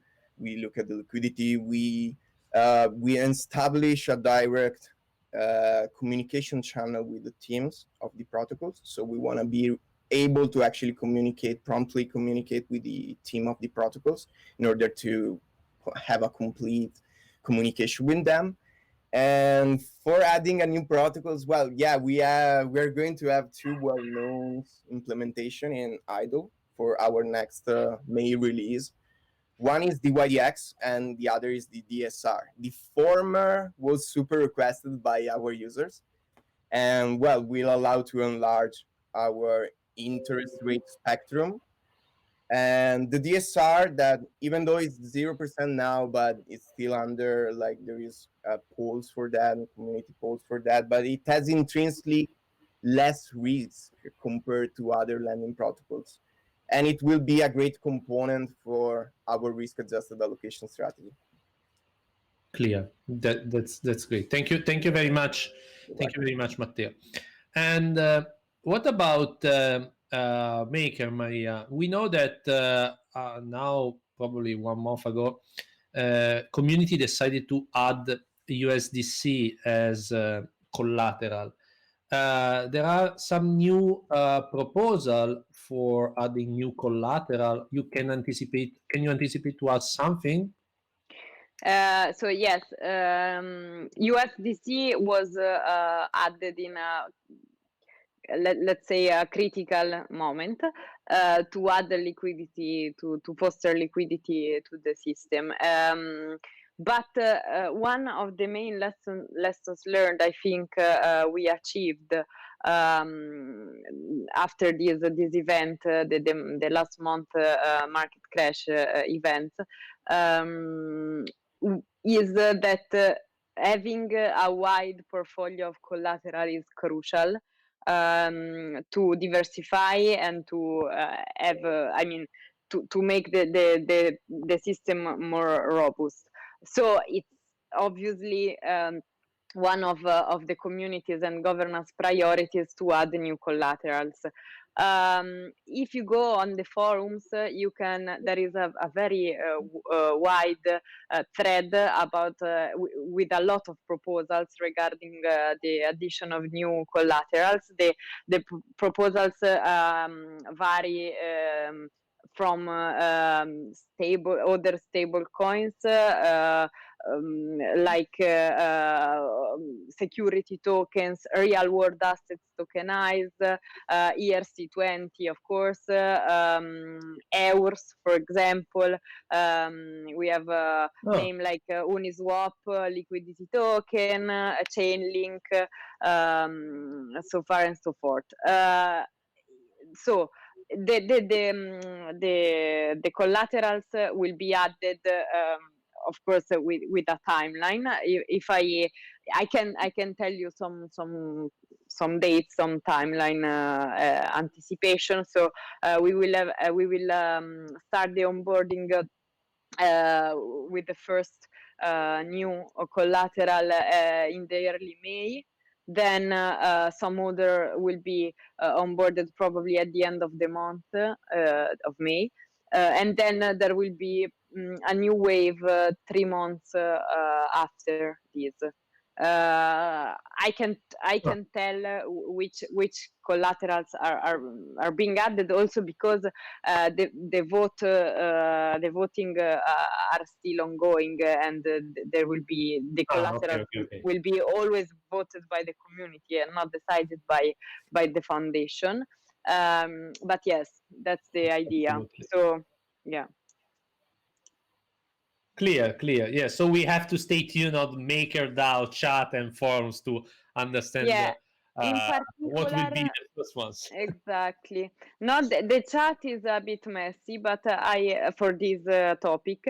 But I will recommend everyone interested to go to forum.makerdao.com. And there is a thread very organized with all the collaterals and all these proposals. Great. Yes, if I can say, if I spend some word adding collateral to MakerDAO, thanks to the implementation, strengthen the platform in a sense that there are more collateral where DAI can be generated. Exactly. And okay, so now I would like to ask to Alessio a few details about PyDAO, because PyDAO is basically simple in some terms, because basically merge the DAO and social contract concept with the allocation strategy, and they are using a very new platforms and product like, for example, Balancer. And my first question is, why did you choose Balancer, and why you choose as a first asset a BTC++ with that composition? Yeah, sure. I'm going to start from the BTC part. Like, I think the reasoning is, it's very simple to understand. There is obviously, well, there is pretty much a race to bridge like Bitcoin liquidity to DeFi, right? Like, we are all aware of it. We need like new source of liquidity coming into play to scale this industry. And there are a number of different projects working into that direction.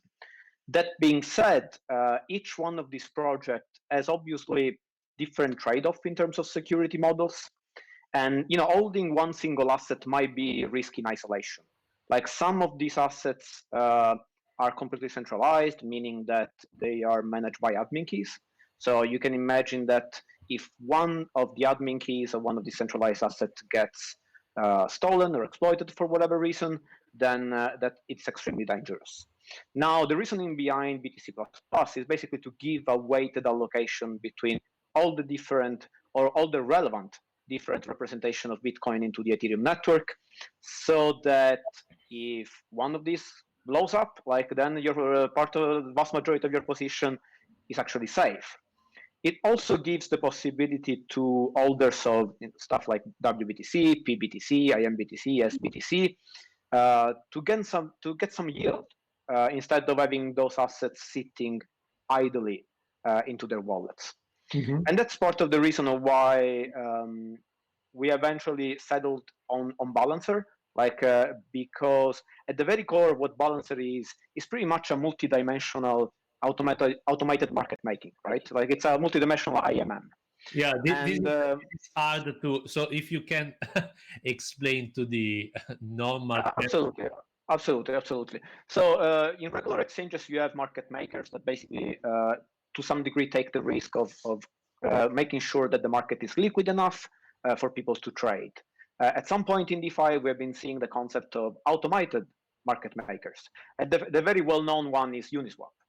So Uniswap basically has a bonding curve, which makes sure that anyone can add liquidity to the protocol and people can trade against it.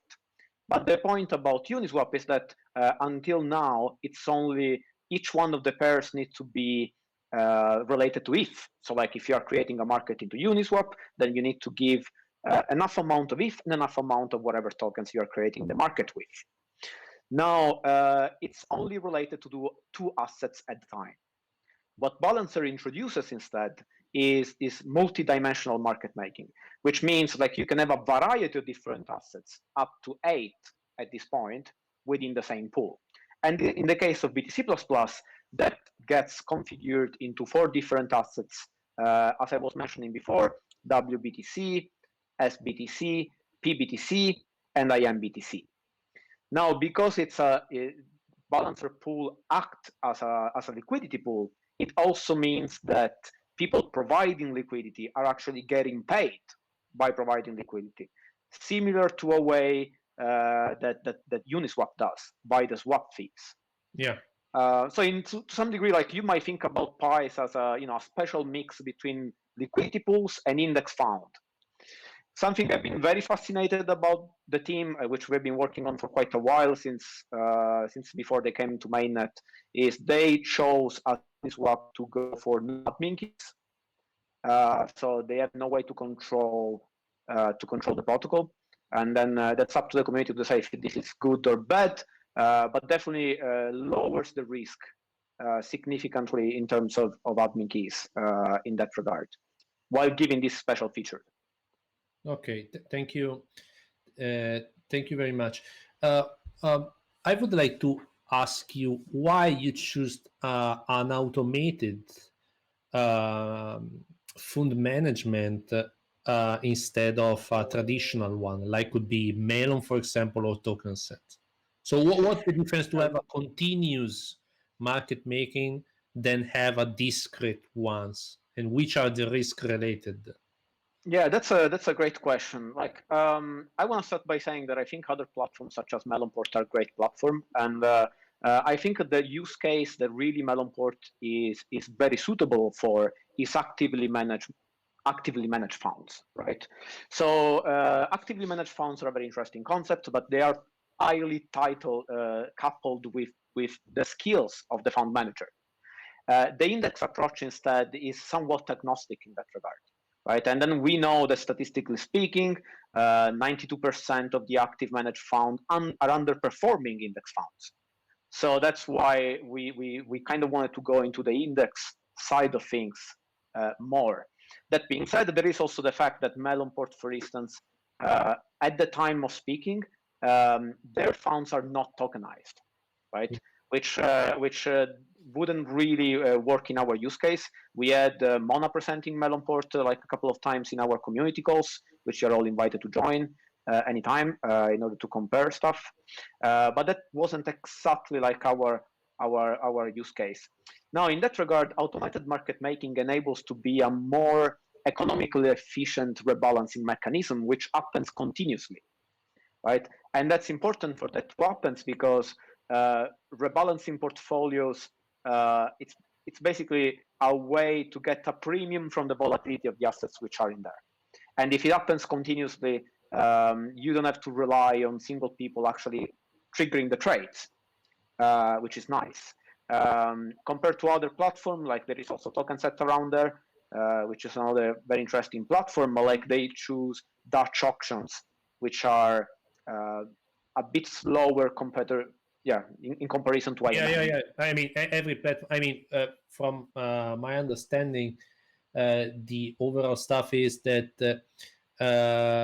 you don't have transient using an automated market making because the rebalancing happens continuously, basically. Yeah, that is correct. Yeah, this is the most interesting stuff. So from a risk perspective, from a risk perspective, if in Melon you need to wait for a bot or for a single person to rebalance the index or the fund, for TokenSet you have to wait for threshold or whatever. That could be okay for protecting you from high volatility, bad behavior, but at the same time doesn't give you an opportunity to react to fast events like we are used in the blockchain. So I think that we can go ahead with the last topic of this beautiful panel. That is basically the trends that we are going to see in the DeFi in the next months. And I would like to ask to Alessio, because basically PyDAO is based on the most newest platform. So what do you think we will see in the near future, also in your PyDAO? Yeah, sure. So generally speaking, I think we are going to see in the next phase of DeFi a consolidation of the offering of DeFi in terms of what can be given as a value proposition to the user. And that will happen mostly through, in my opinion, 3 different forms. One of that being insurance. The second one being a variety of different derivatives, and particularly synthetic assets. That's something I'm going to elaborate a little bit more. And lastly, I think another major trend, and I'm obviously biased about it, will be pretty much tokenized diversified portfolio. And I'm going to explain why I think it eventually all comes together into a diversified tokenized portfolio, in my opinion. Mm-hmm. So, well, from my perspective, I'd say that I subscribe to the vision that the future of investing is going to be passive and permissionless, and that's really like the starting point how I think about PyDAO. In terms of the trends that I was mentioning before, we have been seeing some evolution of insurance like happening a little bit in 2019, like in the last 6 months, and that's fantastic, right? Because like we now get to a point where we really understand that DeFi is extremely experimental just yet, right? Things are difficult, like it's a very difficult industry to work with, and it's very young. So you might have seen projects like Nexus Mutual, which offers coverage against smart contract fraud. And I believe it's like a huge step forward for the entire industry. So now, for instance, you can end up into a situation where if you're using DAI, but you are not quite sure that the maker platform is going to be solid 100% of the time, you can, for instance, have a Pi, which includes DAI and some insurance into it, right? So you can somewhat mitigate the risk by holding a single token that holds both sides. But insurance in the Nexus Mutual way is not the only one that we have been seeing, right? There are a number of different things, like you might have seen Opin, for instance, or EGIC, which are option protocols, which are extremely interesting to me because the way they work, for the end user, eventually they end up providing a solution for people to protect, for instance, DeFi deposits into lending platform. Yeah. Being that the case of Compound, and I think they support something else as well, or to hedge about the risk of the price action of ETH as well. Edgic is slightly more complicated than that, but it's also more flexible to some degree.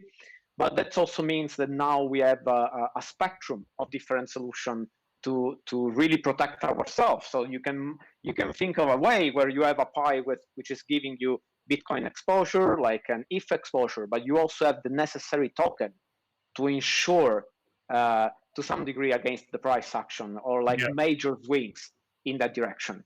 Yeah. Now you take all these fantastic things and then you add to the mix synthetic tokens, right, or synthetic assets.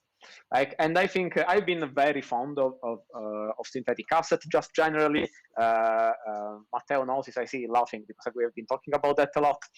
I think synthetic assets are going to be great for a variety of different reasons. I want to mention, well, two major projects, in my opinion, working towards that direction. One is, of course, synthetics, which I've been extremely fond of, and then they've been to some degree pioneering this idea and now introducing even like more assets into the play. But in synthetics right now, users cannot create their own synthetic asset. And then and now he enters like this space, the UMA protocol, which you guys might have heard of, and like shout out to them. Like we've been in touch with them for a very long time and working together. Like they are partnering with PyDAO. And what happens with UMA is that suddenly anybody through the token builder can create their own synthetic assets, right? So from one day to another, you might see, you know, exposure to traditional asset in finance, such as, you know, stocks and bond and commodities, like and a variety of different things. Yeah. Now, why is that great? That is great because if there is one lesson that almost every fund manager is gonna tell you, is that the most important thing you can do is to diversify your portfolio, right? There is like the only free lunch in finance is diversification, right?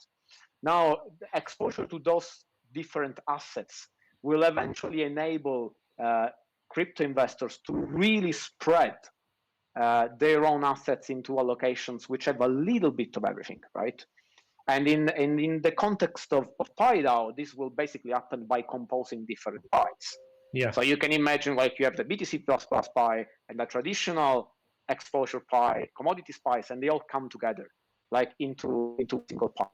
And this, I think it's important not only from a risk perspective, but because it's also a no-brainer for the users, right? Like it will eventually give a buy and hold strategy to end users that don't know how to, you know, roll out their own future. Kind of stuff. Yeah. They don't know how to do their own options. Like they just don't know how to do that. Like they know they have to invest, but they don't know exactly how. Which I think it's very interesting, and I think it's also good for DeFi in many ways, because having like as Maria, like connecting to what Maria said before, right? Having a broad, diversified source of collateral to some degree, like having a single token, which gives you broad diversification, which also means it will have lower volatility, and lower volatility means you have a more stable source of collateral. Yeah. And more stable source of collateral means you can scale DeFi because you need lower collateralization ratios. Yeah. Absolutely. If you know what I mean. Yeah. And okay, this is a very interesting vision of what we are going to expect in your opinion. I sincerely, I'm looking for seeing that UMA provide a more, a liquidation mechanism more stable and more solid. But just for concluding the panel, I would like to ask few cents to Maria and Matteo regarding their belief about the trends of the next month. So just few words. So what do you think, Maria, for example, that we are going to see in this year? So I really hope to see the DAI peg restored in the next few weeks. No, I mean I really believe that in general DeFi will be the future.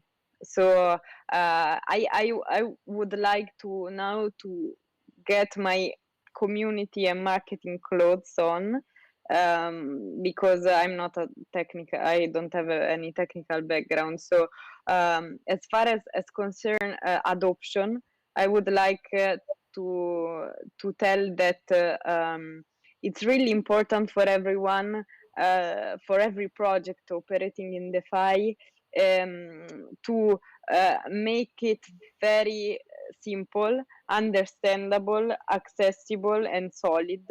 So from the solidity, I mean the strength perspective, it's a technical thing, and I agree with everything Matteo and Alessio said.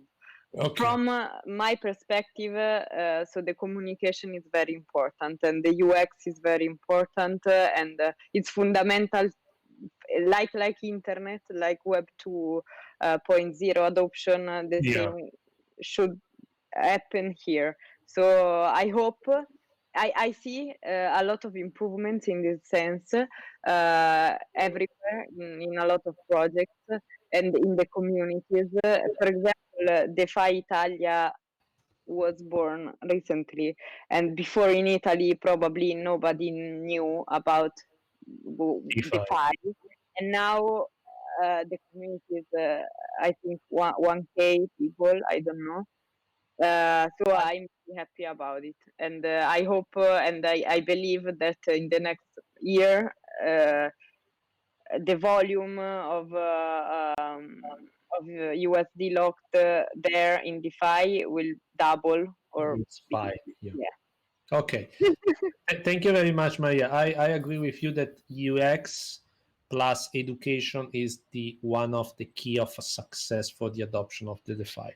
So, Matteo, you are the last for today. So, what do you think that will happen in the near future? Well, I actually agree with what Alessio said for the trends. I really consider insurance as one of the main topic for at least 2020. And so there are different ways to have an insurance in DeFi now. There is Nexus Mutual, as Alessio said, which is a mutual. There is Open on Edging that are more like options, so it's like more edging risk on lending protocols, for example. And so, yeah, I believe as well that this is one of the main topic for 2020. I think that, as you said, UX is really important. User experience is really important. So for products that wants to implement an insurance service like PyDAO, like Idle, it's really important to ship it, to give it to users in the most simple way. So for example, to have a actual built-in insurance, because for example, right now we have a Nexus Mutual pool as an insurance, but if a users want to have an insurance on Idle, they have to go to Nexus Mutual platform and create the insurance there. And in a user experience perspective, this is actually really bad. Every time you let users go outside your platform, they have to learn a totally different platform. So on a UX perspective, is really bad. So I think that insurance service is a trend for 2020, and built-in insurance service are even better. Other trends, well, synthetic assets are definitely something really cool that can happen in DeFi, even though there are a lot of things to fix and build before having reliable synthetics, I guess. And I see AMM, automatic market makers, as the main topic, along with the insurance service for 2020. So Curve, Balancer, Shell Protocol, Uniswap V2, they are all And last trend that I can see for 2020 is more competitive fiat on ramps. So there are different players in fiat on and off ramps. This means lower fees because there is a competition, and a better service for users. So I can see also that kind of trend for the next few years. Yeah, thank you very much, Matteo. I agree with you that this for sure will be, to be honest, the first year for the adoption. Maybe Not this year DeFi will go mainstream, but for sure thanks to the consolidation and new protocols, but also with a big investment in UX and education, I think that we could see some sort of start for the mainstream adoption. We have completed. I mean, we are done. I would like to thank you, Maria, Matteo, and Alessio, and obviously also to Matteo Tambussi to let us to be here. And I would like to ask him if he has some question. Yes, I mean, thank you first, Emiliano, for moderating so that I could grab a bite, have a coffee, smoke a cigarette. Thank you for being here. I would ask if any one of you is available in the next 2 hours for. I just realized that it was a very deep dive in DeFi talk, and I think that it would be good to have some of you attending the next panel because it's all about governance, government reception. So this is a hot topic also in DeFi. We talked about it with Simone earlier on about constraints in DeFi and legal frameworks, etc.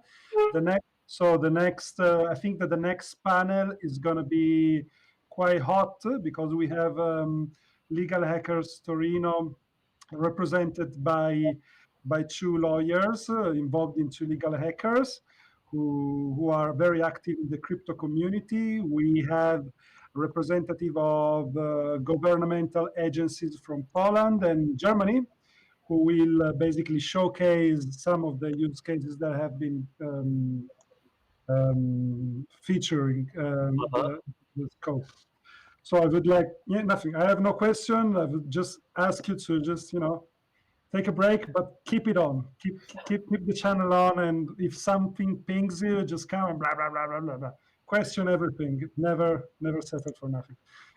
Thank you very much, Matteo. I would like to check if I'm able to be here. I have a call in few minutes, but as soon as I will finish, I will join again.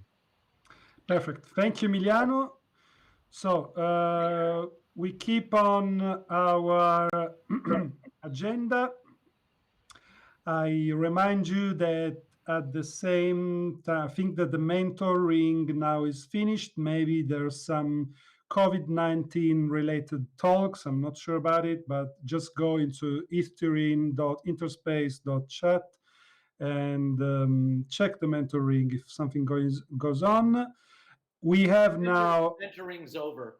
Just finished up. Okay, Michael from Interspace just noticed us. Also, a big thanks to Michael, Kai, and Daniel for the effort that they are putting on live streaming, recording, and managing this incredible space. We will properly credit you once we have a bit of breath. So the next panel is it's going to be quite intense. It's 2 hours long, and reason being because we personally, the whole team wanted this talk to, just take its time and go over a few very important issues that relate to governmental and local PA reception of blockchain-related projects or Ethereum-related projects and token model. In the panel, we have, correct me if I pronounce this,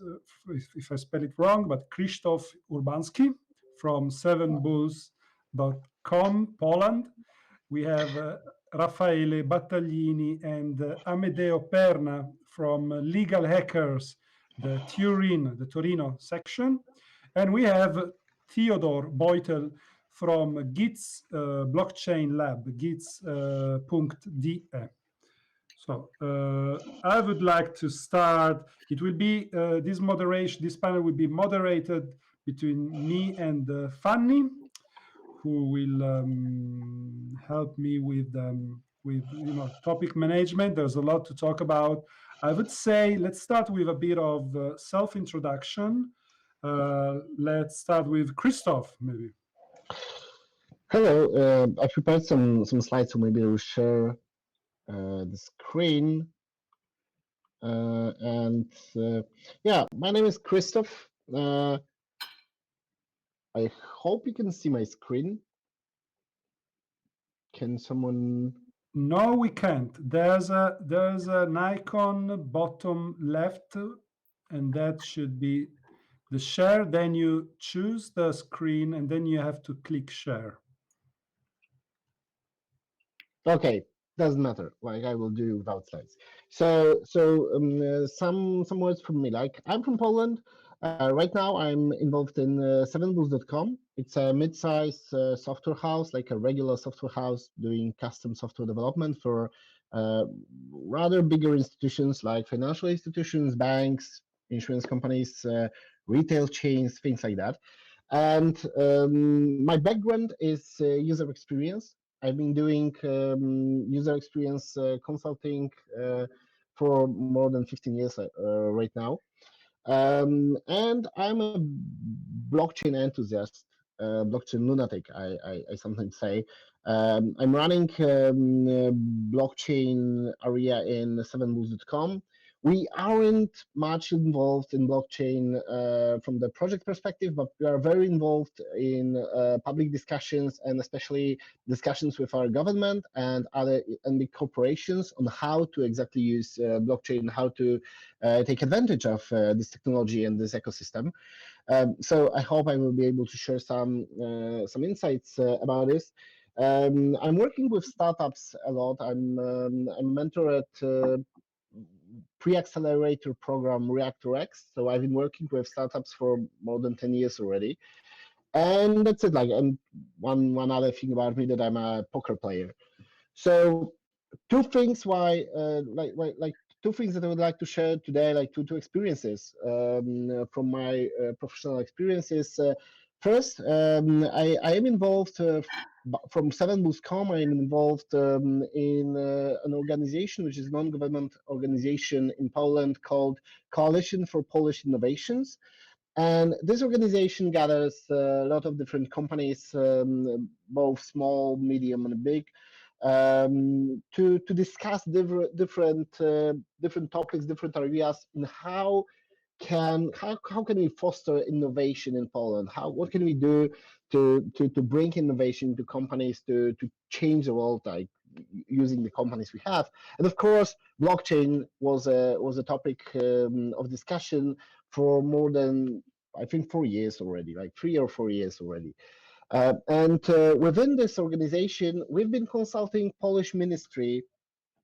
Like the name is changing, but back then it was Polish Ministry of Technology and Development, which was preparing a new legislation that introduced a new kind of joint stock company in Poland.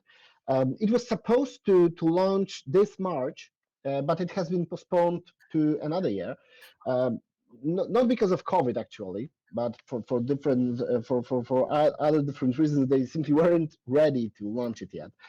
And this new type of company has a very interesting legislation in this, because it is said in this legislation that the shareholder registry, like this company has to be, the shareholder registry has to be digital.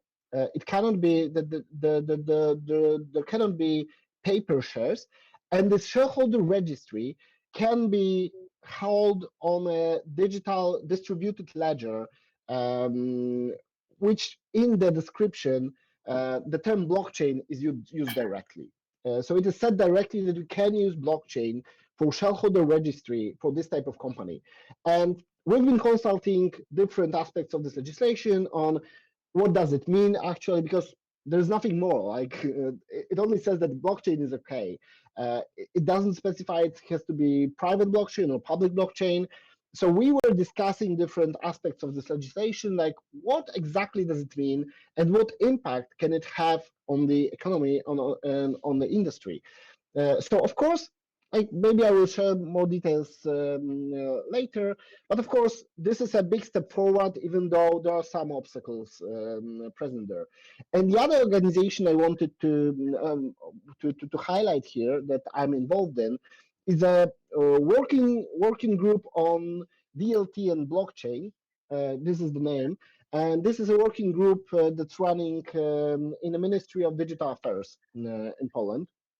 And we've been discussing, again, this is very similar group, like we have representatives of business, both huge and small, but also representatives of our government and regulator and different ministries and so on. So we are able to discuss the potential obstacles and things that we need to do in order to be able to actually use blockchain technology in different areas. So there are several subgroups to this working group, and we recently published 4 papers, which are also available in English. And those papers are on topics such as tokens as bonds, electronic promissory notes on blockchain, which is super interesting topic. Then the concept of expansion of the legal scope of electronic seals, and this is super interesting as well. And then of course, like we could not discuss GDPR. So there is another paper on GDPR and our take on how to tackle GDPR in terms of blockchain and how to deal with it. So again, this is a group that I've been involved in for like 2 years, probably even more. And we've been discussing different blockchain-related topics on the governmental level, so with public authorities. And hope I will be able to share some insights from those discussions later today. So that's me. Thank you. Thank you very much, Krzysztof. Really, really interesting. Please point out those things. We're going to go over those use cases soon. Let's cross the border and let's go to Theodore. Theodore, please introduce yourself. Sure. Can you all hear me? Good. Yes, we can. Yeah, I'm going to share my screen as well. I'm going to try at least. Now you can see yourself.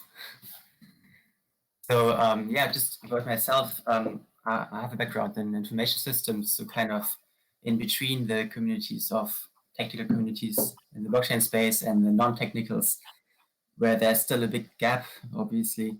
So I've always been trying to like look at yeah, how to bridge that gap and come towards adoption and user friendliness and focus on the problems that the technology can solve. And I've started with early research around DAOs, and talking about questions of governance, how DAOs could be sort of reinvent the nature of the firm. I still find that very interesting to think about the wide implications this could have for the new kinds of organizations that will and are already emerging in the space. But then I've moved on and I've moved to Berlin, got to know the ecosystem here. I've been working with Bundesblock, the German Blockchain Association, and also contributed to the German blockchain strategy, which is something we can dive into later as well. And then I moved on to GIZ Blockchain Lab, which is what I would like to briefly introduce you guys to. And I think these slides could help, since it is quite a different kind of community compared to the public blockchain space. So GIZ Blockchain Lab is really embedded in GIZ, which is a federal enterprise. It's a development agency, so to speak. On behalf of the German government, we implement projects in developing countries, mostly, just around the sustainable development goals. So the objectives are really broad, as long as they are in line with the sustainable development goals. And it's all about sustainable solutions by the ministry and the German government, also sometimes in collaboration with United Nations organizations and other institutions in the space. So this is the context here. It's public institutions, obviously. It's high-level agendas that we have to deal with.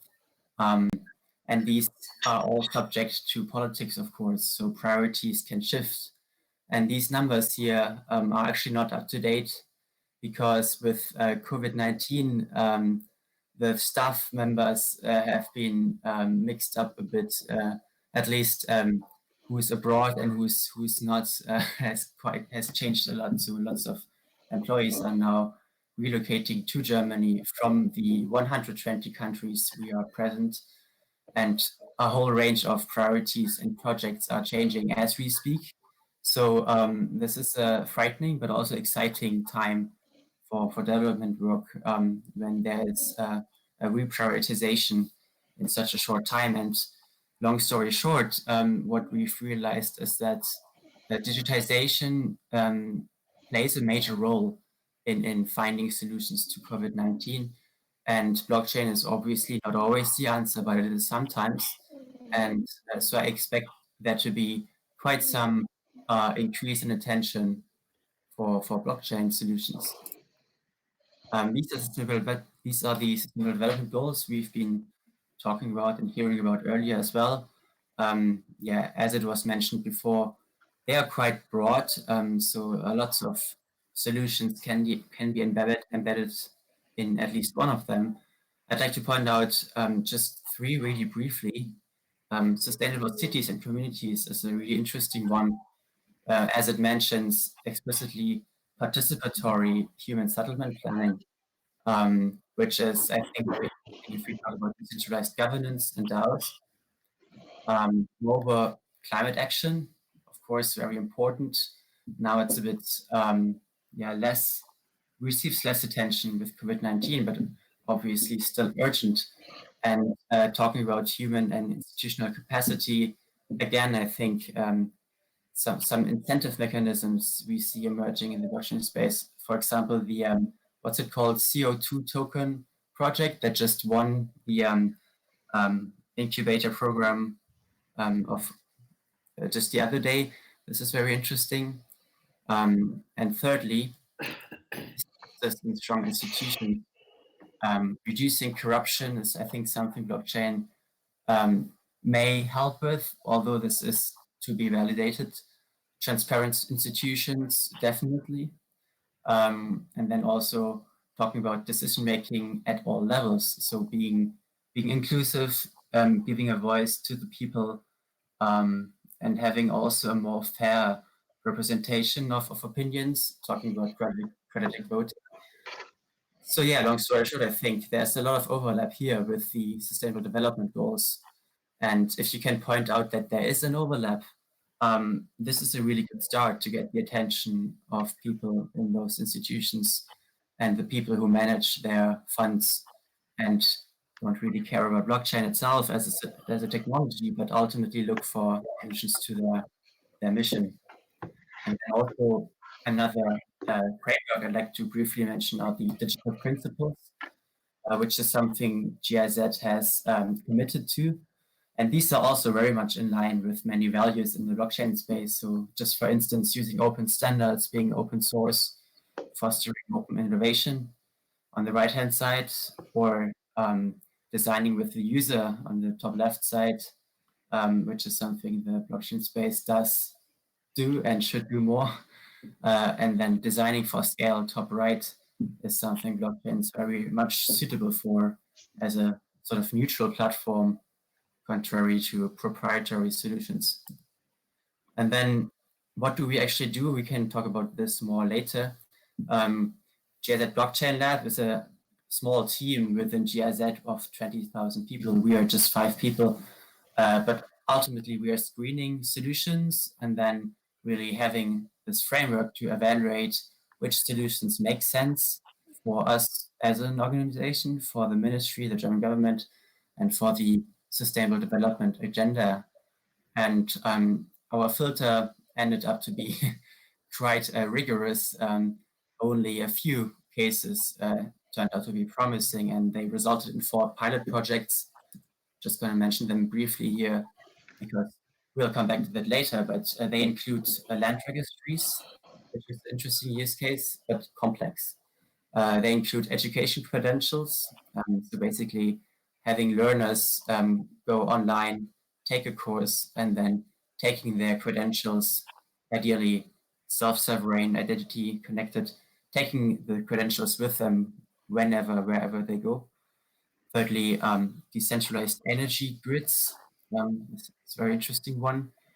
And last but not least, the biggest, most popular use case in GIZ is supply chains for example, ensuring transparency with regards to sustainable production or, for example, production standards like no child labor, anything, any product characteristic that justifies a higher price, which ultimately would finance the technical implementation and a higher profit for the farmer.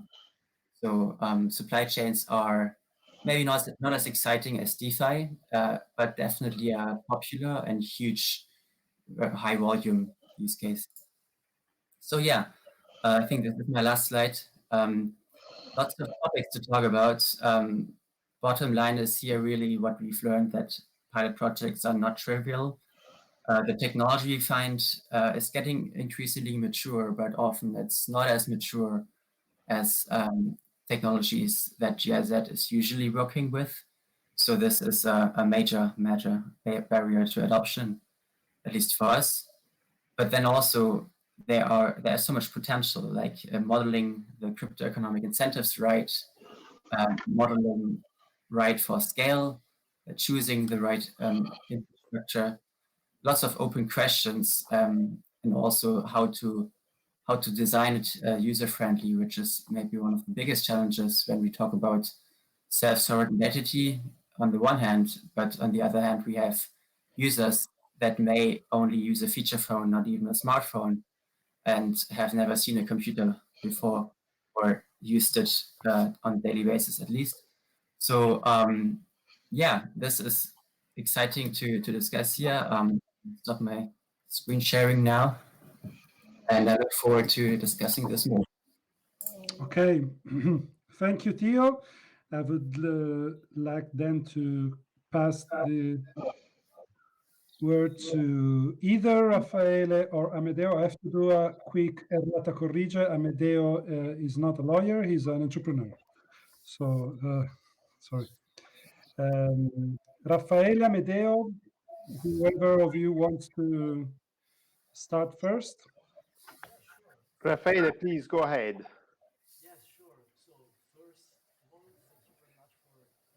Raffaele, your volume mic is very, very low.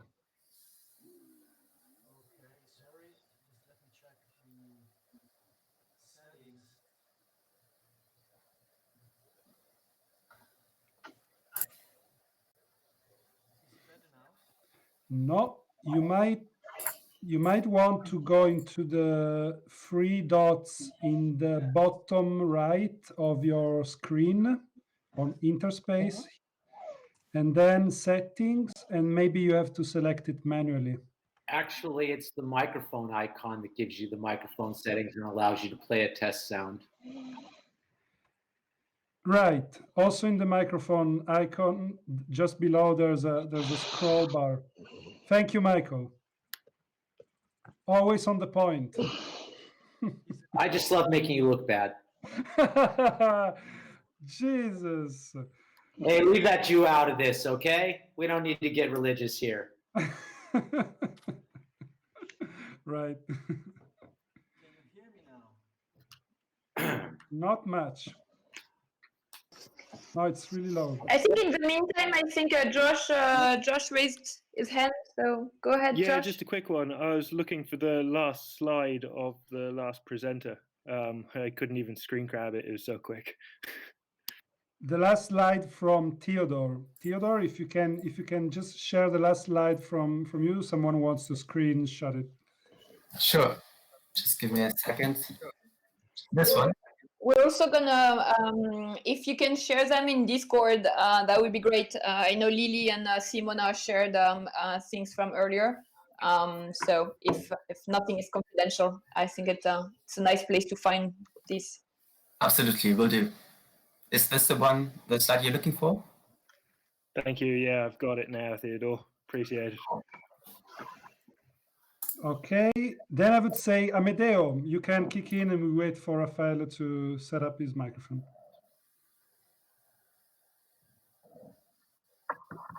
Amedeo, you must unmute yourself. I guess you're muted. Yes. Okay. Okay. Can you hear me? Yes, we can. Yeah, wonderful.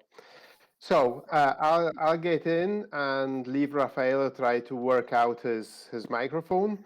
I'm Amedeo Perna. I am an entrepreneur. I have been an entrepreneur for basically all my working life. And I nearly always in the digital space. I co-founded the Legal Hackers TURIN. It's Legal Hackers is an international movement, and we are, myself and Raffaele are going through the chapter here in TURIN. And the Legal Hackers are basically a movement that tries to bring innovation through the legal side and bring innovation in the legal sector. We try obviously to bring all the whole community to try and get involved in everything that is innovation. And we're pretty active. We've been pretty active on the blockchain evangelization of our community. We've been hosting a few conferences, and we host legal meetups. And during this period, we've gone digital. We started to have web meetups, and we always basically discuss innovation topics, and we even try to get and bring our community to discuss upon how we can try and get the blockchain get through and bring it to the public, bring it to our community, and bring it to the institutions. So this is what we try to do, and I personally think that this is a wonderful time because we have a great opportunity to, and we have a very strong new tool, that's the blockchain, to try and hack especially starting from local institutions. Raffaele, did you manage to work? Yes. Hopefully, can you hear me now? Yeah. Okay. Yes. Sorry. Excuse me, guys, for being late in having the microphone to work properly. So first of all, I would really like to thank you all or organizers for inviting us here. It is really an honor for Legal Hackers TURIN to be here. I actually do not know what exactly Medeo said because I disconnected to improve the microphone, and so I do not know, Medeo, if you mentioned what Legal Hackers is all about. Maybe yes, exactly. A quick introduction. Okay, great. So we are actually passionate about all things regarding new technology and the legal aspects of new technologies because law and technology are two words that usually do not really talk to each other, especially because they move to a totally different pace. And the aim of our community is to help create a dialogue between these two worlds because it is necessary to have a proper legal framework in order to have technology to properly prosper, being implemented, because entrepreneurs usually want to be safe, want to understand the actual risks of adopting a new technology. And this can be done only if proper legal frameworks are adopted by the legislators. So this is one important role that, in my opinion, the government and the public authority have to create proper legal frameworks for new technologies and for what is at stake today, blockchain technology, and also its most relevant applications so far: smart contract, tokens, cryptocurrencies. So my personal view, this is the main goal that a government should have: provide proper legal framework for all technologists and entrepreneurs to adopt and implement blockchain technologies, because we perfectly know that blockchain technology can be applied on any kind of fields, and at public authority level there are so many ways that government from a central point of view, but local authorities and also regulatory authorities may apply blockchain. I can think of land registry, corporate corporate registry, health. There are really a plethora of services that can be improved by applying blockchain technology. This is my introduction for the moment. Perfect. Thank you, Raffaele. So I agree with you, and I would start by kind of setting up some rules for these 2 hours. Basically, if you're okay, I would like try to address topics on a growing scale, and then having each of you contributing with examples from your work or from experience, etc. So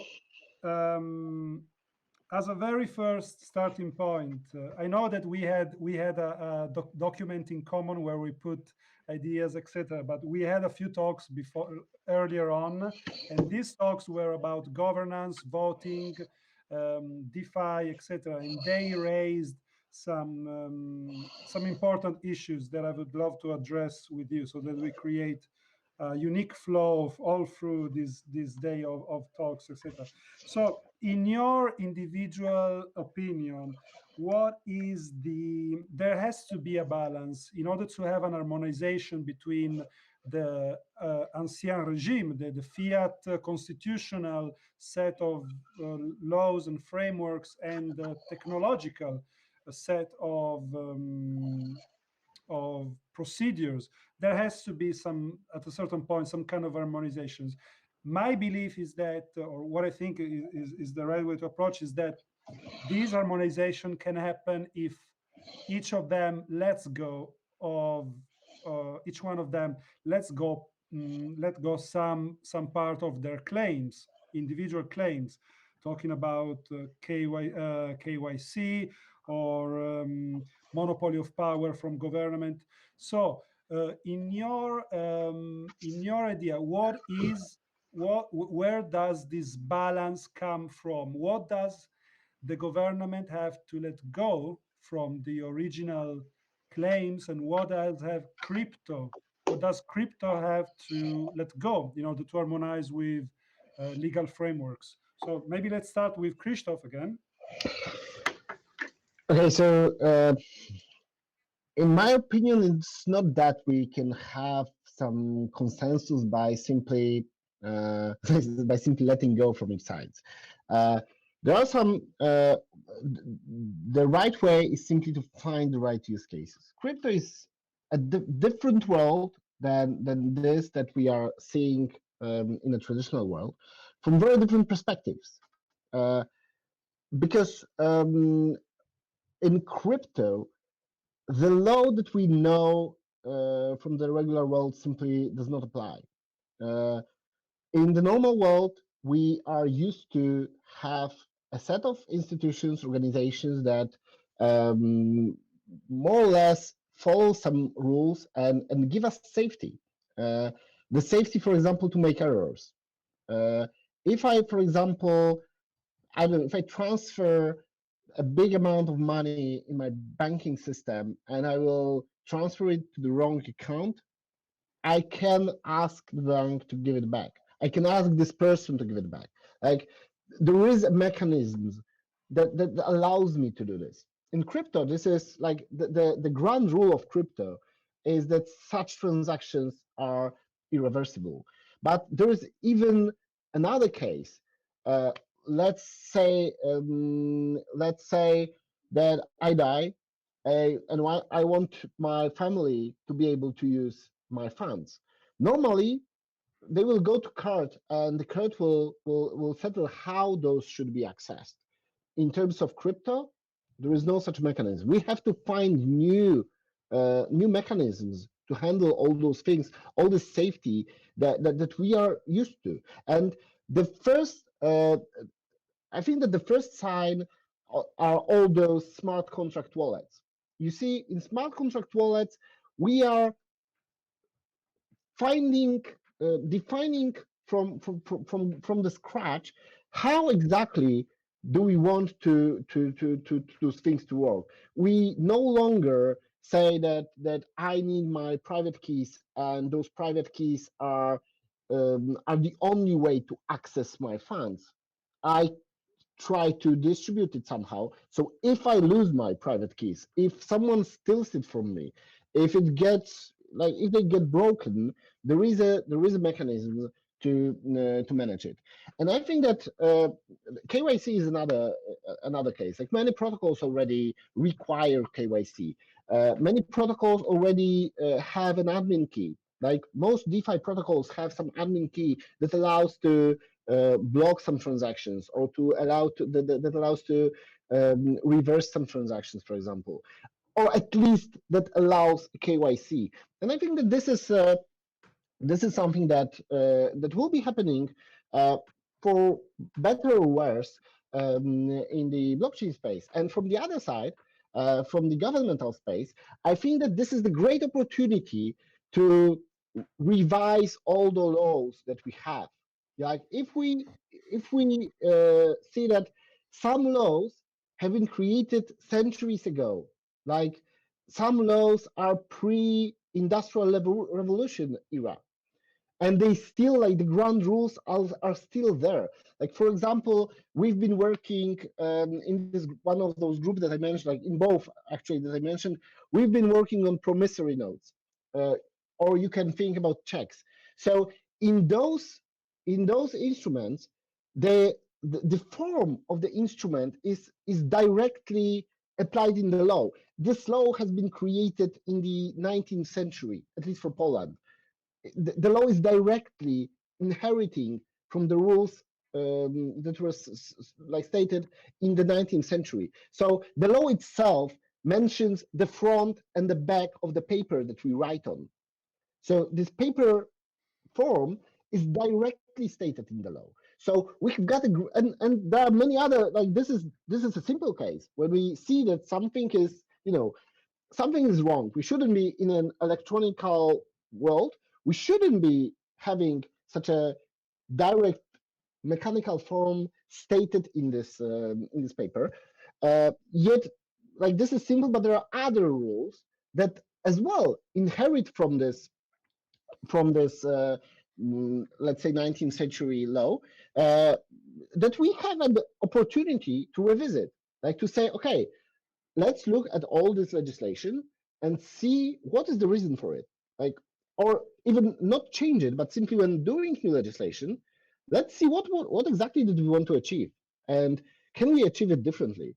Can we set up some new kinds of balances and new kinds of watchdogs on those things that are meant for the new world, for the new reality that we live in. So the last example that I want to give is also something that we're tackling, is the declaration of will, which is in many legislations. It is said that there has to be declaration of will for the legal contract to be binding. So if there wasn't a declaration of will, for example, if it was forced by someone, then this legal contract simply, doesn't bind those two parties. But what does it mean? And for example, a company, I don't know about other legislations, but I think that it's quite common in this in some areas in Europe, that company, for example, any legal body does not have its own will. Like in Poland, a company only states its will by its representatives. So there has to be someone who is a representative of this company who has the will to sign a contract, for example. So we need to have a representation. But what does it mean when we, for example, take services online, or when we sign insurance claims online? So who is this other party? In reality, what we see, like the fake reality that we are living in, is that someone claims that there is, and that there is someone on the other side actually signing it, but it's not true simply. So there is this gray area which poses a very great risk, like normal economical risk, that what happens if all those contracts are not legally binding, because like someone will say, hey, this was signed automatically, like nobody looked at it. Nobody made a conscious decision that yes, we signed this contract. It was fake. It was cheated. So I think we need to rethink those things. You mean like terms? You mean like terms of service that nobody reads? I mean, it's the same thing. Who reads terms of service contracts so that they can access an article on a website? Yeah, that's a good example, but like this is, I'm talking about even more serious things. Like if I use my my broker interface to sell some shares, like officially, like someone, like I had to make a decision. But what if I'm using a computer which makes it automatically? Like what if I prove that it wasn't me sitting in front of this computer, but there was some bot taking actions and you didn't realize? There wasn't a declaration of will. Like nobody did anything. Simply all this thing that happened does not exist. And we already have it, for example, in auction mechanisms, in like let's say I will use an example, eBay, but we use local Polish site for that.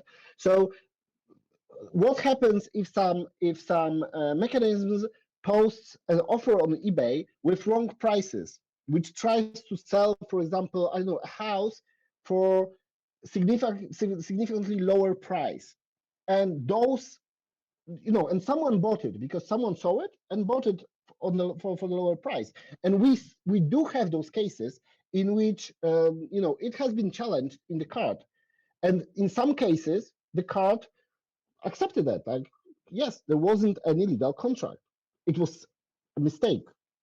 So we need to face this new reality, and I think that not only blockchain, because I think that we have even more problems in the AI space, but blockchain poses this question of where is the representation? When did those things happen actually?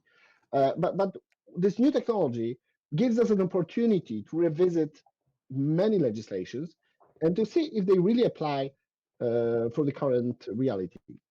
Yeah, thank you. Theodore, what's your experience in these? Where does this balance, in your opinion, find its harmonization? Right. So I think lots of good points have already mentioned. I'd like to add that I think where crypto should let go a bit is, first of all, expecting the vision to be reality in the first pilot already. So why I also like the blockchain community, the public blockchain communities of Ethereum very much, is that they are vision driven, they are value driven.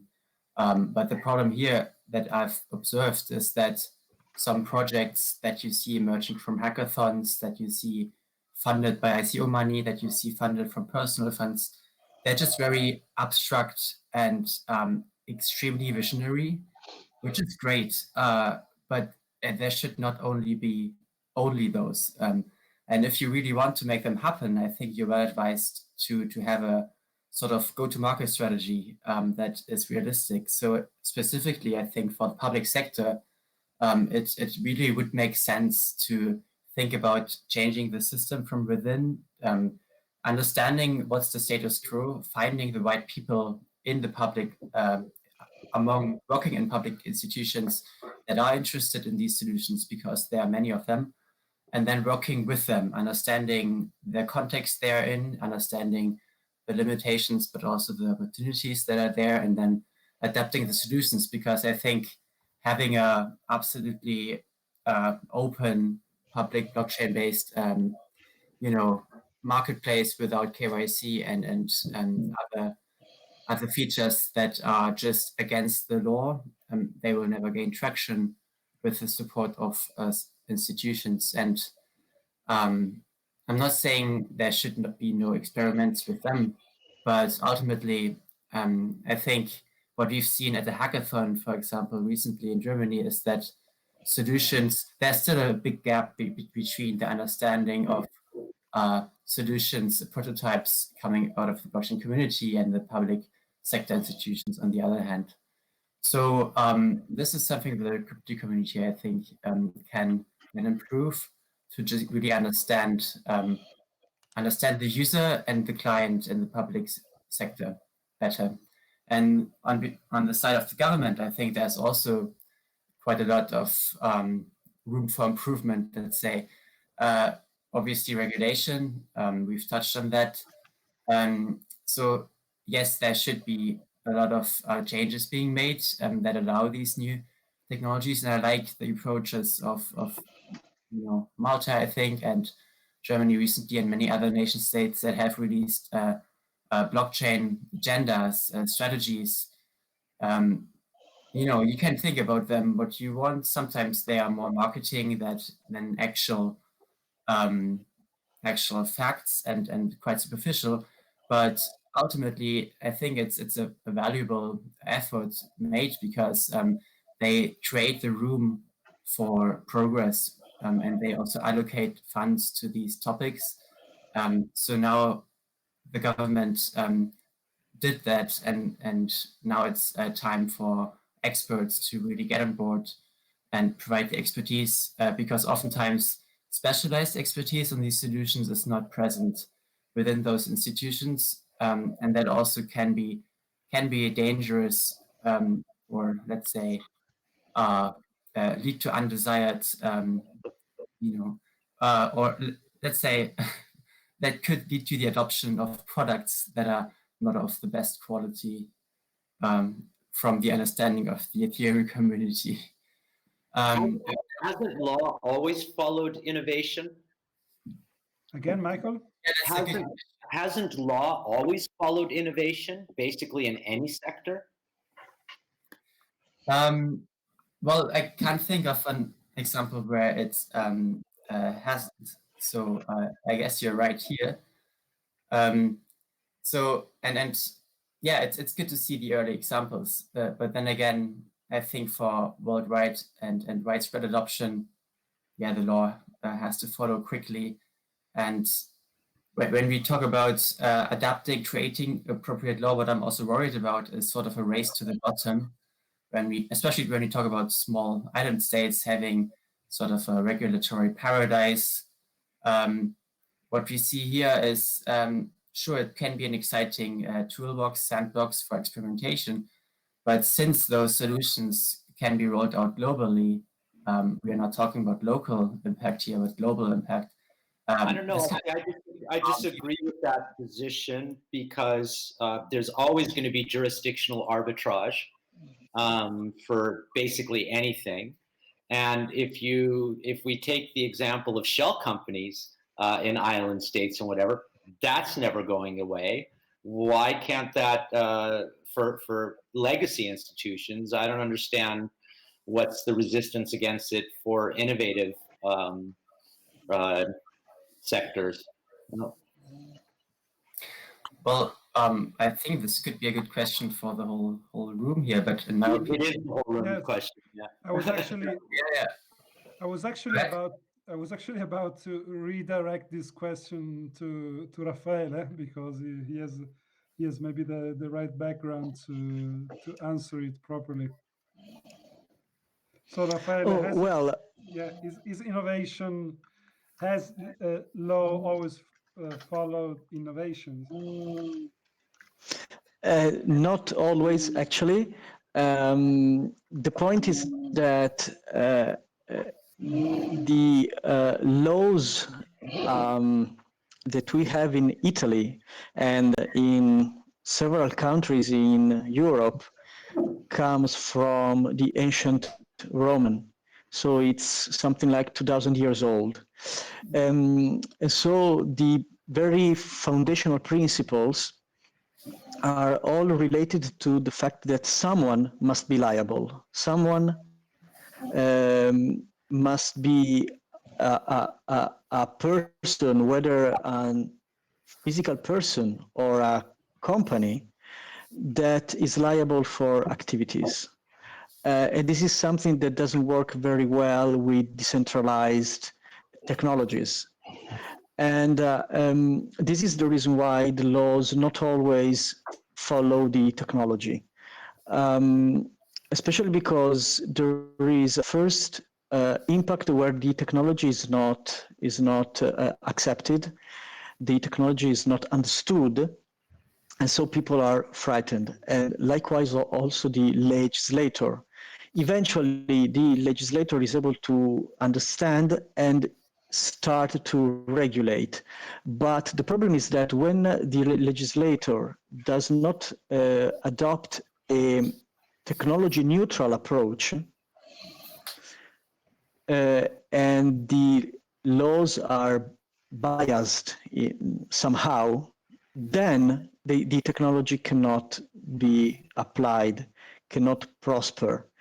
For example, if for any reason a legislator would adopt a law accepting only private blockchains, then public blockchains could not be used, and other way around. So, but there's the issue. There's the issue of the technological issue, which underpins everything that's been built since Bitcoin. The underlying premise is that it can't be regulated.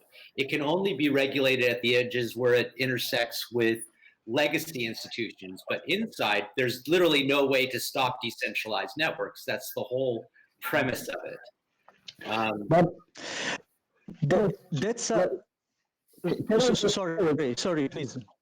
Can I just, well, it's only partially true, because, and I think this is an overstatement, because it ends at, yeah, it's true that we cannot like force the network to do anything different, but what we can do, and it has been proven in many places, is we can shut down the network, or we can isolate the network.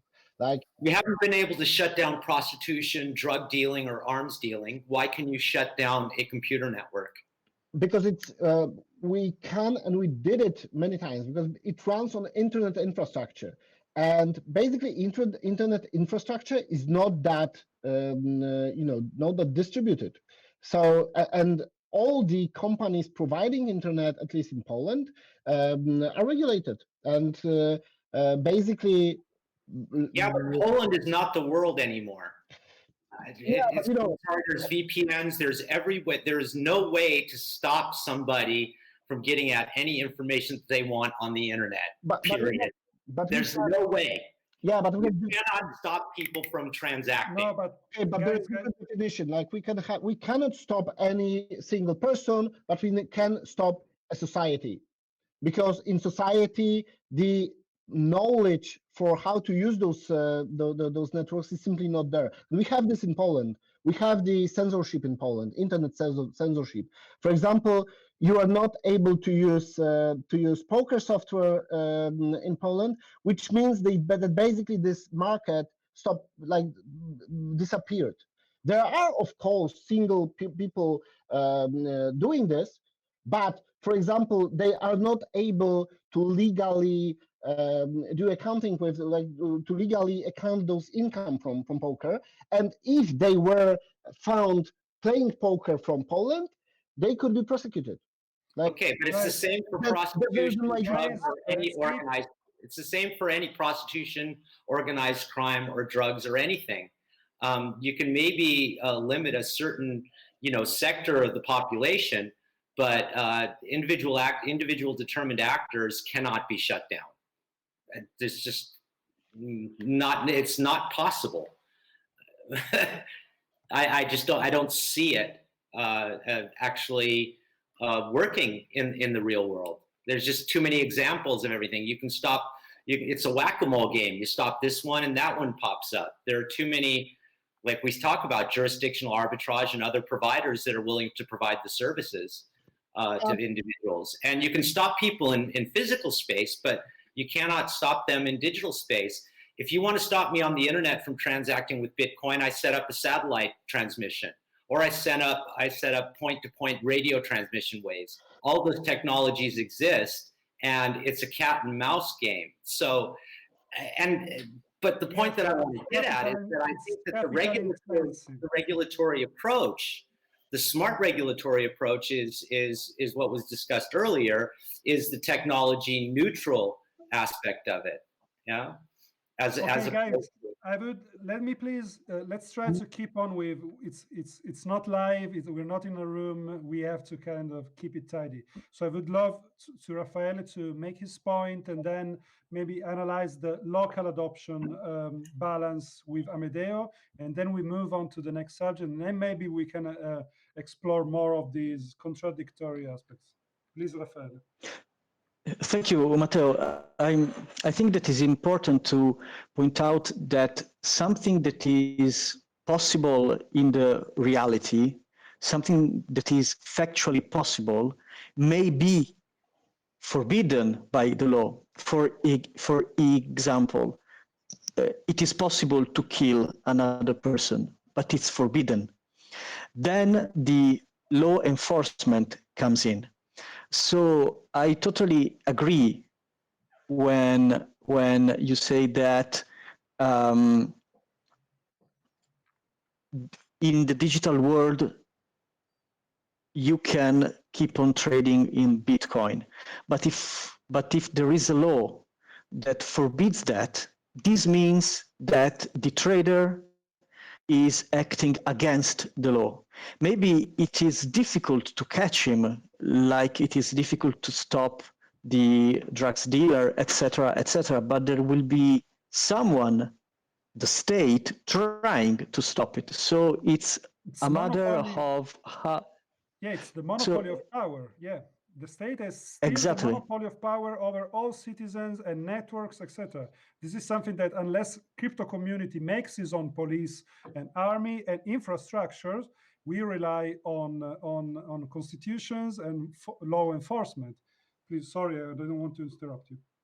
No, that's absolutely correct. If you want to stop, or at least trying to stop, internet network, you go to the intermediaries. You go to the internet service providers. You tell the internet service providers through a law that they cannot allow a user to adopt a digital ledger technology, a decentralized ledger technology. I mean, the central power has different ways to at least try to stop the adoption of a technology that is considered unlawful. This does not mean that the central state will be able to actually stop all the time, but at least they can try to do that. Yeah, that's all. Okay, so I would like to go quickly to Amedeo and explore a little bit the local adoption patterns, like this balance, how it's working in the local field. And then we have two questions from the audience, and then we can go back with new topics. Okay, thank you. Well, here locally, we have been trying to talk quite a lot with the local governments and try to get them involved. I think there is, as probably somebody before me mentioned, there is quite an interest around cryptocurrency and blockchain, but really it's more something that gets involved with politics and disappears whenever the politics change their actual goal. So I think that we shouldn't be really addressing the political side of the institutions. We should try and work and talk with the institutions that stay there, what's usually called the bureaucracy, what makes work the institutions. And that is something that we really need to target, because if we manage to target that, we will re-empower people, we will re-give people the will to start to try and change the local government and get involved, because usually people see the local government like something that's far and distant from them, and they don't try to get involved because they know it's difficult and it's closed. But we really need to use this new technology to scream at the local government and try to get them to be more transparent. And that's the technology. We have the technology to do that. We can try and get the local government to involve the citizens and ask their opinion, and moderate this, and not in a lost way, but really get them to concentrate and get them involved in this. And I think it's a so important thing right now to try and get the local involved in this technology, really get them to understand the technology, and start from pilot projects, but get them. Bureaucracy is something that everybody has to face, and it's boring, it's time consuming, it's extremely it's costful, because the time that's consumed, it's just lost. So we really need to try and hack the bureaucracy and get it the most frictionless. And I really do believe that blockchain is the great opportunity right now for this. Yeah, I totally agree that it's all about drawing the bridges with the political scenario, and strengthening bridges with the bureaucratic apparatus, which is the one that stays over political elections, most of the time. I mean, okay, yes. So sorry, Medeo, we keep on because we have also a few questions, and I would love to keep the audience engaged. So we have Josh. Josh, are you there? You wanted to ask something. Josh is not there anymore. Oh, pity. Yeah, it looks like he disappeared. Yeah. Okay. So there was another question from one anonymous fellow spacer.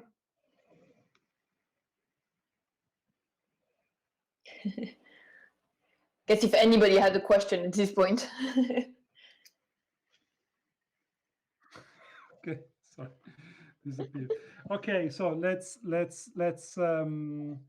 wrap it up to a new point that was somehow in our agenda. So moving further, we had two very interesting talks early this morning.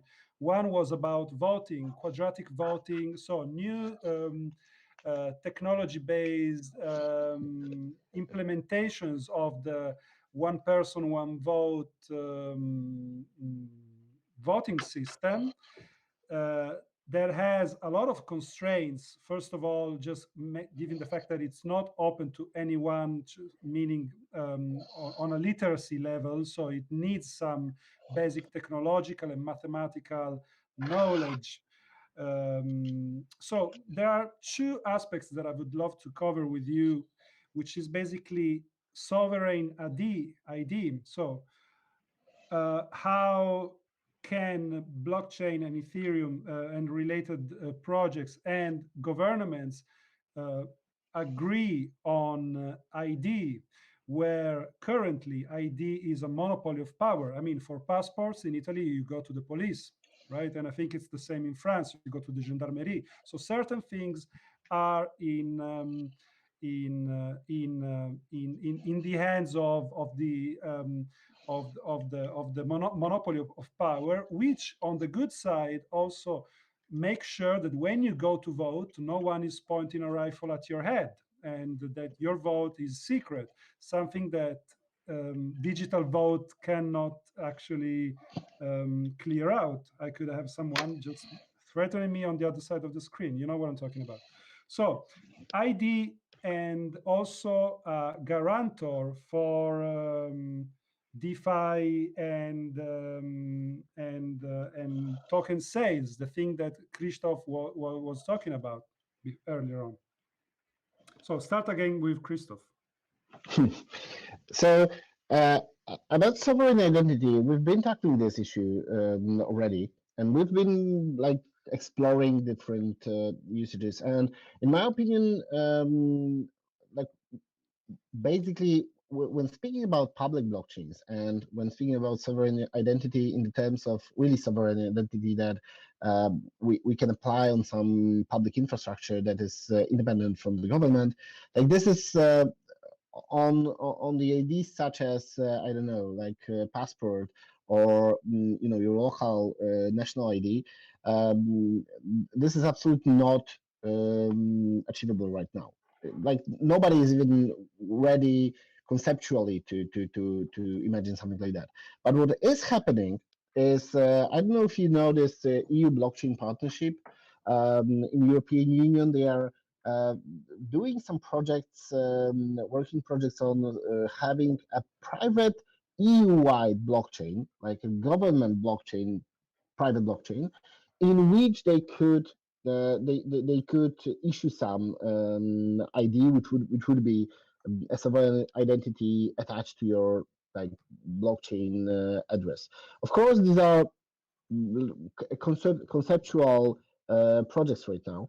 But where I see the possibility is in the private space. So especially in the let's say companies wide space, there a sovereign identity having some infrastructure for identity that is proven, for example, by one institution and can be trusted by another one is something really interesting. In terms of shareholder registry, for example, we've been speaking with banks in Poland, and not only banks, about using Ethereum as an ID and as a network in which like they could use the authentication mechanisms and private key signing mechanism in Ethereum Ethereum wallets in order to port and to trust one another's identities. Like if you have a customer in 4 different banks and bank don't want to know anything about that customer, and that's important, but it's a longer topic.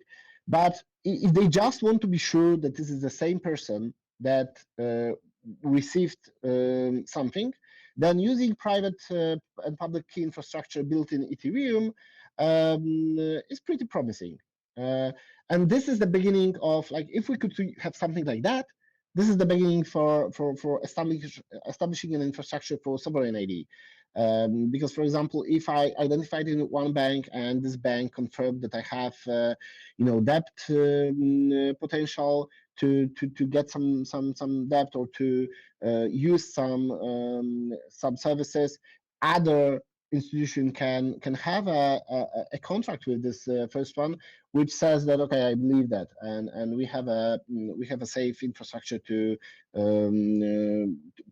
transfer this identity or to trust each other. And I think I didn't dig deeper into this baseline project by EY and Consensus and Microsoft, but I think this is a good approach to treat Ethereum as a infrastructure on which we can build. And like I think that sovereign ID in those terms is pretty promising. Thank you, Christoph. Thank you. I took several notes. Theodore, is there any development related project that the German government took on in the last years, or you're aware of that maybe regarding visas and passports, etc., that are somehow tackling blockchain related or even just digital voting, and how are they approaching it? Right. So I'm not too familiar with SSI, so I'm going to keep it short. But there is one project I would like to point out, which is with Bundesdruckerei, and that is basically the company, a federal company that is creating passports and national IDs. They're producing them, and they are actively working with a few companies. One of them, I think, is Eurocom. And that Eurocom does build some self-sovereignty solutions. So they are actively exploring this. I think at this stage it's just a pilot exploratory phase, but it shows that they're open to this, and I'm sure there are other examples too that I'm not aware of. Generally, my only worry here is that each nation state would basically follow their own agenda, keep pushing for the sake of having a solution domestically, and forgetting about interoperability. And I think what should be ultimately the goal is have a open global infrastructure with interoperability of standards. So I think while all this building and prototyping is great, there should also be some attention paid to standards and making sure that solutions plug into each other. Right, but how can standards be harmonized when the DNA of these different constitutions differs? Like the German federal constitution DNA is for sure, to many extent, way more flexible than the Italian one. I personally believe, and I make a little bit of outing here, that Italy was never meant to be a nation institution-wise. It's more of a people, but somehow we are seeing right now with these COVID pandemic measures, crisis, that the regions are being addressed individually, and they are trying to, just hold hands individually and say. So somehow there's a bit of emergence.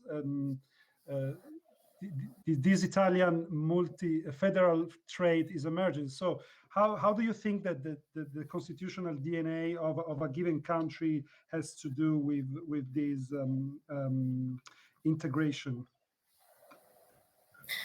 I think it helps if the whole nation state is a republic, like in Germany with our 16 states, and in Italy if the regions have a lot of power and decision making locally, and I think this is a good prerequisite to have technologies that are also built locally, for like focusing on the local user and following this approach that decisions that can be made locally should be made locally.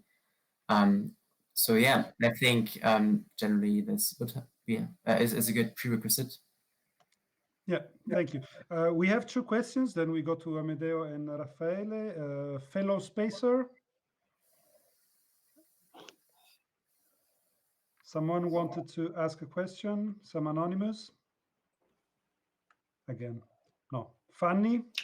I had a question for you, Theo, about you've been involved via GIZ on projects in developing countries, like I think you mentioned Nigeria, right? Like for the electricity project. So I was wondering, like, if you thought that this, like, that blockchain and decentralized solution was like easier to experiment in countries like developing countries, and maybe that have like more problems to solve, or like that are less maybe risk averse than like countries that are very well established with a lot of power and a lot of things to lose. I'm just wondering, like, about this the difference that you've seen, and based on your experience with developing countries.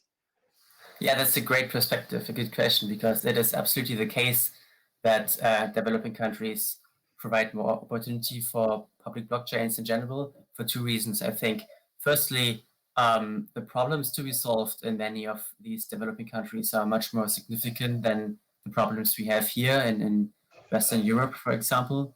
So when we talk about poverty, when we talk about just basic education or energy provision to rural areas that currently do not have any, that's providing a lot of good to people. Whereas here we are talking about some desires and preferences that some people may consider optional. And secondly, I think what makes developing countries very interesting for blockchain solutions is that their regulation is sometimes less complex than in developing countries.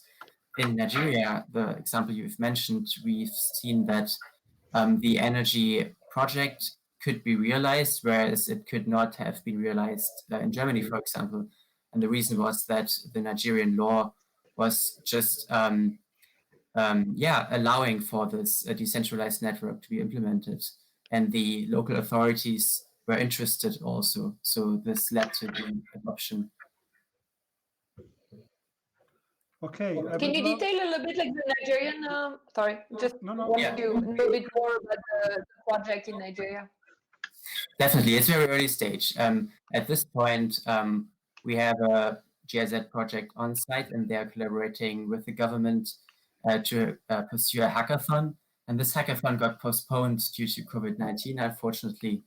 But ultimately, the goal is to have a decentralized energy grid that is using solar power, solar energy that could be traded among rural communities, so that they would each provision themselves, but also serve as a backup to neighboring communities.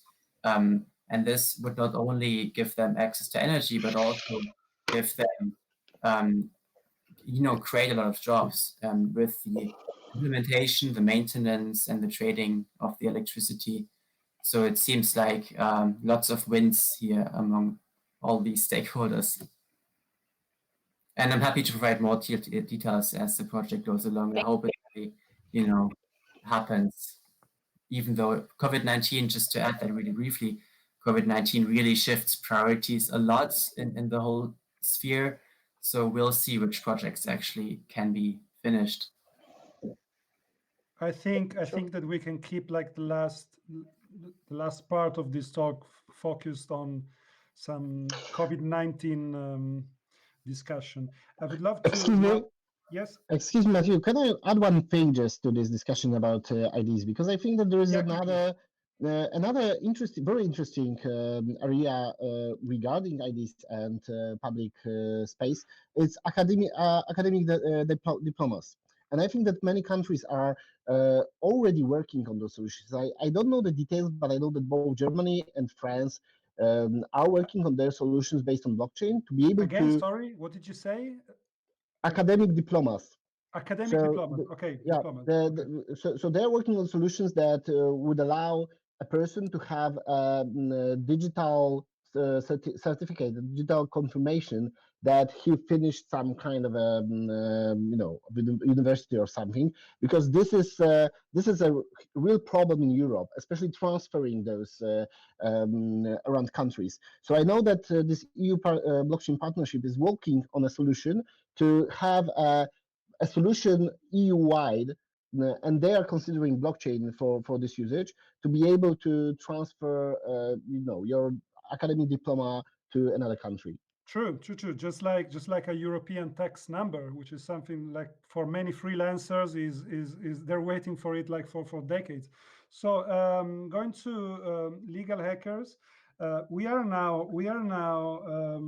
I'm talking about Italy. Italy is in the phase now of basically digitalizing itself, like under the ID aspect and all the tokens and tools that are being promoted and advertised from our Ministry of Innovation, etc. So can you please give us a review of, in your own terms, we are not trying to be too much politically correct here. We're trying to just speak out what we think about it. So what's the status of Italian bureaucracy in the digital integration of ID, and how is blockchain integrating with it? So Italy is, at least according to my information, is not doing so much concerning sovereign identity right now. They have been discussing on applying blockchain for e-voting, and the municipality of Naples, through their expert on blockchain, launched a project called Decentralized Community Implemented Decision System, suggesting a way to use blockchain for public voting. But I have no information concerning something like this at national level. So again, the website is decides.eu if you are interested on digging it. Decides.eu, okay. Yeah, that's correct. And what the Italy is working on and has been working on is the electronic signatures. That is not like sovereign identity, but still is a way to identify a people, a person. It is a way for individual to express their willingness to be bound to a contract in an electronic way. You know that in the European Union we have a regulation, the EIDAS regulation, that regulates the electronic signatures. And in Italy we have a local law regulating the digital signature, that is a specific kind of qualified electronic signature. And we also have another kind of signature that is the SPID, S-P-I-D. So I personally believe that a way to have sovereign identity would be for a country, or better in our case from the EU Commission, technical standards that any company should meet in order to offer to the general public a software for sovereign identity. That is exactly the same thing that is going on for electronic signature. We have the EU regulation, we have standards at EU level and at local level, and any private company can issue a technical product to offer qualified electronic signature. Right. Sorry if I interrupt you. Sorry, please. So coming to just quickly, briefly, talking about which the ID 2020 non-governmental movement for digitalization of ID on a European level is backed up by Microsoft, Accenture. So we see that the digitalization of ID, that it's been put in place on our system, etc. In the end, like in Italy, it goes to Telesio, I think, this company, etc. So there is a constitutional clash in Italy, or yes. If it's digitalized, someone has to manage it, and this someone is not governmental. It's like privately funded most of the times. Of course, yeah, you know, it's again, I think that it's similar to the electronic signature. I mean, the electronic signature is a way to express our willingness to be bound to a contract, and the electronic signatures are provided by private companies. As such, private companies have to comply with standards, technical standards, and laws, rules approved at EU level or at country level. A digital identity may follow the same pattern. Of course, if the technical standard would allow the adoption of a decentralized ledger technology instead of a private technology, it would be much better. So again, my point is that the technical standards is the way to allow decentralized ledger technologies such as Ethereum to be adopted as technical infrastructure where to build, where to develop sovereign identities. Okay. Amedeo, anything to add on a more local PA spectrum? Well, I think that there is something that we should all think. Well, something that happened, especially in Italy, with the digital signature. There is one big risk. When we talk about any public software, it tends to use digital to transform bureaucracy into a digital version of itself. And that's a huge risk because we don't have to use digital to make a new version of bureaucracy. We need something that helps us to de-bureaucratize the bureaucracy. So SPID, the SPID system for the digital signature, it's something that has the worst user experience that you could ever imagine. And trying to get one, it's something that you really need to be extremely determined, and you will have to wait days to get one. I know. But there is no control in those days. It's just the system that's been drawn that way because they thought that you couldn't have a response from the bureaucracy just in time. You have to wait like in the normal world, and this is horrible. And this is really what we need to change. I'm sorry if I'm not politically correct, but I was allowed before by you. No, totally fine. I think there's a question from Michael. Well, more of a statement, actually. In Austria, we have an incredibly functioning cross-institutional digital signature that is online like that to have. And it works across the health system. It works for contract signing. It works for finance. It works for everything. It's the national digital signature, and it is literally one of the easiest user experiences you could imagine. And we've had it for, I don't know, 3, 4, maybe 5 years. And I don't even see any need for anything beyond the Austrian digital signature infrastructure, actually. There's no reason to add a blockchain to it. It's all tied in with Austrian national identity, tax and health insurance numbers already. Just as a counterpoint to the suffering in other countries. Yeah. Right. Which is for sure. I mean, as you say, user experience makes the difference in many points regarding these tools, etc. To the speed example, to the Italian digital identity example. My case was that I was having some problems that I couldn't fix by reinstalling the token, etc. So I had to basically get the private company hack my computer and go through my folders to solve the bug.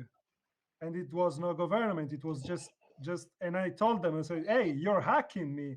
And it was just dumb quiet. Like, no, I'm not. He was like, you want your ID or not, brother? Right? Yeah. totally, exactly like this.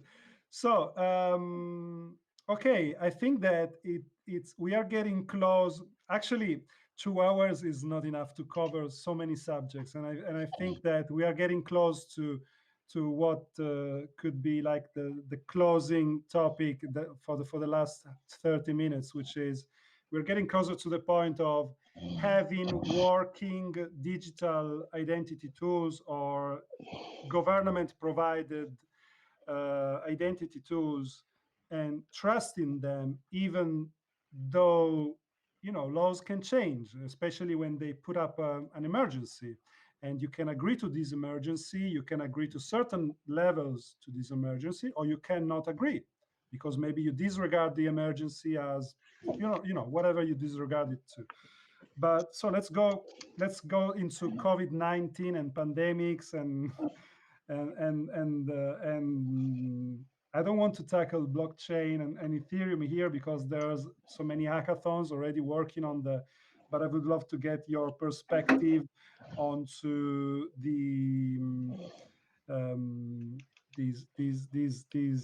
this idea that right now we are basically the centralized governance of our data is more visible than ever with all the tracing apps, all the law enforcement, and eventual compulsory vaccinations, things they're talking about. I would love to start now from Raffaele and Amedeo first, and then move back to Christoph, because I would love to have more of a lawyer perspective.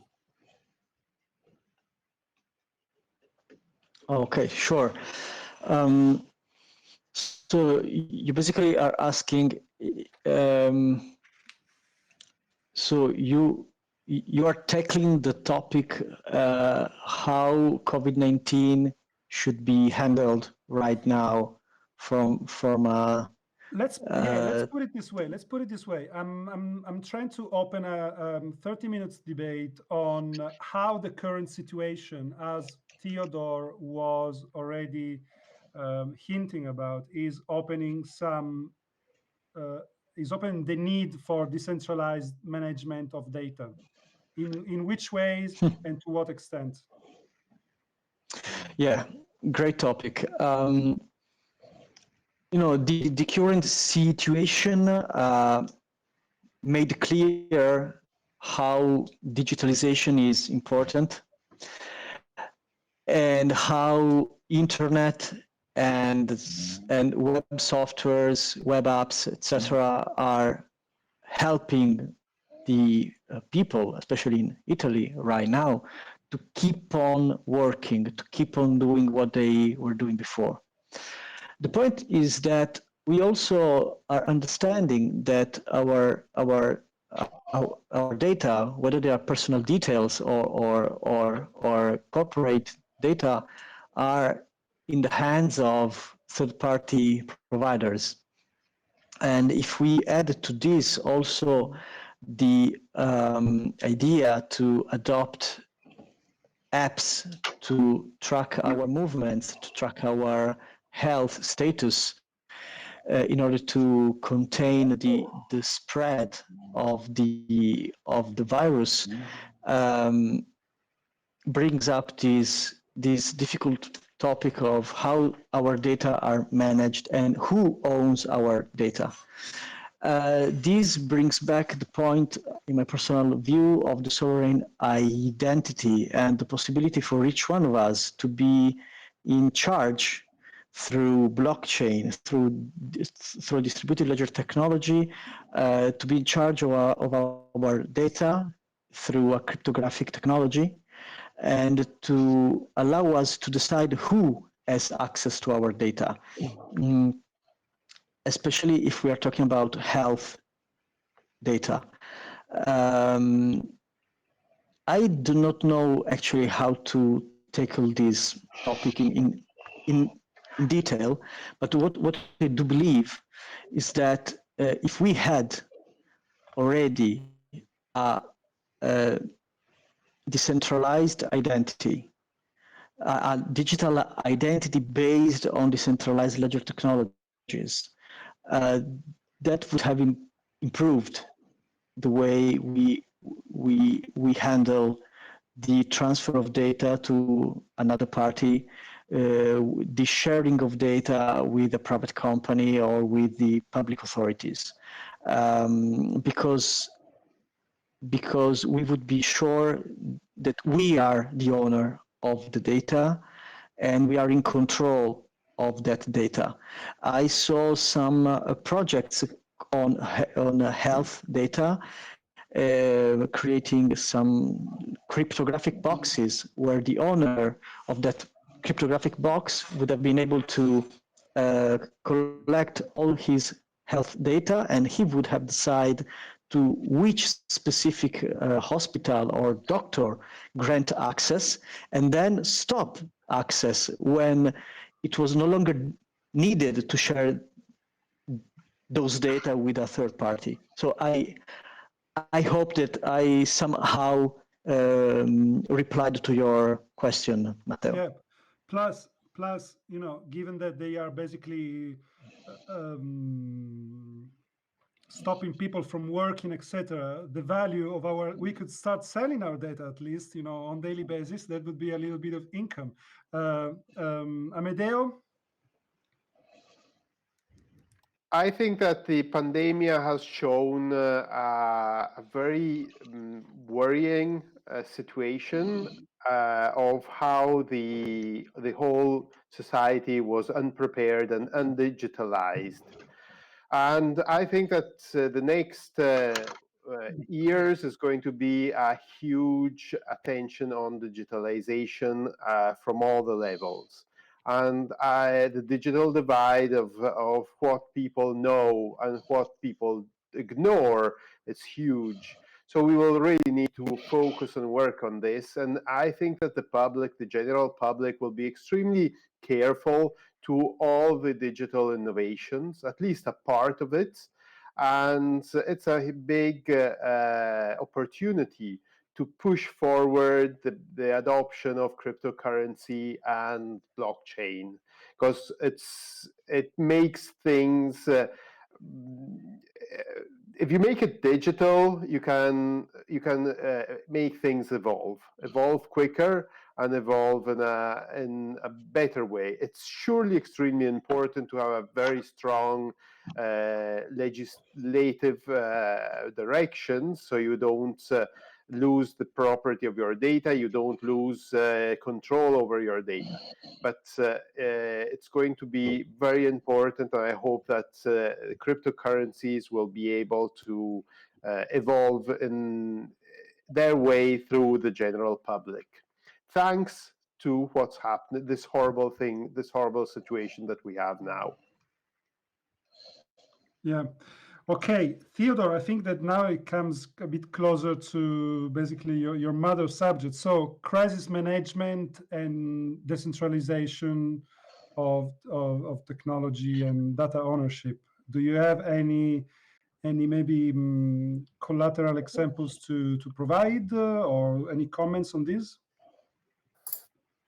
I don't have much to add because I have like sort of two perspectives on blockchain and COVID-19. So in the immediate response, when we talk about measures that have to be taken now, especially in the developing world, I haven't seen any use case where blockchain really makes sense, and any further talk how to make it work and how to use technology to help people that fail to have income today just hinders, just is a waste of time. So the one perspective is with regards to the immediate response is really to make basic goods available to the people in the developing countries, where in many cases the first wave is only still ahead. So we haven't really seen, we're just now seeing the cases in African countries starting to rise, and many people expect them to rise further. And as we all know, many countries in the developing world are much less well prepared due to their infrastructure and hospital equipment than Western countries. So here I think blockchain is really not much of help. But then one thing that I would like to point out, though, are cash transfers. There might be a role for blockchain, although many institutions don't use blockchain, but this is very interesting, direct cash transfers to people in need. And then the other perspective, what is very interesting to this community, is the long-term shifts, long-term changes in society and economies around the world. As we just discussed, I think COVID-19 really makes people rethink their lives, refocus on what matters to them and their families, really. And it provides this once-in-a-lifetime opportunity to introduce solutions that are very different to before. So I think it just sort of increases, lowers the threshold for radical solutions to really get adoption. And so once we've passed this first step of the immediate response, I think we should really make use of this terrible, obviously, pandemic to really introduce, make the best out of it and introduce decentralized solutions to the societies and people around the world that are now really demanding privacy-aware solutions or more decentralized solutions with less monopolization of power and all the other values that are so prevalent in many products. Fanny, Right. you comment? Yeah, I do. I do have a comment. We had earlier on the mentoring with Michael. Michael brought Harry, who is working on the NIM project, and we started the conversation on more like decentralized tracing apps. So we started a discussion on Discord, and so he's been looking a lot at like the apps that like all the governments are trying to put together very quickly, and trying to collaborate on like solutions that work for the governments, but that are also preventing them from using that against people. So I think this is like very interesting time for civic tech as well, like to even post-COVID, and I think this is like even the second. I mean, I'm sorry, I'm losing my voice. It's not COVID-19.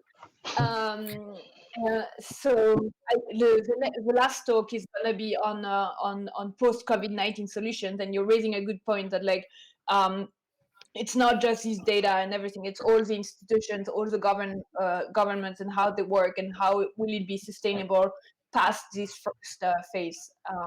Michael? So I'd like to tie the COVID issue together with the identity issue with one of my favorite Bitcoin statements: "Not your keys, not your Bitcoin." I think that any sovereign ID solution that doesn't give me the ability to revoke my key to my data is never going to be my data. And on top of that, I think that since we're all Europeans and we're familiar with the right to be forgotten case that came through with Google,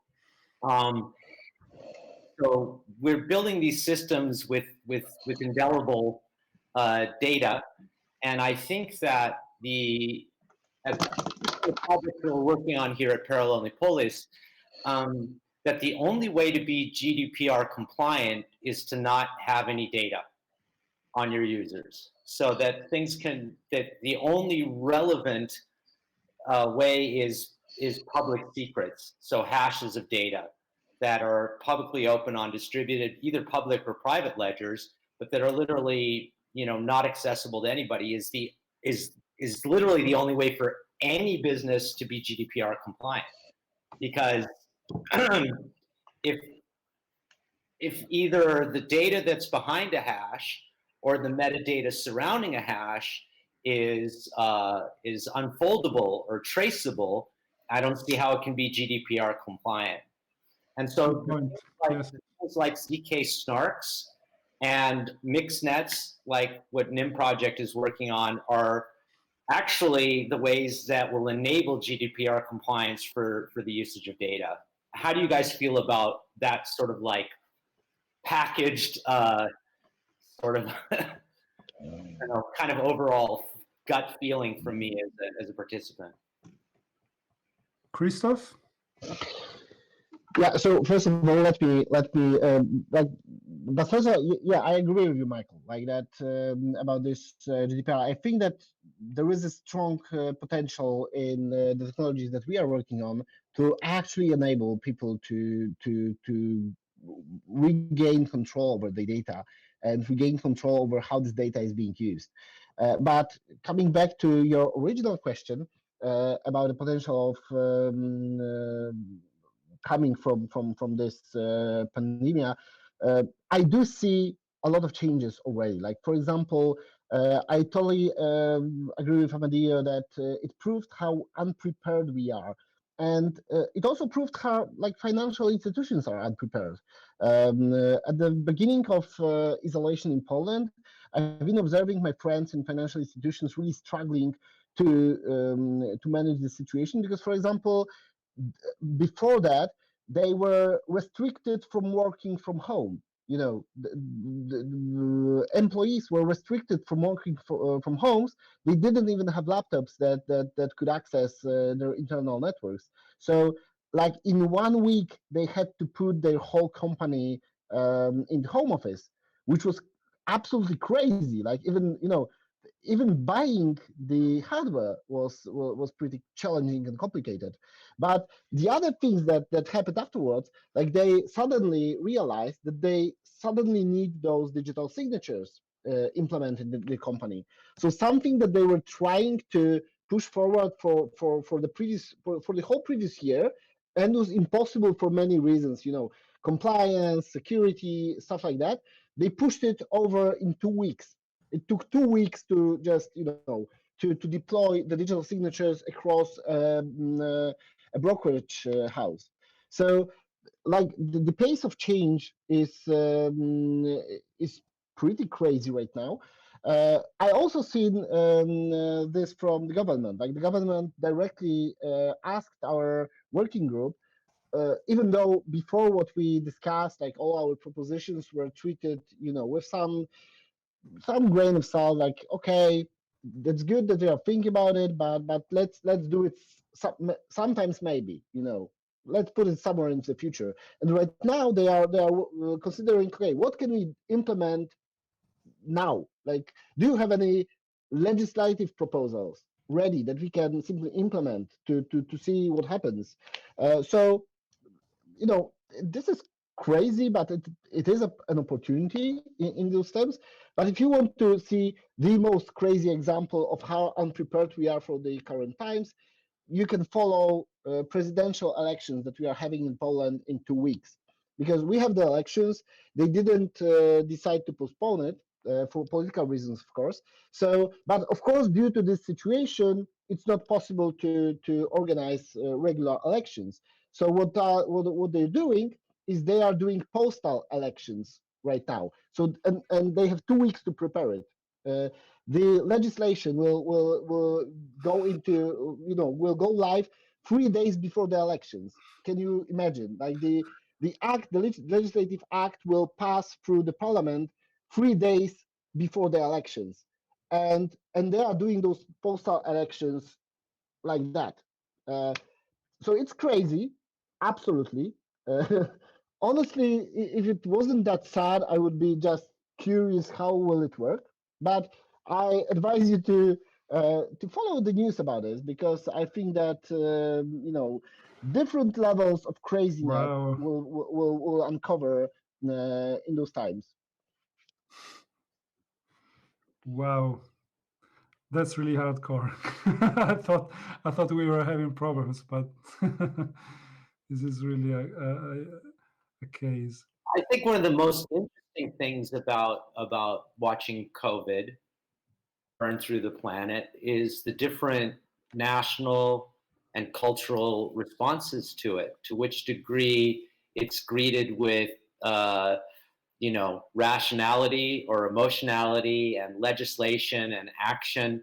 It's really just laid so bare the cultural and political differences between all of the peoples on the planet. It's unendlessly fascinating to me, even in the European sense, right? Just in this little cluster, or even in the Austrian sense, yeah, how each little district reacts to it. It's a fascinating tableau to view. I'm sure you guys all feel the Definitely. same, right?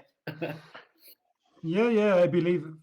I think like it's a sort of tabula rasa reset, empty cache system once in a while that kind of flattens your conception of distance, of covering distances, the value that you give to the local territory and to your availability to cover the territory.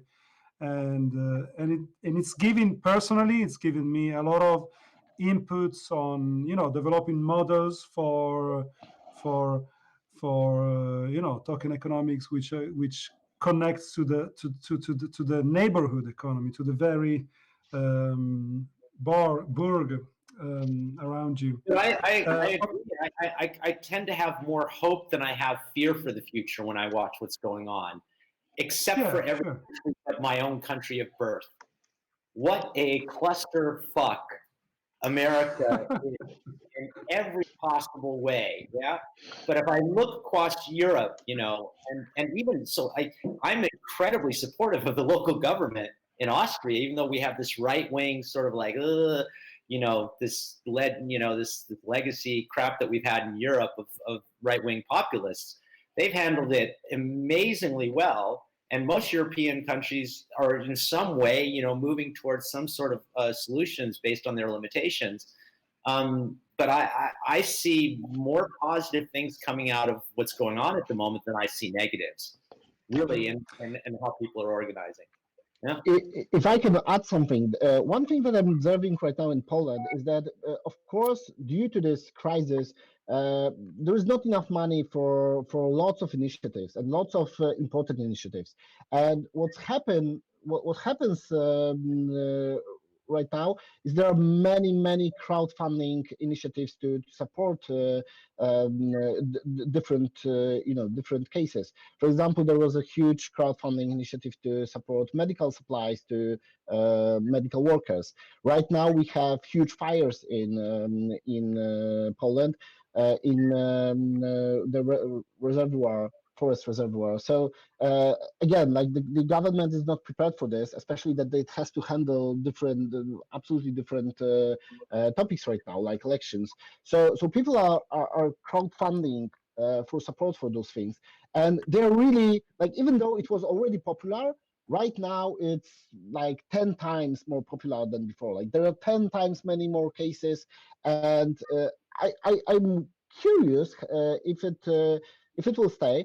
And I would be curious to see, for example, some things like quadratic funding in this case. So we could use, for example, some mechanisms to distribute public funds into the places where already the communities have skin in the game as well, that put their own money to simply leverage this money higher.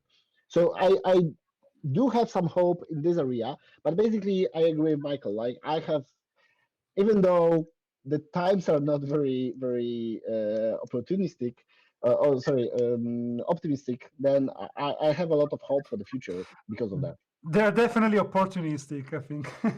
No, you were wrong. So let's make we are 10 minutes from the next talk, which is purely about post-COVID scenarios.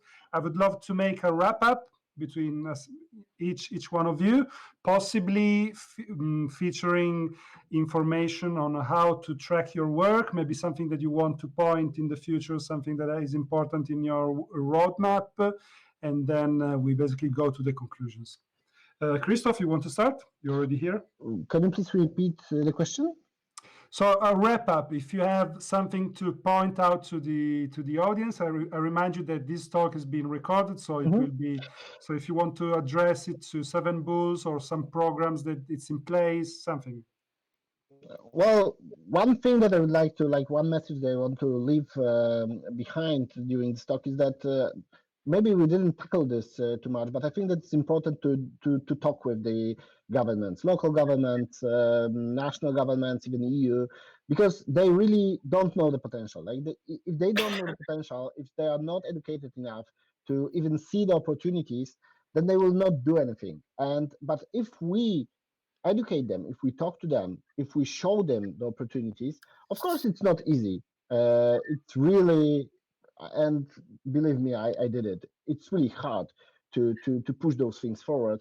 But I believe that it's really important to do this anyway, to talk to the government, to seek opportunities, to explain them why it's important, so that we don't block the innovation, but we see how to live with it. We see how to use it for our advance. So that's my message. Okay, thank you. Theodore? Yeah, I think what's really important going forward for adoption is that we, as developers in the blockchain community, break it down to a level that is comprehensible and understandable to many people and managers in the public sphere. Because, as I said earlier, many of these vision-driven projects are still too abstract to be implemented. And the reality is, if you want to change the system from within, so to speak, that you have to start small. But then I think this is a really good time to bring about change because, as we discussed, COVID-19 really makes people and institutions change, and I think this is not, you know, not to be underestimated. What's going to happen, and then no one knows. And I think just to wrap up, ETH TURIN is exactly the right approach. I really like this kind of format when you have an Ethereum community hackathon with particular focus on local impact. Now, ironically, it's online and COVID-19 sort of made things different. I think it's turning out fantastic. So kudos to you guys for organizing this. And I think just message here is blockchain hackathons with focus on impact and sustainable development is the way to go forward. Thank you. Raffaele? As Legal Hackers TURIN, we will keep on creating opportunity to let lawyers, innovators, technologists, and policymakers to discuss on new technologies and law in order to create legal frameworks allowing the adoption of new technologies, including blockchain. Blockchain is for our, in our personal opinion, is one of the most important technology that we have right now, and this is our job as Legal Hackers TURIN, to create community, to create dialogue, and keep on talking about new technologies, blockchain in particular, and how to use it, how to adopt it at local level and national level. We, of course, will be more focused on the local level because this is how our community works. And initiatives like ETH TURIN are absolutely in line and consistent with Legal Hackers TURIN approach. So thank you again for inviting us today. Thank you for participating. Amedeo? I just want to add that what we will try and achieve is to get even more involved the community we're targeting, and this experience of the lockdown taught us how to do it digitally, and we really want to leverage this way of seeing and of building a local digital community. That's something I really want to try and address in the next future.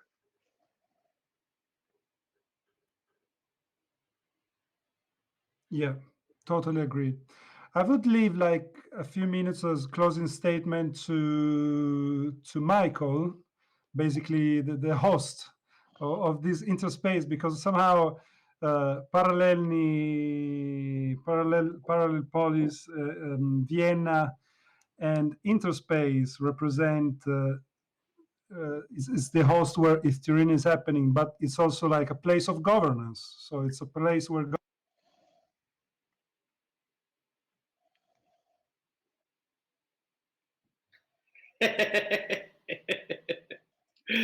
Okay, well, I'll just go ahead and take it from there. So I guess that as an anarchist or as a crypto anarchist, I definitely don't come from the libertarian side of things. I prefer, the reason why I'm working in this sector is that I prefer a functional state over corporate governance.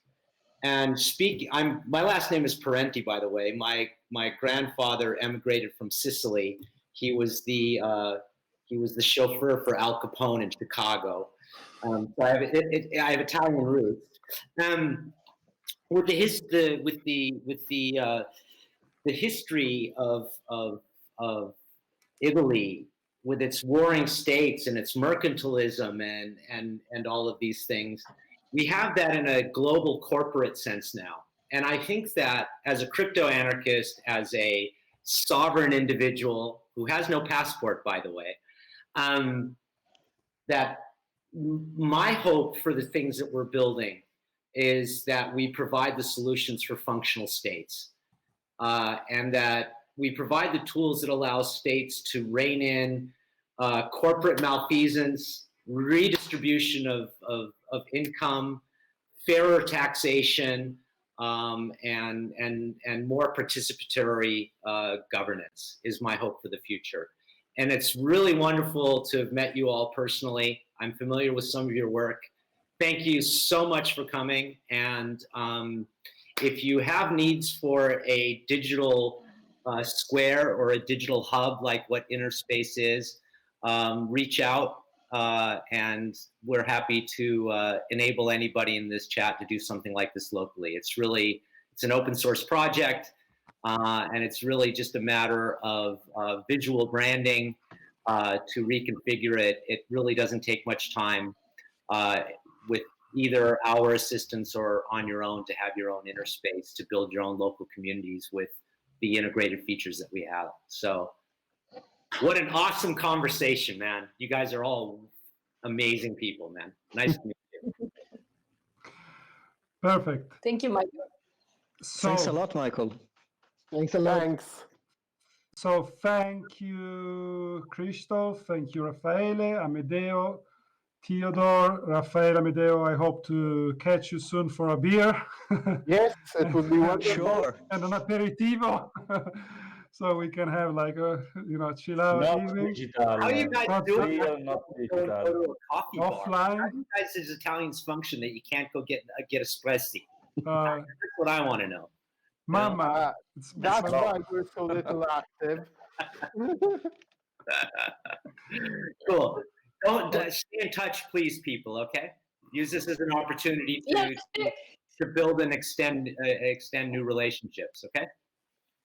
Wonderful. Yeah, we'll definitely be active and continues discussion in Discord over the weekend, and you should stay around. Like we actually have one last talk about actually post-COVID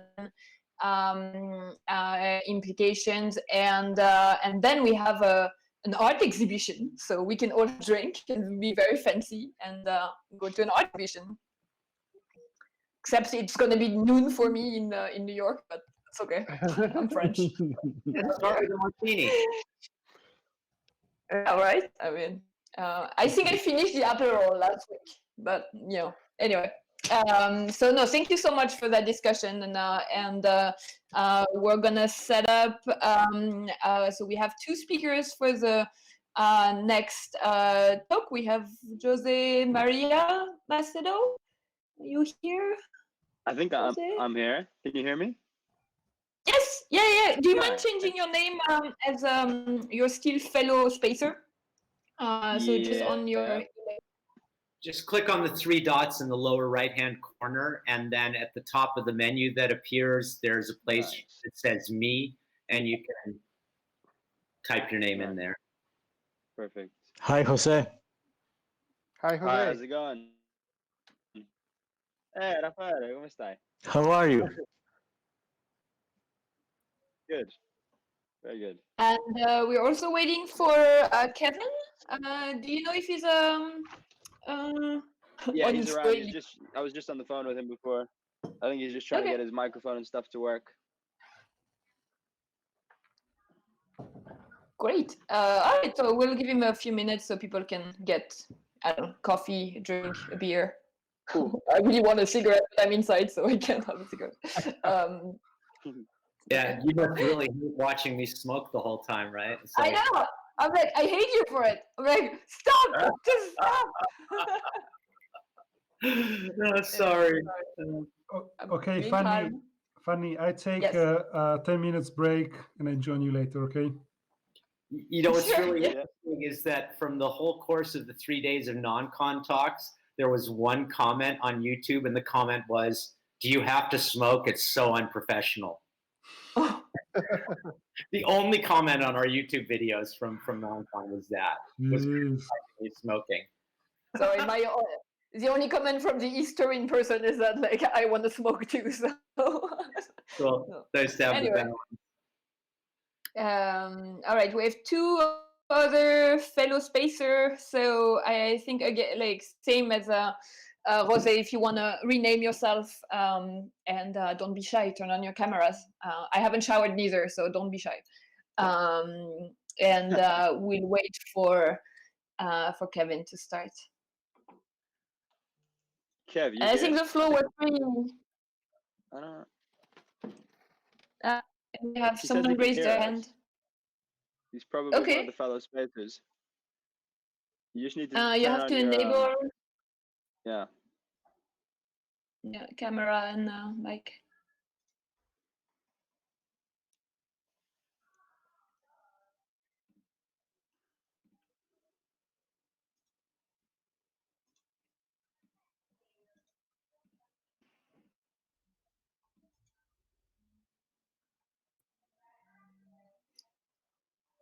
So much suspense. Gonna do it. No. Thank you for the music. I'll send him a screenshot.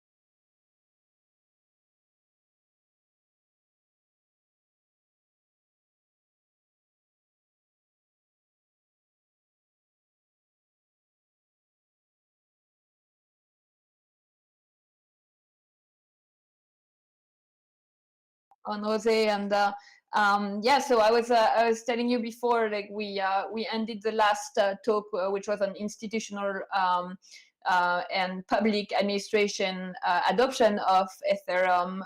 We ended that on COVID-19 and identity issues, and so I think this is a nice segue into COVID-19, outlook, and so yeah, would love for you to introduce yourself. You're gonna do it much better than I do, and then hopefully Kevin, by this time I'll try to help him do it. The floor is yours. Yeah. Okay. So I'm Jose Maria Macedo. I'm a founding partner at Amazix Capital, where we used to be. So I started off with Amazix, where I helped co-found the advisory department, we ended up, so Amazix worked with most of the big token sales, and worked with about 150 projects and helped them raise 1.3 billion. And we did basically token economics work, white paper writing, technical paper writing, financial modeling, that kind of thing. And then from there, we had a lot of demand for sort of corporate finance services, M&A, STO advisory, fundraising, that kind of thing. So we spun off a separate company called Amazix Capital, which is a regulated entity out of London, with my partners, Joachim Godet, who's a very experienced investment banker, 20-year career at Goldman Sachs and Lazard's and that kind of thing, but also very into crypto.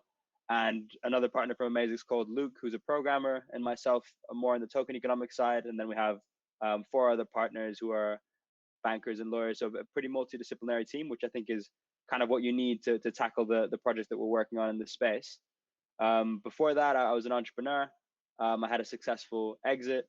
And before that, I was a professional poker player. I was one of the best in the world at a specific style of poker called Six Max No Limit Hold'em. Was sponsored and stuff. It was a lot of fun. That's where I learned about game theory, and which really helped me understand crypto afterwards. And yeah, Kevin, I don't know if he's here yet, but he is. I mean, I don't know if I should intro him. Probably just wait for him to join. Yeah. I asked him like to, but I don't know. Maybe he's trying to like reconnect. I think so. Okay. So Kevin, yeah, no. Would you? I'll intro Kevin if you want. Okay, sure. But with the Kevin voice, different voice. No, that's difficult. American accent, quite deep. You'll like it actually when he comes on. He's got a good voice. But I know they're based in New York, so I'm not gonna be the only one. Yeah. Yeah, they're based in New York. So he is his background is financial industry. I think he was a macro strategist at Bloomberg. And so were all the other partners at Delphi. So they were all financial industry guys. They were either equity researchers or macro strategists. So in the research space, and they all sort of quit their jobs together to found Delphi, which in my mind is probably the best research company in the space. They have some pretty high profile clients, a lot of the best funds in the space, and they just do they just do research on the macro side, and also on the on specific tokens and stuff like that. And yeah, Kevin is very strong on the macro side, and the idea was that he would introduce this by talking about kind of the macro effects of coronavirus through the lens of the dollar, and then we talk about the effects on crypto. Let me just see. And I think we have Kevin. Can you? Kevin? There he is. We can see you. Oh no, he disappeared. No, he's still here. He's there. You just need to unmute yourself.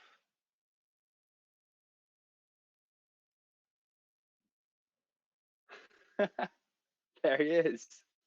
We can't hear you. You can mime it.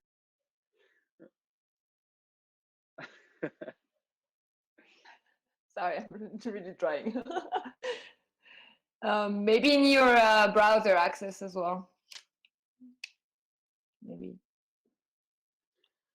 Yeah. And so is Amazix working with Delphi Digital, or is it like a relationship, or are you guys separated entities? Yeah, we're separate entities, but we've worked together on quite a few projects. We've done a lot of token economics work ourselves, and we kind of read their research pretty thoroughly, and that's how we got in touch. And then we've worked together on a few projects, some token economics projects, some research projects.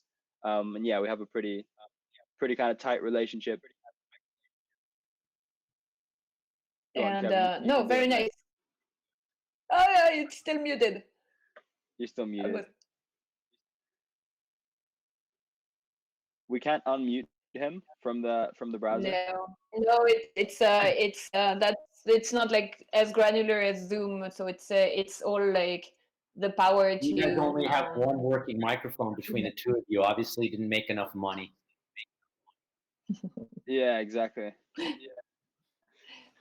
It's tough out there. So maybe if you want to start, Jose, by telling us maybe like because you guys at the Basics Capital wrote a pretty extensive report, right, on like the institutional case for post-COVID and digital currency in the post-COVID world.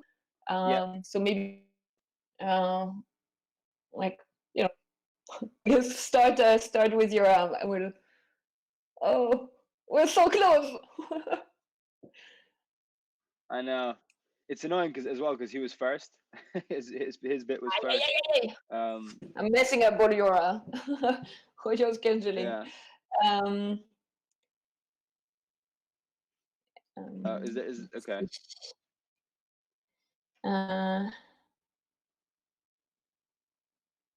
You're in Jitsi, but still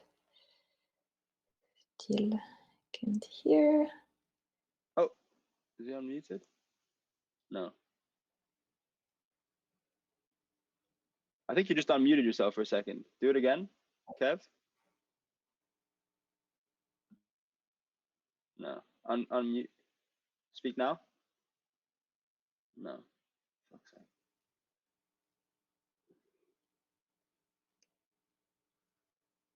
How does the webcam work, but not the microphone though? It's pretty bizarre. Can you nod yes or no to my questions, please, Kevin? Are you using Chrome? You are. Okay. Do you see the two buttons for the microphone and the camera at the bottom of the screen? Have you clicked on the microphone and selected a microphone? Okay. Good. Are you on OS X or are you on Windows?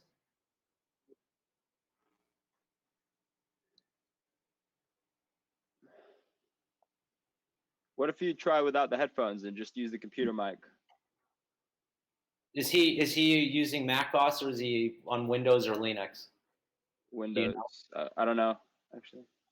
Okay, so if you're in Windows, you might need to go into the actual system level preferences to allow the microphone and screen sharing and those different things. That seems to be one of the issues. Is that it's not a browser issue, it's a system level permissions thing for Chrome.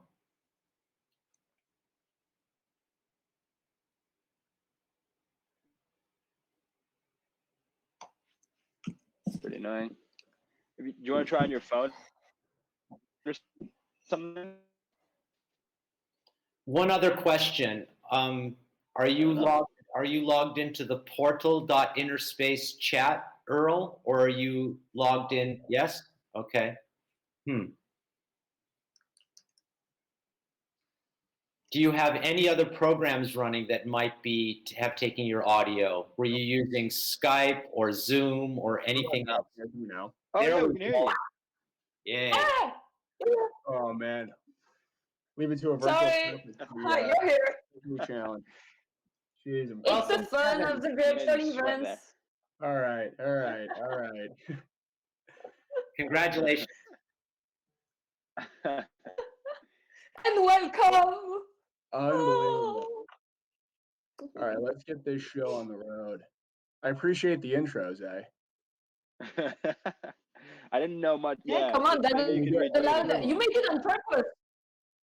just I'm sure you did it on purpose, so like you get introduced, you know. Yeah, exactly. All right. So let me see. Now here comes the fun part. This should be hopefully easy. Sharing screen. Yeah, it should be easy. Boom. Actually, one more thing, Kevin. If you now click on the video icon, the little arrow, you can select in there that you can be visible, picture in picture with your slides as well. Yeah, okay. There we go. Cool. How's that? Yeah. Good to go. Awesome. All right. Only 15 minutes late. So appreciate the opportunity to be here. Thank you, Jose for holding the fort down a bit.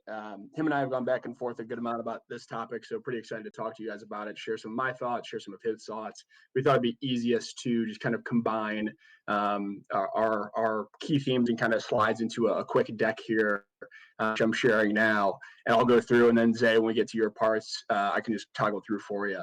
But a big part of what we wanted to frame, especially in this kind of post-COVID world that everyone's trying to think about, and a lot of the work that we do at Delphi, I know Jose gave us kind of the intro, but we work a lot with kind of the more investor side of both the crypto space and then some traditional institutions that are trying to make sense of this space, trying to figure out how to allocate capital to it. And so a lot of our work comes from more kind of an investor mindset and where you can find, opportunities, what the risks are, things of that nature. And so that's kind of the basis for this presentation. And so one of the big things, you kind of want to set the stage for is just what we're going through right now. And I think this certainly does. I mean, it's not trying to be fear-mongering or trying to instill the fear of God in people, but I really do think that this has the potential to be kind of one of the largest economic events that many of us have seen, in our lifetime, or at least on par with some of the worst events that we've seen. And the reason for that is more so the kind of consequences of some of these political responses to COVID-19 and what the aftermath of the knock-on effects of that can be. That's not to say that the policy responses have been incorrect. Certainly are all in favor of social distancing and obviously trying to flatten the curve. But I do think it is important to kind of put that in context and understand what's kind of going on at a base level in the economy. And then again, we'll kind of feed into what that means for the US dollar, which is a very kind of critical theme right now in the macro space, and how that eventually plays into the kind of longer term outlook for crypto. Some of my slides, I've focused a good amount of my time on Bitcoin. I know obviously this is an ETH conference, but I think a lot of what we're talking about here is going to be, and we'll get into the Web3 argument, but a lot of what we're talking about here is certainly be applicable across the crypto sector at large. And so here, I mean, this chart is basically just showing how this economic event is starting to really show up in the data, right? So if we set the stage, why is it important right now? One of the big things that the world, and I'll use the U.S. as my primary example here, because that's where I'm based. I'm in New York City, but this certainly applies, on a global scale. One of the big things right now is just this kind of exogenous shock, this massive exogenous shock to cash flow for a lot of businesses, right? And the reason that becomes a problem and an issue, and you're starting to really see this play out, both on the kind of monetary and fiscal side of things, is that when you have that big of a shock to cash flow and revenue and sales, we live in very kind of debt-based or debt-driven economies. And so what this chart basically shows is here in the US, the amount of non-financial debt versus GDP, and you can see how high these levels have gotten. And that's really where I think the crux of the potential fallout from this can really stem from. You get these kind of knock-on effects where, depending on how long this lasts, depending on how long small businesses are either cutting employees or simply forced to close up shop, how long the duration of this kind of crisis goes on for, potentially could have some really significant effects, for years to come, because we could start to see this kind of credit cycle peak, debt deflation, things of that nature that we're going to get into. But credit is really kind of the center focal point right now, at least for us, as we're kind of trying to evaluate how things are going to play out in the economic sphere. And it's not just a U.S. problem, right? This chart basically shows how big the size of the global debt burden has gotten. It's surpassed 320% of global GDP, and that debt is becoming less and less productive. That's kind of a key theme as well. So not only are we taking on more debts, which by definition are deflationary because they can hamper innovation, but at the same time, those debts aren't being taken on to invest in productive assets or investment, things of that nature, which is certainly kind of a key theme as you get into this potentially slower growth or even deflationary world. As I mentioned, credit cycle risk, debt deflation, a lot of this is really kind of the focal point right now. And as you can see here, this goes back to the mid-60s. But basically, when you look at that kind of non-financial business debt, you look at that year-over-year growth, we're kind of starting to see that peak and potentially roll over. And that's going to have some pretty significant effects for both asset prices in general as well as crypto. And so where we really kind of stand right now, and I'm going to bring this back to the U.S. dollar because it is a very key theme, is we view this kind of a major theme for us is we have to go through this kind of deflationary or deflate period before we can actually reinflate or see the inflation that a lot of people are expecting from a lot of the monetary and fiscal stimulus. And one of the reasons for that is the U.S. dollar kind of sits at the center of the global financial system, and it is one of the largest, I would say, a strong dollar is one of the largest risks to the global financial system right now. And so what you're starting to see is this collapse in oil prices, for example, right? That's a deflationary force that's going to put downward pressure on prices. A strong U.S. dollar is, by nature deflationary, just given all the dollar-denominated debt that is existed in the world and has become extremely popular over the last cycle. Falling asset prices, right, can actually bleed into the real economy. So you've seen, obviously we saw a really, really volatile period in mid-March across just about every asset class. What this basically shows is just the S&P 500 year over year versus retail sales, core retail sales in the U.S. And what you can see is that, during periods of financial stress, oftentimes that can actually, if it's large enough, can bleed over into the real economy. And again, you see kind of aggregate demand fall, consumer spending, things of that nature, moving more towards a deflationary world. It's kind of a big theme, at least in the short to intermediate term that we're watching. And so this really sets up what we've seen on the monetary and fiscal front, and what the extreme policy responses have been. And so what this shows is major central banks, their total assets or their balance sheets. And what you can see is that they've really started to ramp up, especially recently. The Fed has added over $2 trillion to its balance sheet, really in just the last couple of months since we've really been starting to deal with this. And that's a trend we expect to continue, right? And so the question is, what does that end up? How does that end up getting into the financial system? Does that end up making its way into the hands of consumers? Can we see inflationary events take place or inflationary pressures build after all the stimulus comes into the market? And that, again, is what we're going to talk through here and kind of how this potentially could play out.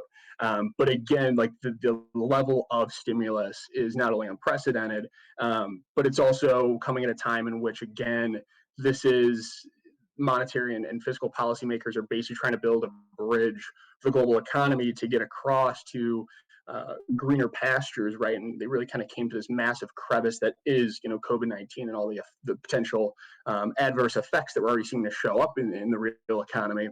Policymakers are basically doing anything that they can, to fight, not only to keep people, in business, to keep money in the hands of consumers, to keep people afloat, but also to fight these kind of deflationary forces that we've set up here. And it's going to be really important because when I bring this back to the dollar, and I've mentioned in the beginning, it's kind of a really core thesis or theme around what we're watching is the U.S. sits in a very unique position in that the U.S. dollar is a global reserve currency, as many of us know. And what that allows the U.S. to do is conduct monetary and fiscal policy unlike other countries. And so what I mean by that is the U.S., people have questioned why, the Fed has printed again, added over $2 trillion to its balance sheet, but the U.S. dollar continues to strengthen. And the fact that there's a large kind of global dollar shortage and supply-demand imbalance in the dollar, because it is the world reserve currency, right, means that the U.S. can take advantage of the world's need for dollars in ways that other countries couldn't. So what you're seeing now is a lot of emerging market and developing countries, a lot of other advanced economies, their central banks are kind of following the U.S., following the Fed, and they're cutting rates. They're starting to come out with large fiscal stimulus packages to try and combat the negative effects of COVID. And that requires, again, hundreds of billions or in some cases trillions of dollars. And there's no real way for them to fund that beside for kind of turning on the printing press and actually having their central banks monetize their debt. And that's going to lead to, and is already starting to lead to, some emerging market currency depreciation, and it's going to really have some long-term sustainable effects on, again, not only just traditional asset classes but crypto too. And so just going through this dollar debt problem and why it's such an issue. I mean, a lot of countries have issued, and corporates within those countries have issued dollar-denominated debt. This past cycle has been extremely popular. because a lot of investors don't want to take that foreign currency risk. And so what that basically means is now a lot of these countries are very, very dollar dependent, right? So when the dollar strengthens, it makes those debt burdens even more burdensome, I guess you could say. But it also tightens financial conditions elsewhere, right? So you almost have the dollar, as Jose likes to say, it's kind of got this wrecking ball phenomenon that's potentially playing out where it strengthens, really kind of brings the global financial system and the markets to a breaking point, and then it's going to swing back and it's going to start to cause some inflationary events potentially as well after we go through this mild deflationary period. And this just shows, again, how popular it's been. This shows the growth in non-bank EM, US dollar denominated debt versus just kind of total foreign dollar denominated debt over the last roughly 15 years. And you can just see, you know, there has been an explosion in the amount of debt that's denominated in, you know, hard currency like the dollar. And what we're really seeing, again, this ties back to some of the policy responses we've seen in EM and developing countries. This is just year to date and showing that the trade weighted dollar against, you know, emerging market currencies has strengthened quite considerably more than against advanced economies. And again, that becomes a problem because the world is now facing this massive exogenous shock to revenue on both a local level and a federal level, and what you're starting to see is that as the dollar shortage gets worse and the dollar appreciates, it kind of almost has this vicious cycle mechanism built where you see financial conditions really start to tighten in EM. That forces those countries and those central banks to be even more accommodative, and you start to see the potential for broad-based kind of fiat currency debasement really start to play out. And it'll tie into a lot of what we get into with crypto and Bitcoin, kind of the store of value narrative. This is really kind of the setup in which crypto should thrive long term, certainly. And one of the kind of burdens that the U.S. has, having the world's reserve currency, is that the world is essentially structurally short dollars, because when you have these dollar-dependent countries, as I mentioned, stronger dollar tightens financial conditions, and certainly make this kind of global economic slowdown a whole lot worse. And so what that means is that the U.S. has to basically keep the world flush with dollars, and that's what we're starting to see, is that this global dollar shortage problem has gotten so bad, and the imbalance is so large that the U.S. and the Fed are now kind of trying to pump money into the system to keep the system running. But what I think longer term this is starting to show is what the vulnerabilities are of having such a strong kind of dollar standard or world reserve currency at the center of the global financial system. And it's setting up, potential, breakage or opportunity for a complementary system similar to something like DeFi to really start to take off, because the way in which, COVID certainly has pushed the world or accelerated the world towards a global recession. But I think what it's really done is expose a lot of kind of systemic risks or exposures that our system had that we otherwise wouldn't have noticed unless something like this came along.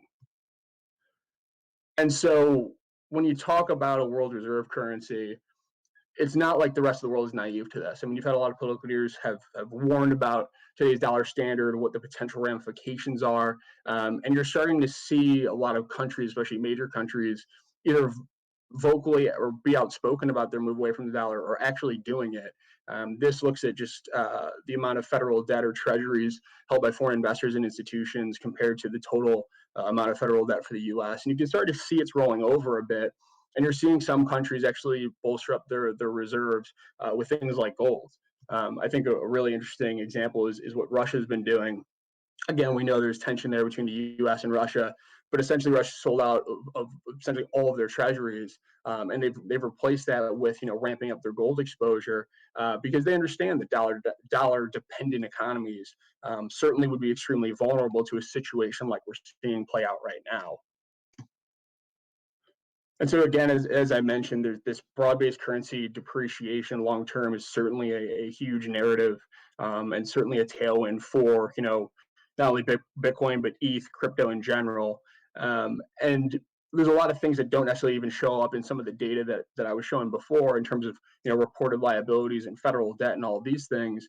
When you look at things like off-balance sheet liabilities, looks at Social Security, the public pension system, which is extremely underfunded, when you add up all of these, the debt burden is actually much, much higher than people expect. And so when you think about what the potential options are going forward, again, this global debt problem, there's really only a handful of things that countries can do, right? You can either grow your way out of it, which, to be honest, the growth outlook right now obviously isn't the best, and part of that's a demographic issue. Part of that's because we just have such large debt burdens to begin with. You could default, which we might actually start seeing in some of these EM or developing countries, depending on how bad this dollar problem gets. And the final one, and the one we think is most likely, is going to be really just kind of inflating away these debts and these debt burdens. And that again sets up that broad-based currency debasement narrative that I certainly think, in a world of abundance, digital scarcity can really thrive and really shine. So with that, I'll toss it over to Zay. I know, try to run through that as quickly as I could to make up some ground. But if there's anything you think I missed or things you want to touch on, more than happy to obviously make possible. Awesome overview and really great charts for a simple overview of that, man. Good work. Cheers. Thanks. Appreciate it.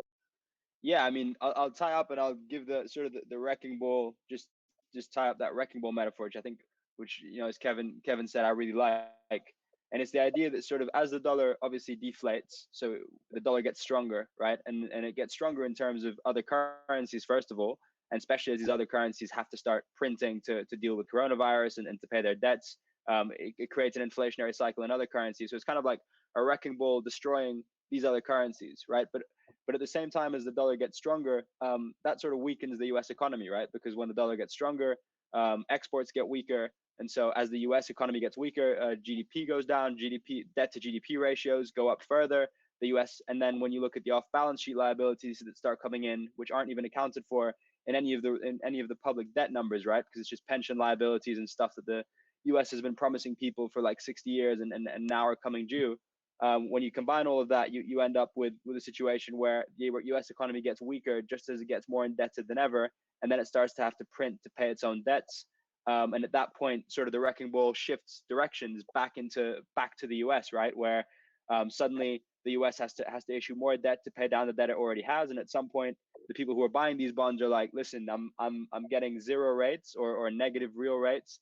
This doesn't compensate me for the risk I'm taking, given how much money is being printed, and they start selling bonds, which raises rates, which creates kind of that inflationary cycle, right? Because it's a huge tightening to the whole U.S. economy, makes debt burdens go up. The cycle goes in the other direction. So that's kind of how we see the wrecking ball and kind of the two tail risks that are faced by the U.S. economy. And then what I wanted to show in this chart is just like let me just get the thing up on my screen. It's just how safe haven assets perform in these types of situations, right? So safe haven assets, obviously they're called safe havens for a reason. Can anyone see the graph still? Yeah, okay, nice. They're called safe haven assets for a reason, and they always outperform in these scenarios, whether inflationary or deflationary. So you see there in the Great Depression, right, in 1930, gold spiked. That was obviously a very deflationary cycle. And then obviously you have in 1970, Nixon removed the US from the gold standard, and you had a decade of inflation where gold performed extremely well, and then after that you had the dot-com boom where gold performed very well, another deflationary crisis, and then the 2008 crisis where gold performed very well. So just trying to show how I guess gold performed pretty well in all types of inflationary and deflationary tail risk events, and it also sort of, you can see it spike slightly before the crises as sort of debt burdens start to get unmanageable and people start to fear the worst. So if you go to the next slide, I think one of the most similar times that we can compare it now to, and Ray Dalio often makes the comparison, is the 30s, right? Because we've come off a huge asset price boom. We have debt to GDP at all-time highs. We hit obviously the all-time high then was about half of what it is now, but it was still an all-time high. We have inequality at an all-time high, and we also have kind of a new world power emerge, right? We had at that time it was the US emerging to challenge Great Britain, and now it's China emerging to challenge the US, and that starts to create it starts to sort of create economic warfare before it creates physical warfare, and that has an effect as well. And if we look at how, and then obviously interest rates hit zero there as well. So And if we see the Dow to gold ratio there, again, it's just showing, gold did 9x versus stocks. It actually performed so well at the time. Obviously, there was a different kind of dynamic because we had the gold standard, but people started turning in their dollars for gold because they lost faith in the system. And so much so that Roosevelt eventually had to ban private ownership of gold. It was a series of sort of escalating measures from banning the use of gold as in to settle contracts to finally banning private ownership of gold and actually forcing people to turn in their gold because there was a currency crisis effectively in the US. So, and then if we go to the next slide, I think the kind of the big difference between now and the 1930s and what makes this so scary is that unlike the 1930s, the rates were basically zero before this crash, right? In the 1930s, there was room to ease. We had 500 basis points to ease. Even in 2008, we had 437 basis points to ease. Here we had 150, right? Rates were already extremely low. And we also had the highest debt to GDP ever in terms of global debt to GDP. So it's quite a dangerous situation. And I think what Kev said is exactly right in that we can, there's only kind of two ways out of a big debt burden. You can grow your way out of it, which is very difficult once it gets big because you have to basically indebt yourself more to grow out of it. And eventually debt burdens get too big and you're having to issue debt to pay them. Or you can deflate or you can inflate, right? And I think the risk of inflation here is very high eventually, which is why Ray Dalio is saying that cash is trash, right? You don't want to hold cash when the US might have to print trillions of dollars every year just to pay its debt. And in the same way, bonds are trash, right? Because bonds are a promise to pay cash. They're a promise to pay currency in future. So they're tied to the inflation in that currency. And so what we see is an environment where if you think of safe haven assets right now as sort of cash, bonds, and gold, you see a situation where gold could gain significant market share versus the other two because it's not tied to the dollar, right? And then at the same time, you have a big source of demand for bonds is sort of these risk parity strategies where you have bonds like stock bond divides like in your portfolio, right? Like 60% stocks, 40% bonds or whatever. And the idea there is that you get some diversification benefits from that. But as the central bank starts to kind of dictate the central bank actions start being sort of the main determinant of asset prices, correlations start converging. So the diversification benefits that you get from bonds go down. And also the returns from bonds, they're very, very low. And so again, gold and safe haven assets start to look more and more attractive. So now moving on to sort of, and just some early warning signs of this, like Kev's already talked through this, but you have people are kind of starting to slowly ditch US debt, the central banks and stocking up on gold. We've had sort of all-time high gold purchases from central banks for the past years, and that's led by China and Russia, which are also sort of two of the US's main geopolitical rivals. And then, and this is just showing, gold's beginning to outperform. You've seen it reach all-time highs in multiple currencies, not in US dollars because of the huge shortage of dollars and the deflationary effects that Kevin described so well. And now going on to crypto. So obviously the crypto, I don't want to focus too much on the Bitcoin side because I think actually the Ethereum side is more interesting, but I think that's the first use case that we need to talk about. And like gold, Bitcoin has increasingly shown low correlation to stocks and other asset classes. And obviously the main thing about Bitcoin that's important to realize is that other than a 6,000-year-old brand, all the characteristics that make a good store of value, Bitcoin is sort of superior to gold in. And I think what we want to, the main sort of point there that's important to realize is that the characteristics, sort of the features in which Bitcoin is better become ever more important in the world that COVID accelerates us towards. So if we go to the next slide, we can see that if you move to the next, I think it's probably frozen, but so it, when you the one before, Open finance, this one? No, that one, crypto gaining market share, the nice Bitcoin gold thing. I think I'm on a lag. Yeah, it's all right. So you have the crypto's differentiated characteristics become way more important in a world where geopolitical tensions are rising, isolationism's on the increase, and globalization is kind of unwinding. So in 1929, from 1929 to 1945, we saw an increase in the marginal tax rate from 19% to 94%. And the marginal tax rate actually wouldn't go down below 80% for 20 years. And that's just a function of when you have a lot of debt, the government needs to sustain itself to pay that debt, right? And you know, the part of that, there was also inflation in 1946 to help pay down that Second World War debt burden, but a lot of it was increased tax revenues. And I think we've already seen crypto be used to evade capital controls in China, and I think it'll be increasingly used to evade sort of governments overstepping with extremely high taxation and capital controls in the world that we're moving into, and it will affect governance' ability to finance themselves. And the second point is sort of supply chain vulnerabilities. We've already seen with COVID, gold face like serious supply chain vulnerabilities, you know, where people haven't been able to take delivery of physical gold, and it's kind of created a big delta in the price between physical gold and sort of financial gold. And so that's something that could accelerate if we see a world of geopolitical tensions, you know, controlling sort of like the mines, the suppliers. There's a lot of ways for that to happen, and it's happened in the past during wars. Obviously, countries don't let their gold reserves leave the country, and that's something that can happen with Bitcoin. And another issue is the financial intermediation. So gold, for most people, you know, it's not very easy to own gold. You have to sort of maybe, I don't know, dig a hole in your garden and bury it or something. It's not an easy asset to own, and so as a result, most people, including me, you own a financial version of it. And the problem with that is that generally it's custodied by a financial intermediary like a bank, and often it's sub-custodied by another financial intermediary. And so what you end up having is this asset that you're buying to protect you from the worst case scenario, right? The deflationary, inflationary scenario is actually custodied by the very institutions that get hampered by a scenario like that. So that's a big problem, and again, something that Bitcoin doesn't face. And as we see awareness of that risk increase, or as we see even that risk play out, people should increasingly turn to Bitcoin.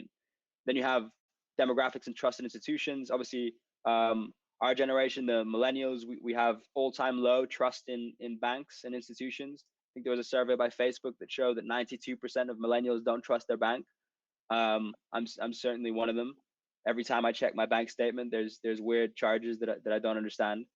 And so, and you saw as well that Charles Schwab study that said that Bitcoin was the 5th highest holding in millennial bank accounts, brokerage accounts, which again shows our generation's way more comfortable with the idea of digital gold and the kind of the trust curve. You know, the 6,000, it's not going to be 6,000 years basically for this thing to be trusted.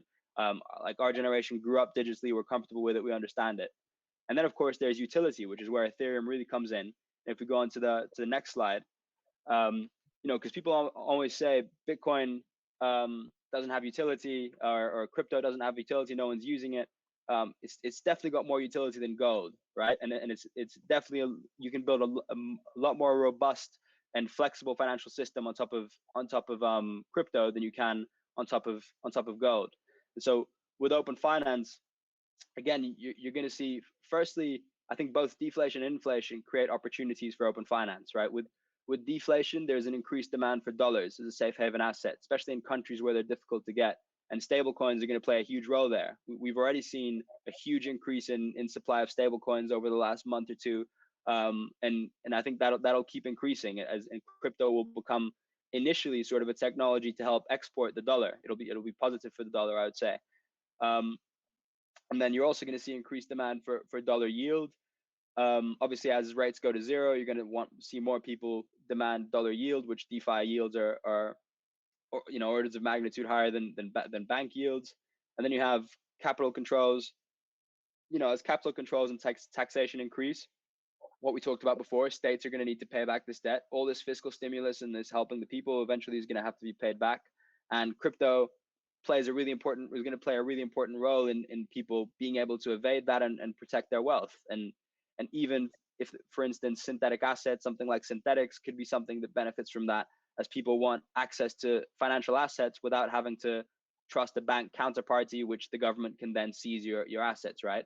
And I think increasingly we're going to see that, the sort of people having financial assets without having exposure to a financial intermediary. and then it's going to lead to it's already leading to the questioning of the dollar. You've seen Mark Carney, the governor of the Bank of England, come out and say that he thinks the dollar system is sort of doomed, and the alternative he sees is a basket of central bank digital currencies, right? And you've seen Libra come out to huge controversy. And I think, first of all those central bank digital currencies will just serve to onboard people into digital currencies.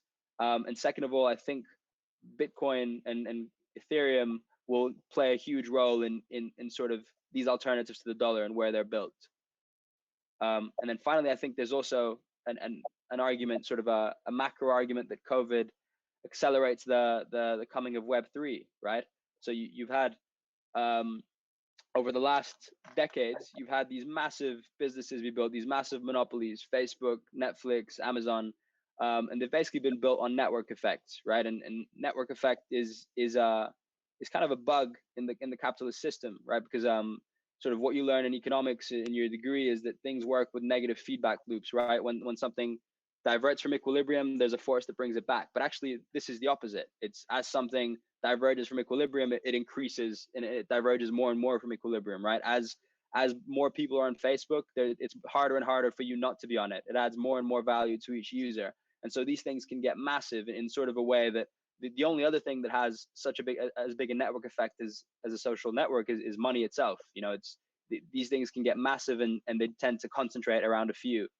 And so if you go to the next slide, I think what we've seen is we have, as sort of an industrialized society, we have experience with monopolies. You know, we had AT&T was a famous monopoly, but generally monopoly shows up in higher prices to the consumer, right? The consumer pays higher prices, and that's how you know there's a monopoly around. So with Google and Facebook, it's difficult because the products are free, so you don't actually see what the costs are of the market power you're giving up. But actually, when you look at it, there's significant costs, and I think they'll become more and more obvious with COVID. So there's censorship costs, which I don't mean like just fringe opinions, which is an issue. I mean also just innovation, right? I mean, it's undeniable that these web giants have suppressed innovation. I think Chamath makes a really interesting point that I think the R&D, the combined R&D budgets from the big tech giants for the last 10 years were about 4 times what it took to get us to the moon.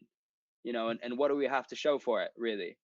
Not much. And it's, I think the reason for that is that historically it's really difficult for centralized incumbents to innovate. It's just because any real innovation will threaten their business, and they're not incentivized to do that. So we're missing out on huge innovation, and they hire all the startups, they hire all the good engineers, etc. And then the other big one is data opportunity costs, right? We're all basically unpaid employees for Facebook and Google, and our data is extremely valuable. You know, a study from I don't remember who, but it was estimated that the value of an American citizen is about $20 a month, and that's only going to increase, right? And so what we've seen is this has driven inequality, which is kind of expected, because when we look historically, when the labor force has least power over their employers is when inequality is highest. And right now we have no power over our employer because we're not even recognized as employees. So we're seeing a huge increase in inequality. And if you go to the next slide, it's the last one. I think what we see with crypto is the ability to kind of solve this by enabling network effects without the market power. So what you can actually have is crypto networks act as what I think Chris Berniski called minimally extractive coordinators. So you can actually let people come together. So, you know, Google is basically a giant ad network, same as Facebook, and you can let people come together peer to peer with code, consensus rules, and incentives regulating how people interact, rather than an intermediary telling them how to interact. And what this causes is kind of a reduction in the cost of networking. It makes it a lot easier for people to come together and kind of capture the value of latent resources like computing power, storage, but the biggest one is data, right? Enabling people to be rewarded for the data they own. And so there's lots of examples of these crypto networks. I won't go into it too much, but you know, you've got Bitcoin, where it's bringing a group of people together to provide security to the network. You've got Zcash, which then brings a group of people together to optimize for development of the network. You've got Kudo for compute power. You've got Steemit as a decentralized social media network. And all of these are basically creating kind of they're redefining what work and capital is, right? Right now we have workers and capitalists. Capitalists own the shares and they get the returns to capital, and workers get paid for their labor. Actually, in these networks, what we see is that we have worker capitalists, right? You both own the token and you provide work, and the workers own the entire network. So it's kind of a digital cooperative almost. And I think this will become ever more important in the world post-COVID, where you're going to see huge concentration in the big fangs, which had massive balance sheets and managed to buy out all the startups that couldn't get funding and all of that. So, and I think that'll be a big driver. Like, sort of understanding of that will be a big driver to prompting Web3 to come into fruition. I think that's it from me. Kev, you want to add anything there? Yeah, no, I mean, I think that was a great overview. I mean, one of the things that excites me, just kind of building off some of your points, especially on the Web3 narrative. One, I think the data opportunity, I think you hit the nail on the head. One of the interesting things, though, and if there's a project out there that's solved this or is looking to solve this, please reach out, because I would love to dig into it. But you have this really, I don't know if it's necessarily a paradox, but when you look at monetizing data, right? You mentioned, the Googles and the Facebooks of the world, and more that data also is getting access to that data is coming from companies or firms that are trying to build out AI, natural language processing, this kind of next evolution of technology. And so what I think is difficult in solving that problem is you kind of have to create, and this is why I think crypto can do this, you have to create some type of monetary incentive to get people to move to a system, because individually everyone's data isn't really worth much, right? But in aggregate, it's worth everything. And so you have to get, and that's why I think crypto can do this, if you can design the right incentive mechanism to get people to move over, compensate these early movers over to a new system in which you can actually help create the complementary system that would allow people to actually monetize their data and almost become, we think about the future of work, let's call it 10 or even 20 years from now, it's going to look drastically different than it does today. And I think a lot of the points that you hit on are the reasons why, right? If you look at the late 1930s, for example, you had worker strikes, for example, at a GM plant, and the employees were literally able to take the physical capital hostage, and that's how they were able to push through wage increases and things of that nature. Right there was actually a physical kind of capital component. As you move into a more digital world, certainly there are certain protections, but also equal can reduce the individual negotiation power, so to speak, of some of these employees, right? And you have even in kind of low skill labor jobs, there's an increase in things like non-competes, the fast food industry, and so the mobility of people in a digital age is certainly going to increase. And again, some of those opportunities, I think things like privacy are extremely important, obviously, but I don't necessarily think that in and of itself would get people to move over into this new Web3 world. I think we have to really figure out ways to design not only step function improvements in some of these potential technologies or some of these services or apps that we use, but also ways in which you compensate people for their time, right? Because the monetary incentive aspect could actually be the driving force to get mass adoption of some of these decentralized applications and things of that nature. So I'm with you. I think the future world of Web3 and this kind of network effects without market power is a really interesting concept, and one that I think the secular trend is certainly moving towards. It's just a matter of kind of how we get there, and crypto allows you to kind of build in these decentralized incentive mechanisms. And we do some consulting work similar to what you guys do with certain projects, and I can just say that some of the innovation in terms of just how to think about token economic structuring, the ways in which you can play with different incentives to try and get people to do things is really, really interesting. It's honestly what fascinates me most about this space. So really exciting, certainly in the early innings, but no, I think a lot of what you said, like I said, hit the nail on the head. So here's my question for you guys. Yeah, thank you. Fire away. Awesome stuff, man. So I'm 57. My mother was born in 1909. My father was born in 1930. And so I grew up with all of the economic history that you guys just went through. why do you think that we only see retail moving into crypto as a safe haven asset and institutional? Is institutional money blocked by bias, blocked by legislation, blocked by stupidity? Why is it that retail is in crypto and institutions not really? Yeah, I mean, I think the space of just the mandates for a lot of institutional investors, right? When you start talking about like really big institutional pools of capital, quite frankly, the space is just too small for it to, I don't want to say for it to matter for them, but for it to be relevant right now, right? You can't have a large pension fund, for example, even if you got it through your investment committee and you have to sign off to allocate a small allocation of your portfolio into this, a small allocation from a large pension fund could be, again, billions and billions of dollars, in which this market is just too small to really absorb that without drastically moving prices, right? And so what you're starting to see, and why some of our focus is, on the Bitcoin space, but also, breaking out into crypto at large, is Bitcoin being, kind of the most liquid, as crypto asset. You're starting to see some institutions that certainly have bought into this narrative, and we've seen some of our clients who aren't even invested in this space but reach out to us just to get educated on, understand what's going on. There's certainly a lot more institutional interest than there is actual investment in this space.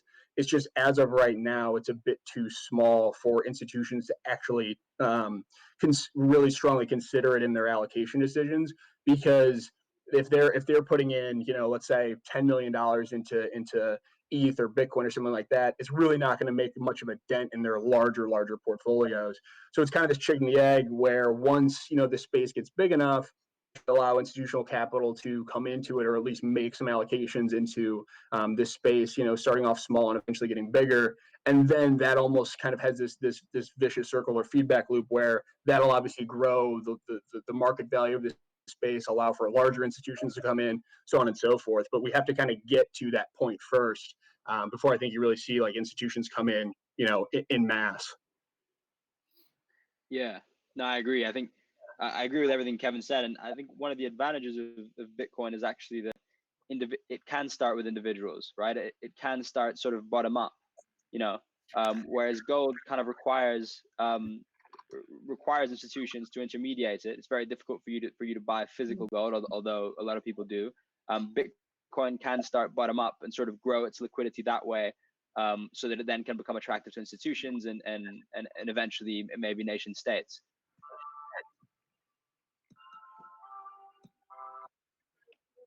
Guys, I'm gonna play the bad cop here because it's a very interesting discussion.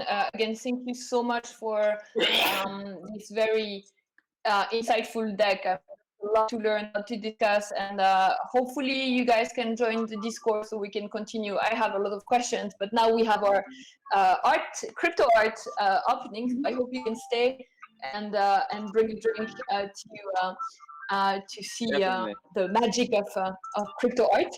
And if you can share the slides. That's a great slide deck, man. Yeah. Thanks. Yeah. Excellent work, gentlemen.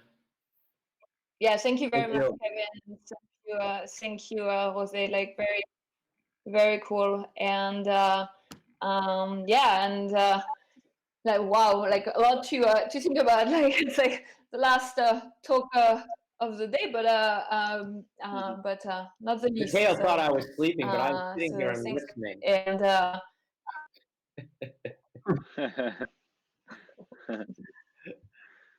maybe Mateo was sleeping. No, man, he's sending me screenshots on Telegram. All right, so let's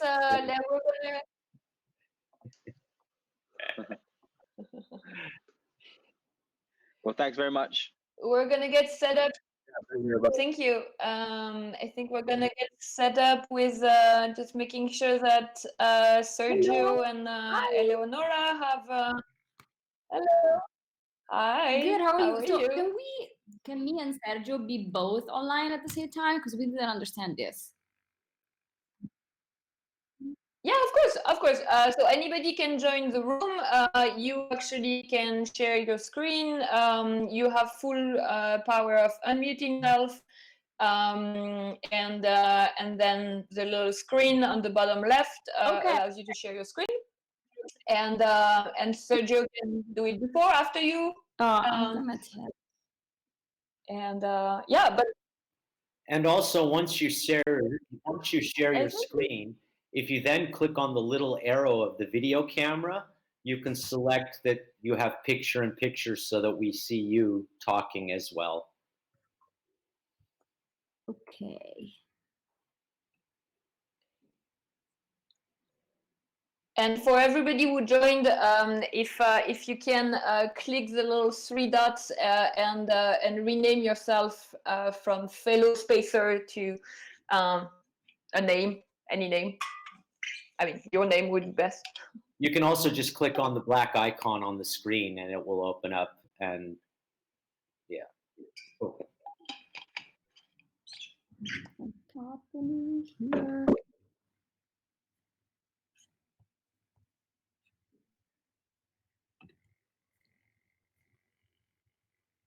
And don't be shy to put your camera on, your video on. That's it's a social event after all.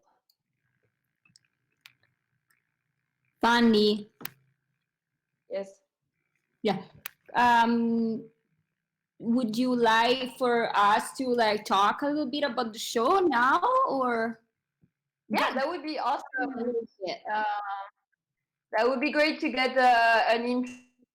People will not be familiar too much with Crypto Voxel, so they can definitely log in directly to Crypto Voxel, but also maybe like going through it via your screen would be great. And yeah, like man, like bring us through the exhibit. It's a great show you put together with Sergio and many more Italian crypto artists. So I think this is yeah, brag about it. I think this is I want to see it really badly, so I'm excited. Yeah, so it's been a good experience. We just did so Sergio, so Hackatao and I decided to do this little homage to the community. And so just to do a little research about the status of crypto art in Italy. And yes, so we put out like an open call, and 16 Italian artists participated in the open call, and then so Hackatao designed the whole gallery and exhibition on crypto voxels, and I curated the artists, so selected the art pieces and then wrote like few lines about all of them. So it was nice to, although like one of the best things of crypto art is not to know like where people are from, and I very much enjoyed that part, but like we just wanted to put together like just to see how the situation is in Italy. So it was very curious and fun to see that there are people here that like you didn't even know that they would be Italian, but they are on the community, and so it was fun to discover who they are.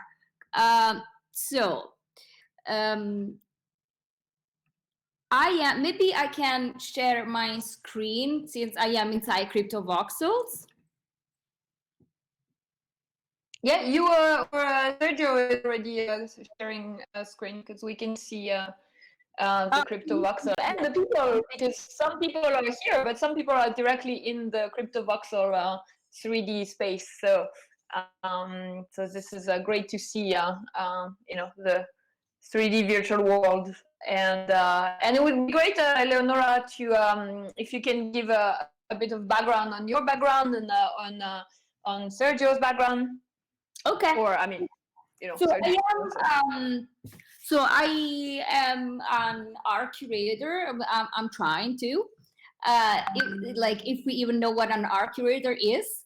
So I come from the contemporary art world. I was in China for many years, and I worked in Beijing for the artist Ai Weiwei, and then for a curator. So I was always on the side of the artists, never on the other side of galleries and museums. But now I just started an adventure with my gallery, trying to like build new sustainable systems for artists. So I am forced to call it a gallery, but I don't want for it to be like a traditional gallery. And when I left China, so in 2018, I moved to New York, and that's when I entered the fantastic and magic world of blockchain, art and blockchain. So I think that you were there as well, Fanny. It was a conference. I'm not sure. It was a conference in September 2018 in Manhattan, where I was brought by my roommate to see this digital art on the blockchain conference, and I didn't know. I even didn't know what the blockchain is at the time. Then I took many classes in New York. And so I just participated in this conference, and so I got the first contact with the creative community of the blockchain. So I don't have a tech background, although I studied a little bit just to understand what we were talking about. And that's when I met everyone, the major figures of the creative community in New York. And I just jumped into the adventure like very quickly. And so the first experience that I had with doing projects with art and blockchain was the Pepe book. So me and another guy, we did, his name is Louis Parker, we did a book gathering all the digital cards of the Rare Pepe project. So for those who don't know, the Rare Pepe project is the first ever, as long as we know, the first ever art project on the blockchain. So I have it is the first time that someone just made a digital image and attached it to the blockchain. It was on Counterparty, so Bitcoin blockchain, and they sold it for money. So it was the first transaction for art. Like, okay, I'm going to draw something and put it on the blockchain and sell it, and hopefully people bought it. This is how the Rare Pepe project started, which is this little frog that people took from Wait, I have an example. I have a Red Pepe sticker. It's DJ Pepe. This one. DJ Pepe, yeah. DJ Pepe is actually one of the cards, one of the most famous cards. I believe that if you buy one of the DJ Pepe cards on the Rare Pepe directory, it comes with music because he's a DJ. It does, I have one. Yeah, it's awesome. Yeah, and so we started. I was like, I'm coming from the art world, and so I was trying to. I was just asking if, okay, do you have literature about art on the blockchain? Do you have something that you first that you can like collect, and then that you can interface the art world with? And the answer was no. And so we just put together this book, and we presented it in New York, actually at the Art and Tech Conference organized by the New Art Academy. And so it was great. This is how I started, and I'm happy to have started with Pepe, because although they transformed the little frog into a monster later for like political reasons in the US, it's a very like it speaks to people very much. It's like it's a very sweet and innocent frog.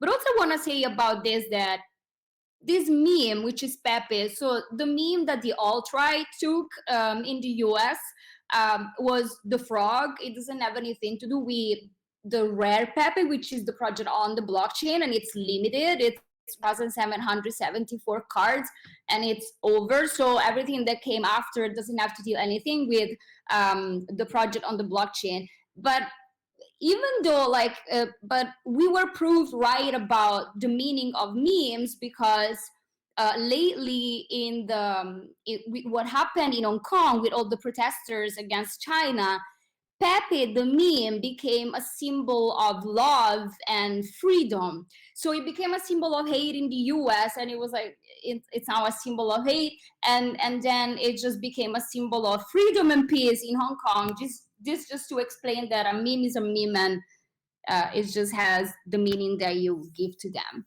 So, and then after this, I was participating in with Fanny as well in many art projects in New York dealing with art and blockchain. So now I am in Italy because I came back from New York for visa issues, and then unfortunately I was blocked here for the virus. And so we heard about it. I've heard from Fanny, of course, and we decided to organize this little homage to, not to the country, but just to see who's here, like operating in this crypto art system. And it's great to sometimes, like, it's true, like what you said is that, like, sometimes you just don't know where people are from, but we are still all from somewhere, and we live somewhere else, and but it's a good you know, link with the local roots. I think that and it happens that, like, there are a lot of really good crypto artists who come from Italy, so kudos to the country. I didn't even know about. It's So amazing. Can I say it's amazing? I just had a walk inside, and there's a loop room where there are like a cube, and you get loops of images inside. Guys, did you put the panic room? The panic room. So the artists of the panic room are this very emergent artists. It's sisters duo of a 9-year-old and a 5-year-old. My favorite of the show. So they took care of the panic room, and you can see their art pieces outside of the panic room. It's called Kaisha. Yeah. Amazing. I can't see the. I cannot see the screen. I can only see myself. In the little 4 squares, you will see the screen that Hakatao is sharing. If you click on Hakatao's name, it should show you. So also you have to know that, like, the exhibition was really put together in like no time whatsoever. So really, congrats guys on putting that together. And this is just the virtual opening, which I have a non-alcoholic beer. Why you have non-alcoholic? Yes, I see the screen. You know. But so no, it's gonna be live for the entire weekend, and probably after if they decide to, and Crypto Voxels is you know, you can go directly there, and I'm sure you will explain more, but it's quite an impressive 3D world.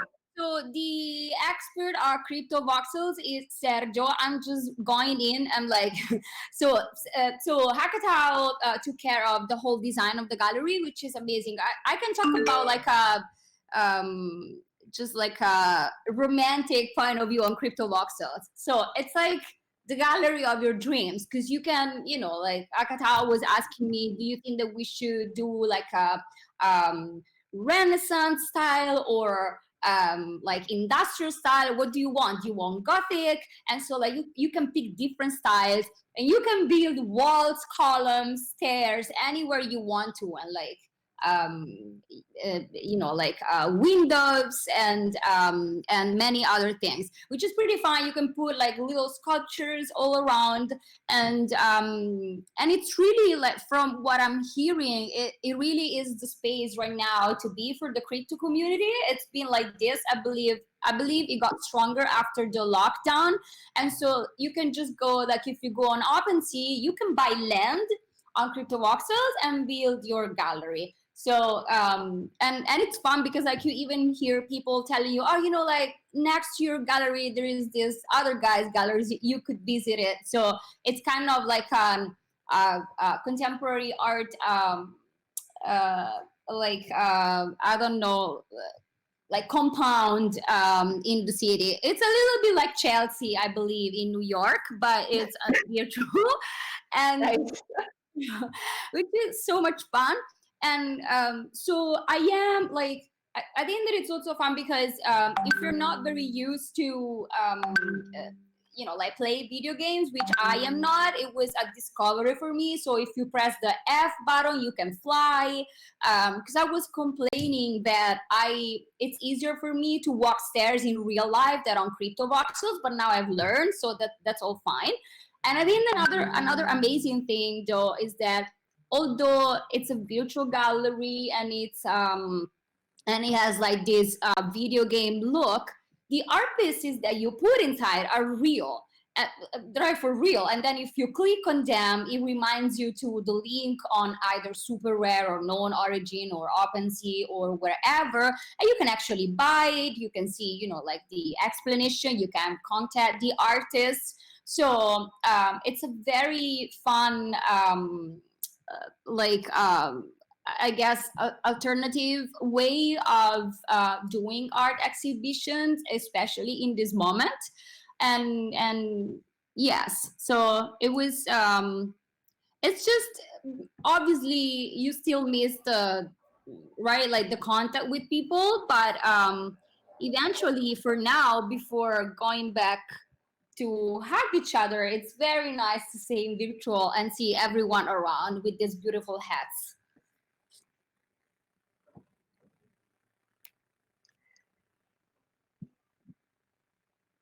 Do you? So can you? Do you have does anybody has any questions before we go maybe more into the artists and the art itself? Or funny, I see a lot of people that I know and I'm like, oh, you're in Crypto Voxel. I will have many questions, but mostly, I mean, I want to quit. Start with one. No, I can't. I want to quit music and start doing this shit. No, I'm kidding, but I'm wondering. As long as in Italy, of course, Italy is the country which is striking strongest on quarantine, etc. And there's a big discussion, especially for actors, theaters, and of course concerts, and less museums, but mostly also musicians and concerts. There's a big conversation about what's next, etc. I'm starting to think how to I'm just talking, I'm just thinking loudly, but it's a beautiful point of inspiration. I mean, look at it, look how many people are there. We have music as well. I know, I heard. Yeah, so you can really do anything you like as long as it's digital. I heard. Like crypto voxels, is it like VR? Can also be VR integrated with that, or only via browser? I'm not familiar with crypto voxel yet, I have to be honest. I don't know if it can be integrated with VR. Because that would be you should because there's it must be. I think there's a lot of use cases, obviously, and there's this crypto meetup in New York called Crypto Mondays, and they've started like Crypto Mondays VR, and I believe they did like one Crypto Voxel, and I mean, again, don't work for Crypto Voxel, but I think you can integrate it with Oculus and like a VR headset. Mm-hmm. So how and it's very easy to like customize your avatar. Obviously you can see like some have really cool shoes and like crazy jackets and like a hat and a tie, and I really like the sneakers of the pink one. I do have a question actually, which is more of a market related question. So I can see that if I go to any art piece and click on it, MetaMask will open and will basically feature the price of the. So is there any feature that allows me not to buy, but if I want to stake some value to the art piece, to become a stakeholder of the art piece? Imagine that I don't have like 13 ETH to to spend on a crypto art piece, but maybe I want to stake one or two, which would maybe grant me some interest in the future if the art piece performs well in other exhibitions, and the value rises up again. I think that Super Rare was talking about something like this fun, But isn't Super it? Rare doesn't do this yet, as long as I know. No, they don't do that yet, but I read that they are opening like the talk about letting clients be able also to stake value instead of just there are tons of platforms that do this. Like the first one that I've heard about time ago, it was Codex.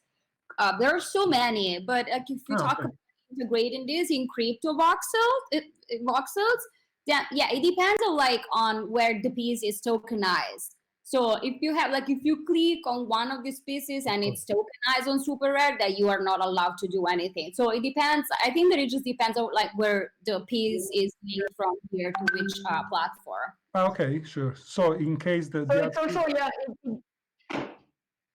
it depends on what happens on the platform you click to. Right. So like as you said, like when you click on it, like you go to Super Rare. If Super Rare does something like that, sure, it will give you the option.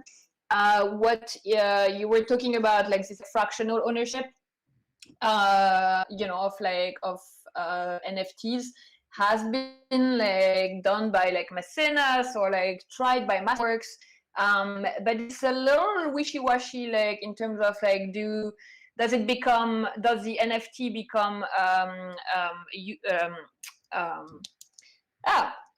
not a utility token, but like an investment, and then they've been mostly blocked, like all these fractional ownership projects, by the regulators. So they're like right now they're all a little dead, to be honest, like on this project. So, but I think one thing that is like very basis of most of the platforms that sell these works right now is the royalties aspect for the artist, and especially like the promise of like royalties for secondary sales, like things that artists have never seen in the art market, versus like artists in the music industries. It's not perfect, but at least they like have royalties on secondary sales, and here in the art market, not really. So yeah. Is Hakata, or most of the pieces, Leonora, are they on OpenSea or Super Rare, or the pieces of the show? Yeah, so they are from known origin, Super Rare, and OpenSea. The only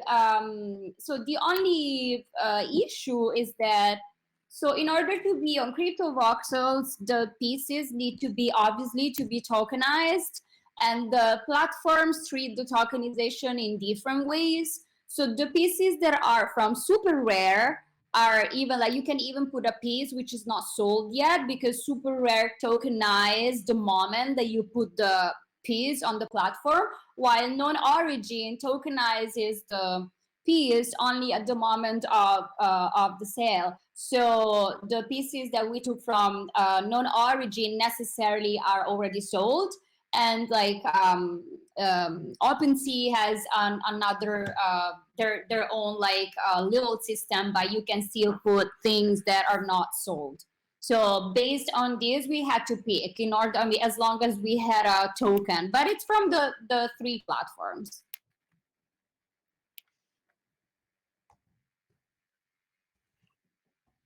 Awesome.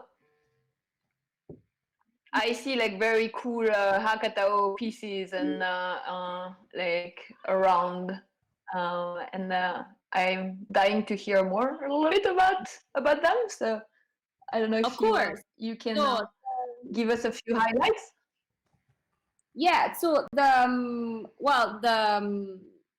piece that you see so next to the panel with the text is probably their last piece, and it's called Happy End. It's a piece that I curated, and it is so you cannot see the video here because there was a bug in the crypto voxel, so you will have to click the link and it reminds you to the video on Super Rare. Otherwise it's a video, and it's the first time ever that Hakatao used VR.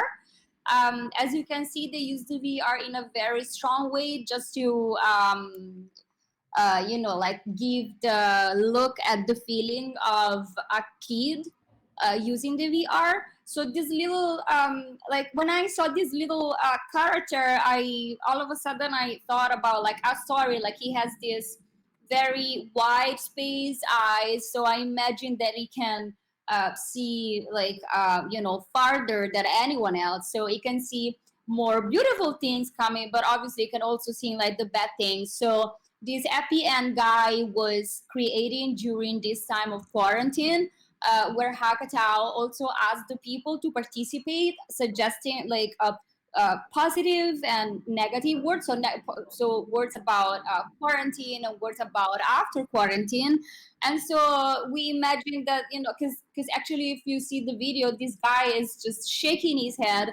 And so it's just imagine that it's just shaking it out and coming out of this period of time where you can go around with his eyes and see.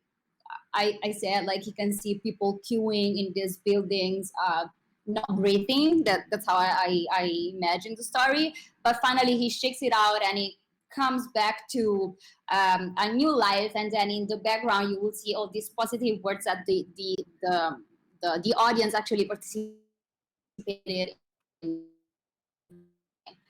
Then you see close to happy end the skull woman, the Mrs. Skull, and this is like a Hakatao classic. So if we want to talk a little bit about the style, you can see, so Hakatao is an artist duo, so it's two people, and I think that it's very evident from like when you look at the pieces. So you have this two styles combined together to form a very unique style. So in the head, the black and white part, which is drawn on canvas or on paper, it's the very detailed part where inside you have all the words that inspired the piece, and all these drawings are very detailed. And then all around you have this flat style of very pop colors, which is the contribution of the other person of the duo. And yeah, I mean, I believe that Hakatao is like one of the most unique styles on the crypto art world right now. It's very recognizable, like you see, you know that it's Hakatao. And it's great that they could combine this completely opposite styles in something which is very balanced and unique. And then you have the frog, which is because the artists are very involved with the theme of environment and ecology, and so that's the piece of the frog jumping. So yes, and also you have, like, if you go around on the top of the room, there is a huge pot mark. There is just a homage to the sculptures to the little sculptures that which Hakatao started with, and I think someone has a question. One of our fellow spacers. No, can it's I a see the mistake. Raising question? hand. If you have a question. Oh, here I see a raising hand. No. No, you can continue. Okay. Then if you proceed in front of Hakatao, you see 3 art pieces. Let me get closer. Me too. Let me walk. So these 3 art pieces where you have the Statue of Liberty with bubblegum and the NFT. So these pieces are from Prometheus. This guy at first look, obviously you understand that he has a huge faith in technology. So the and very rebellious spirit against control and old systems and banks and everything. It's like crypto came to save us. And yeah, you have like the symbol of New York, but which is the symbol of like the American economy bubbles. So you have the Statue of Liberty like doing a bubble, and obviously the NFT in the brain.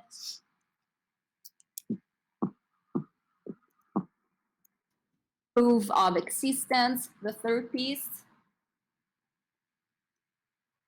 And then you also see all these little sculptures around. So Fabiano helped in the setup of these, and the main sculpture in the middle, this was made by Kaisha, and they actually made it in VR.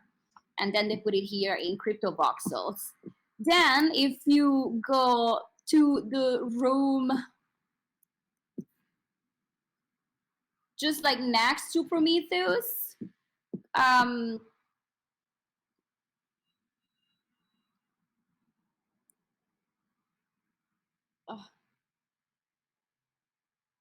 yes. So so this is Fabiano Speziari. When I saw this art, I felt like Fabiano just imagined that like the world exploded and all these little pieces remained and things were born on them. I really had the feeling of like all these different suspended worlds that he talks about, like it could either be a bank that gives cash for your soul. It could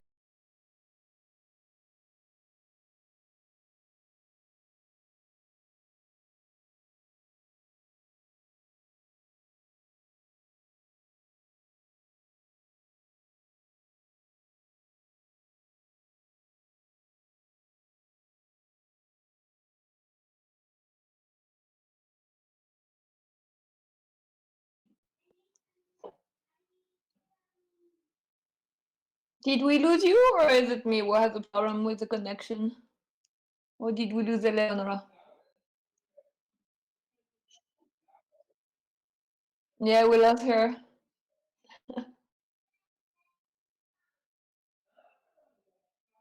Too much bandwidth.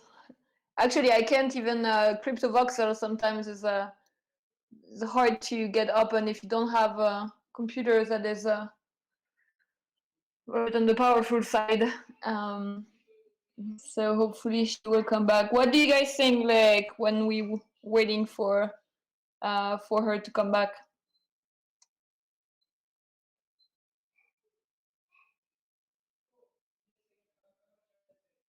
No, nothing.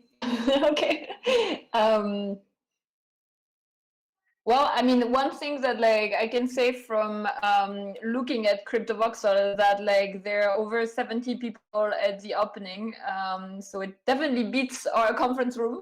But at least we get Eleonora's explanations. But it's quite a success in terms of these synchronous events.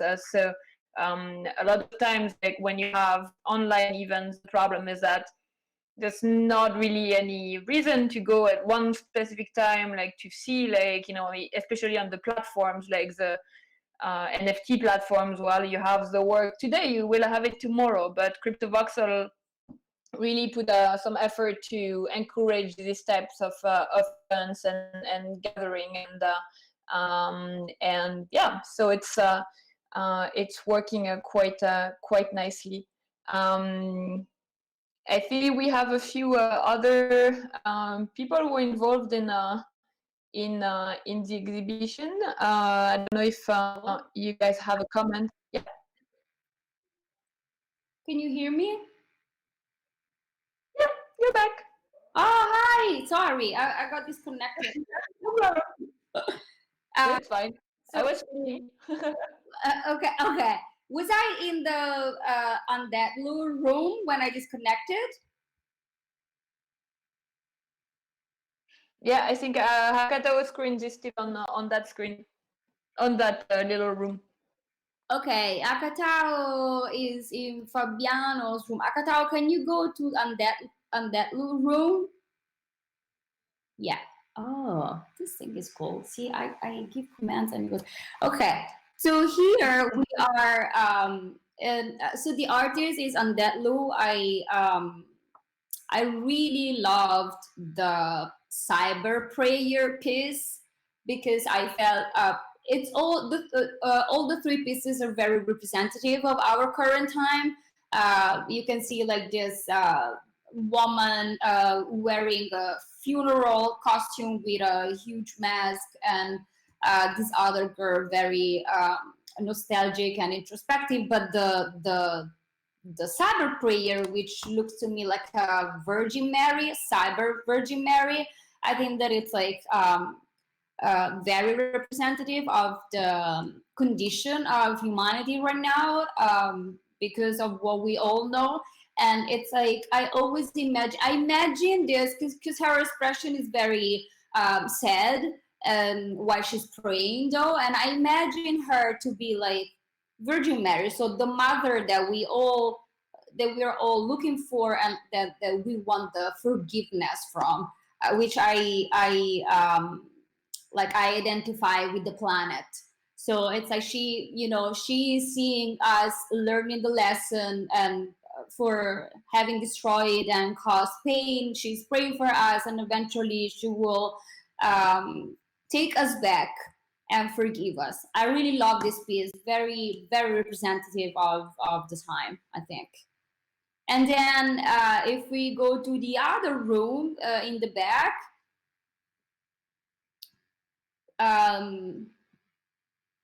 yeah, this is X6C. Yes, so as I wrote, X6C, it's pretty much impossible to come out of like the fruition of his art pieces without having learned tons of notions about mathematics, about like history, about the blockchain. So what you see here in the form of art pieces is the proof that like technology and mathematics can have a very poetic aspect. Yes, so the art pieces are created with code, and I was having a talk with the artist, which was very interesting because like I was saying that like I don't think that the code should be showed together with the art during an art show, but then he really made me think about the fact because I was comparing like the code with brushes, and it was like you cannot compare brushes for a painting and code for generative art, because it's still like the interaction is different and it's stronger, and it's really a collaboration with the machine. So it's not like merely a tool, which opened my mind into this. And so you have these beautiful abstract pieces.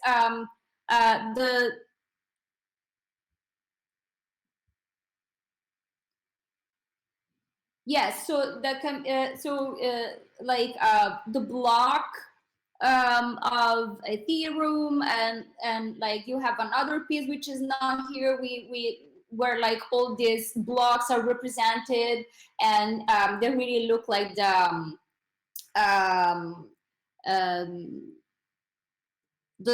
Starry Night Van Gogh. So very romantic and poetic, although behind this there are huge experiments of calculations and blockchain nodes and like studies of technology.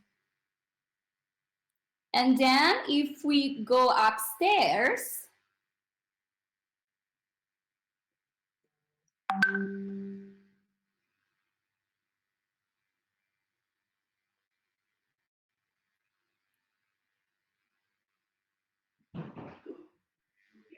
Are you going to tell us about the bar? So the bar was made with the help of Fabiano. Virtual, but you can always, as I always say, like you can always keep alcohol next to you, so that's good. Okay, so here we are at the Mattia Cuttini 3 art pieces. I believe many of you know Mattia. I have been knowing him for a while, but I just went deeper into his art, and the piece that I wrote about him was like, I was talking about him like the circle of life. Like Mattia has a strong relationship with paper, and I think like when I talk to him about his art, I always tell him like, you shouldn't forget about where you are coming from, because even if sometimes it's hidden in your digital pieces, you know, like in these mandala pieces that he does, like giving input to machine learning systems, and then like taking the results and then not being satisfied with the results and feeding another machine learning for the second time, and even feeding another machine learning for the third time. It was still born from paper, and in the end, I think that it's very like it's an element which is very present in all these art pieces. So it's very nice to see how it's not a combination. It's really like just experimenting around with different techniques. But I think that where someone has such a strong point in their art, they really should try to, you know, to keep it, also because it's not possible to. So for instance, the hand that you see, it's all these little paper stamps that he made and that he animated. So even though you don't see, paper is always there. Then if we see the other pieces, so next to Mattia's pieces, there is this is a project. It's called Cicatrici e Baci, so scars and kisses. So this artist, basically she translated into visual like stories of the life stories of people she's encountered with, who suffered and have like this pain scars. But so first of all, the beautiful part is that she gives a visual voice, if you can say that, to these stories. And second is that somehow these scars, of course they are scars and they will remain scars, but they find redemption in the art. So there is a sort of happy ending. You cannot have a happy ending with a scar, but there is redemption, which I think is very beautiful. And then if we go to the other room,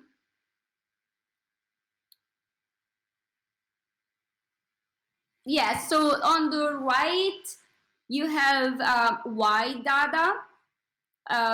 So this artist is playing Sincerity is Scary. So this artist is playing with words. Which I was thinking when I was looking at his art pieces, that words have lost so much of their power, which is very nice for us to be reminded of them. So this artist starts in digital, and then he translates to physical, and it's in a model on canvas. And then he translates back to digital, and it does digital animation. So what he does, it's like, it's this, he writes some words, which I think they are statements, like sincerity is scary, and then he compacts them. Like if you look inside the animation, in fact, sincerity is scary is written there. So you don't see it, but it's there. and it just invites you to change a little bit your perspective, either in physical or in digital, just to see how these words look like. And then close to him, we have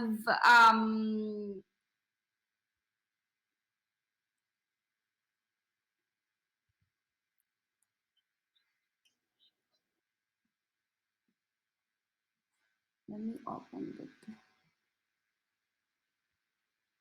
Can you hear me? Yeah. No. Oh, okay.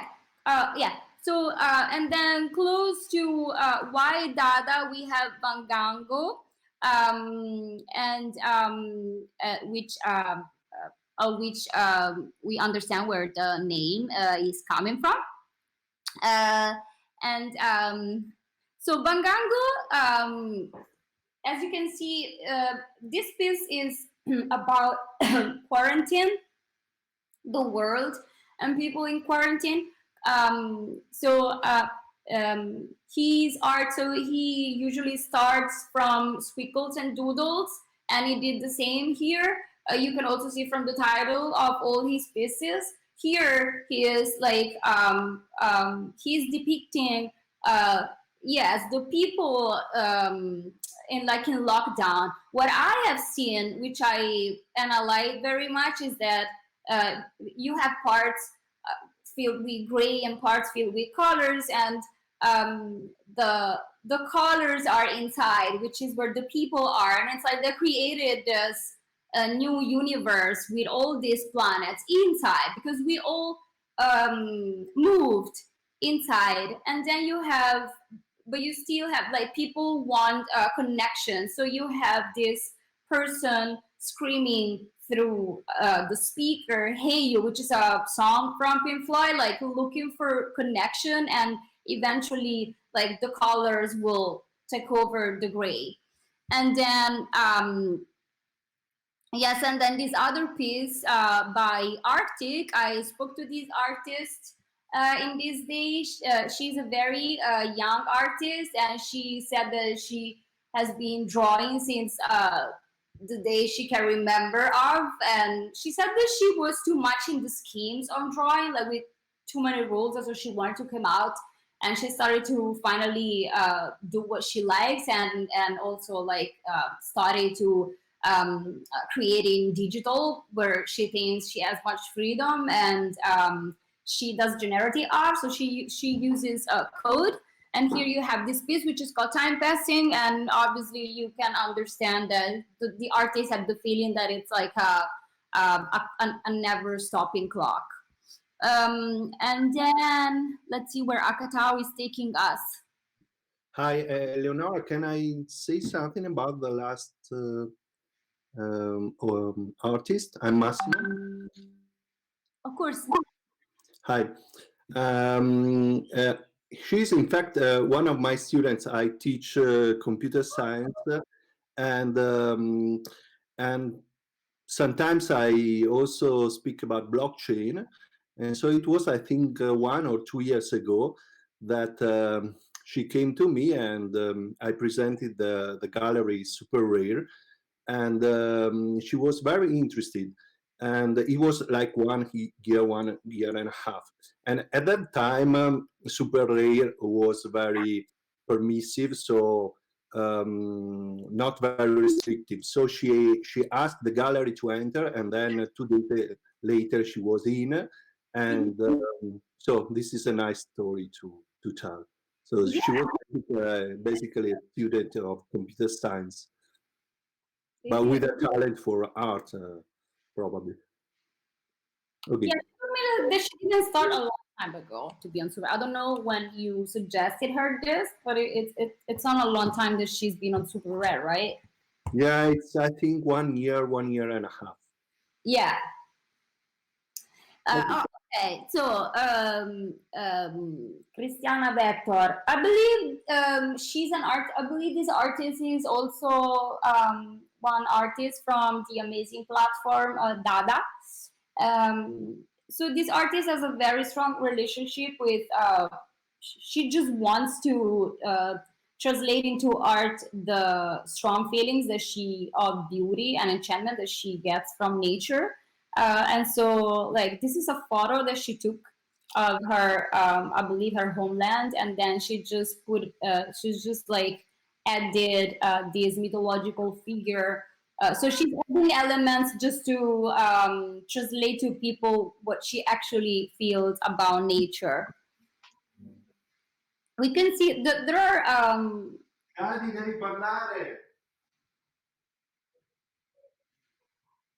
okay, where are we going, Akatao?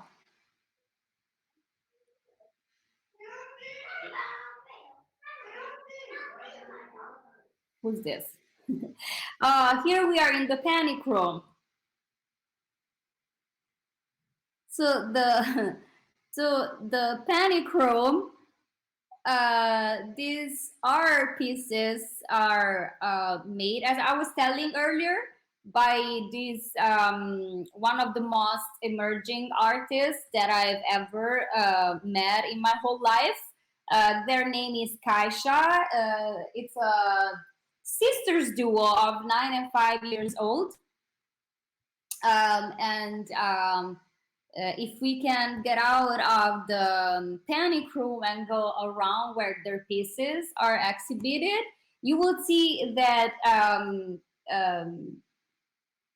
their art is like so pure, and they are so convinced of what they're doing. Basically, they do whatever they want to do. So they made themselves. They took a photo, made themselves inside this rocket, and then started their trip to the space. And they took us. You can see that they are inside the rocket. And many other pieces that you can visit on Super Rare. I love them. Very active artists, very sparkling, and I believe it really is the only ones who could create the panic room. Is it? Do you know how they create them? Is it like pictures of like what tools, or like is it like more? I know that they use Photoshop a lot and the apps of Photoshop. So, for instance, the sculpture that you have seen at the entrance, they did it on VR. The pieces they use, they use Photoshop a lot. For the space, I believe that they took a photo of themselves and then they draw and paint and then put it on the computer and they use Photoshop. They come from a good school. Let's see. I know. And then this is the huge podboard that we were talking about. This artist,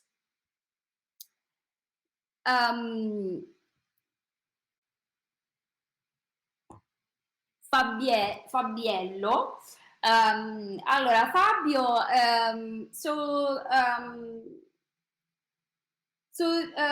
this artist has been on a path in his life, obviously, like all of us, but it was like really looking for like always like lost in the duality of like technology and love for art and drawing. So all the pieces that you see from him, she first draws on paper, and then for instance, this one is drawn on paper in black and white, and then when he become animated online, the colors come. And now, like, I was talking to him and he said that he finally feel to be on his road to life, where he found in crypto a place where he could combine technology and art together and draw. So this piece represents an idea. It's called idea. And so when this idea comes, as I was searching for the etymology of idea, which comes from the Greek language, and it means to see. Now we can see, and so everything becomes in color. You could check his page on Super Rare. Very interesting artist combining physical and digital. And go around on the right. Yes. Okay, so this is Serste, an artist who has a very strong relationship with nature in real life, and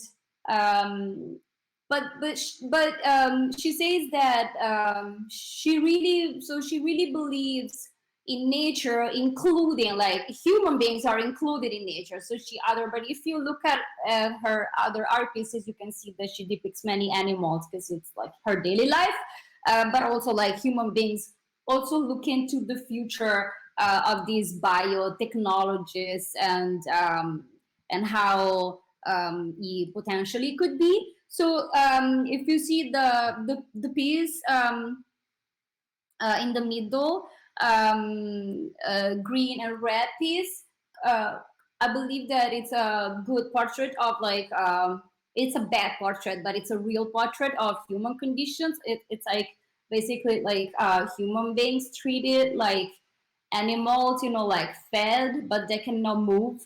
They are in a cage, even though they're not. So very representative of many aspects of society. And yes, and these women from the future. So nature and technology. I was telling her, it's like you have it all. Because after this pandemic, what we've learned is that we won't be able to live without nature and technology. That's the two things. Amen. And, right? Amen. Amen. I know. And yeah, wait, let me see where we are. Oh, okay, here we are at Donno. So Donno is a generative artist, and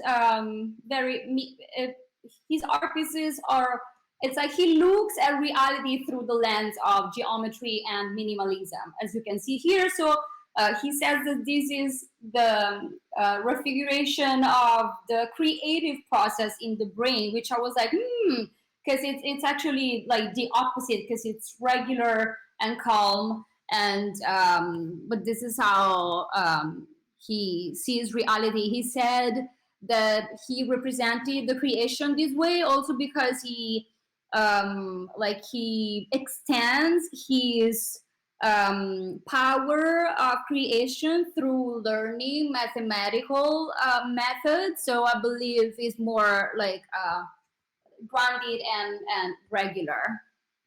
And then on the right we have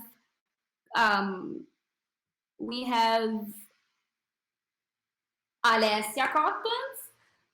So this piece, she said, basically she represented how the virus will look like if it was a person. So this artist, she studies fashion, so she kind of combined like her knowledge about fashion and art in this piece. And I was interested because I was like, okay, this is not like in the US, but everyone has been like, the virus has been called the invisible enemy. While here the enemy is not invisible anymore. She's like, it's like an enemy coming to like to penetrate inside you without telling you, and then like attacking you. And I said, and take your breath away, which has a double sense with what the virus do. So now it's a sensual woman. Okay, did we see all the pieces? I think so. This is amazing. I mean, we can go a little bit over, but I want to take a chance for people to, if they have questions before they leave. Thank you so much for the overview. And just if you missed any artist name or any description, Eleonora did a great job at sharing the artist profiles in the past 2 days. So what's your Twitter handle, Eleonora? Eleonora Brizzi, I believe. Let me check. But, oh my God. Allora.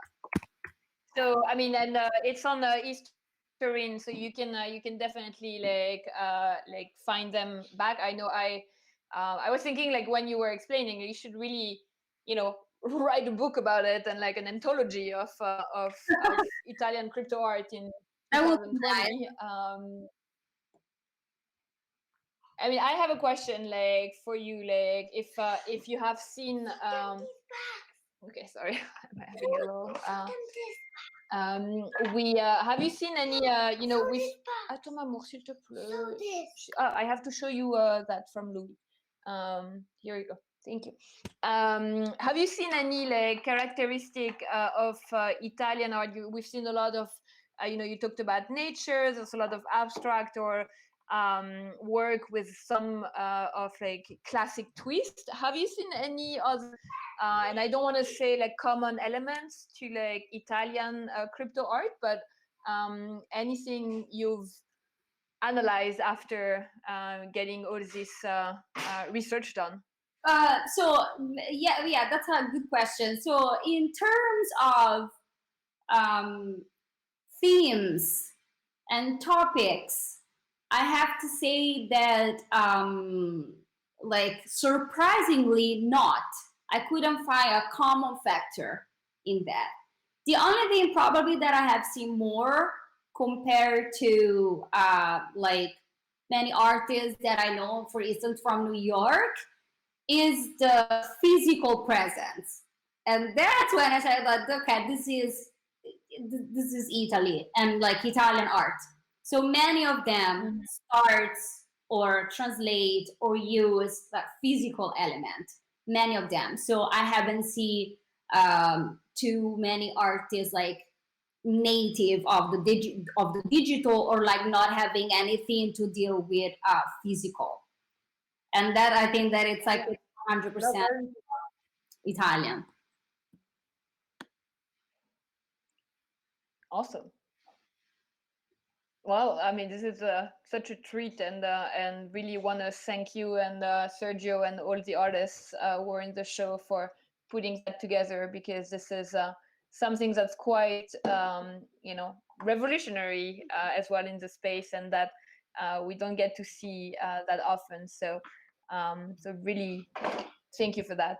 Thank you for having us. This was fun. And, you know, if there is something that we can do, even not in this time, like all the times, it helped us to, you know, gather together a group of people, which is always nice. And as you were saying, we are coming from somewhere. So the fact that now you located these people, you can even like go and like meet them and discuss with them in person. I think that it's nice. And also like it was nice for Italian people, because I don't think that they're very used to crypto boxes. I'm not talking about the crypto community. I'm talking about Italians. And so through me, for instance, that like I know people who are not crypto people, they're all in here today. And so I'm very happy that you gave us the chance to do this, because so many people don't even know what any bridge any bridge we can make, like, you know, the more the merrier. Yeah, we did so for non-con, we did all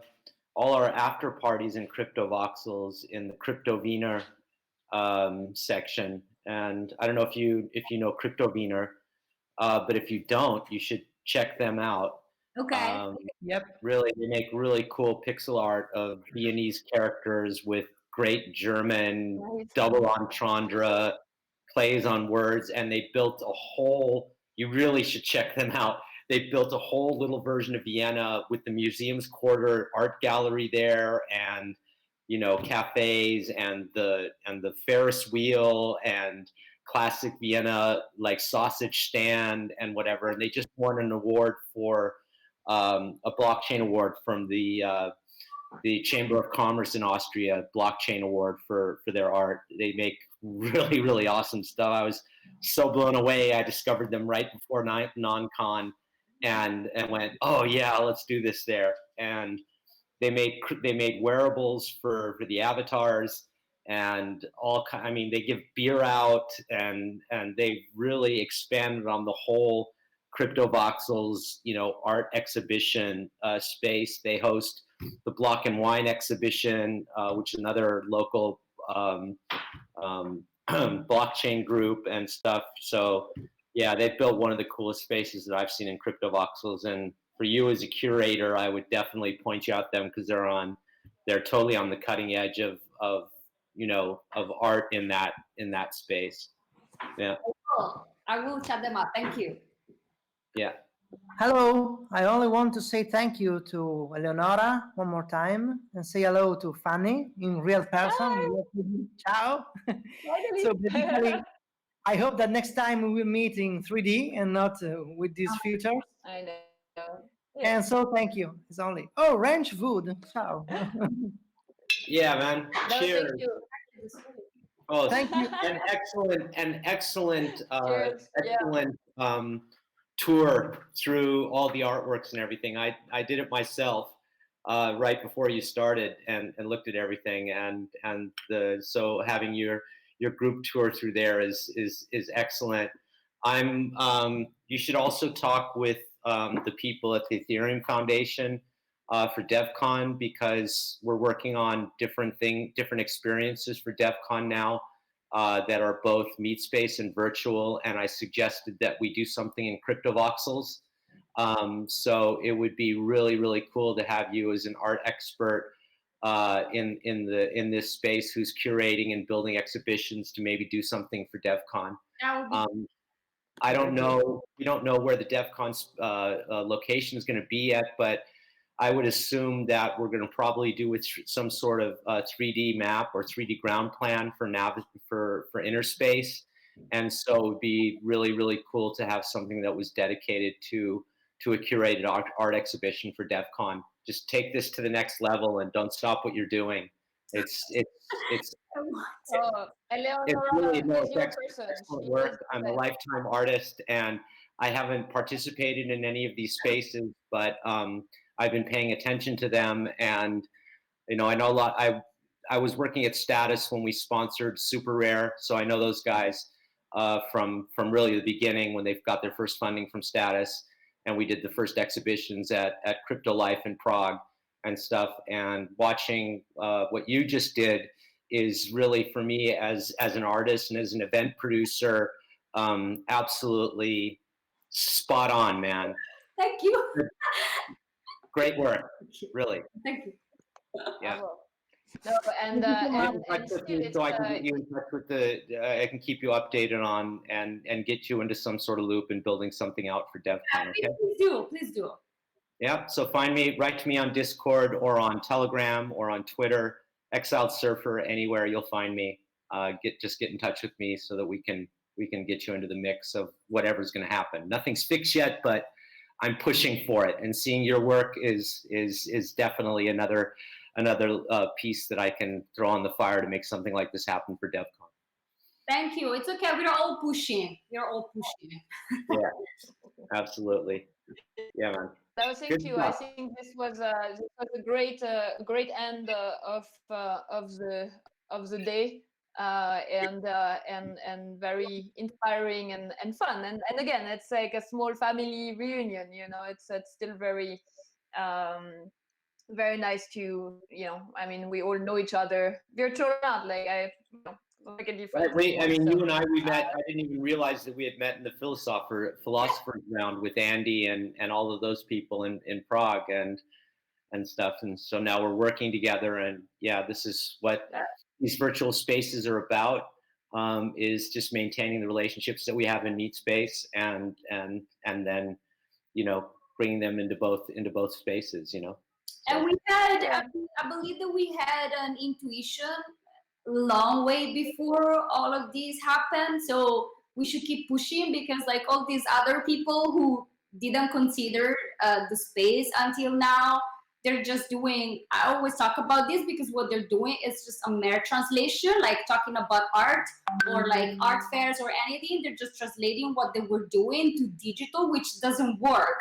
So we were native already, and so it's a different kind of like it's absolutely a content. So we should keep pushing, because at least we were proved that we were on the right way. For this, I'm very happy. Do either of you guys know Dan Lowe from Blocks? No.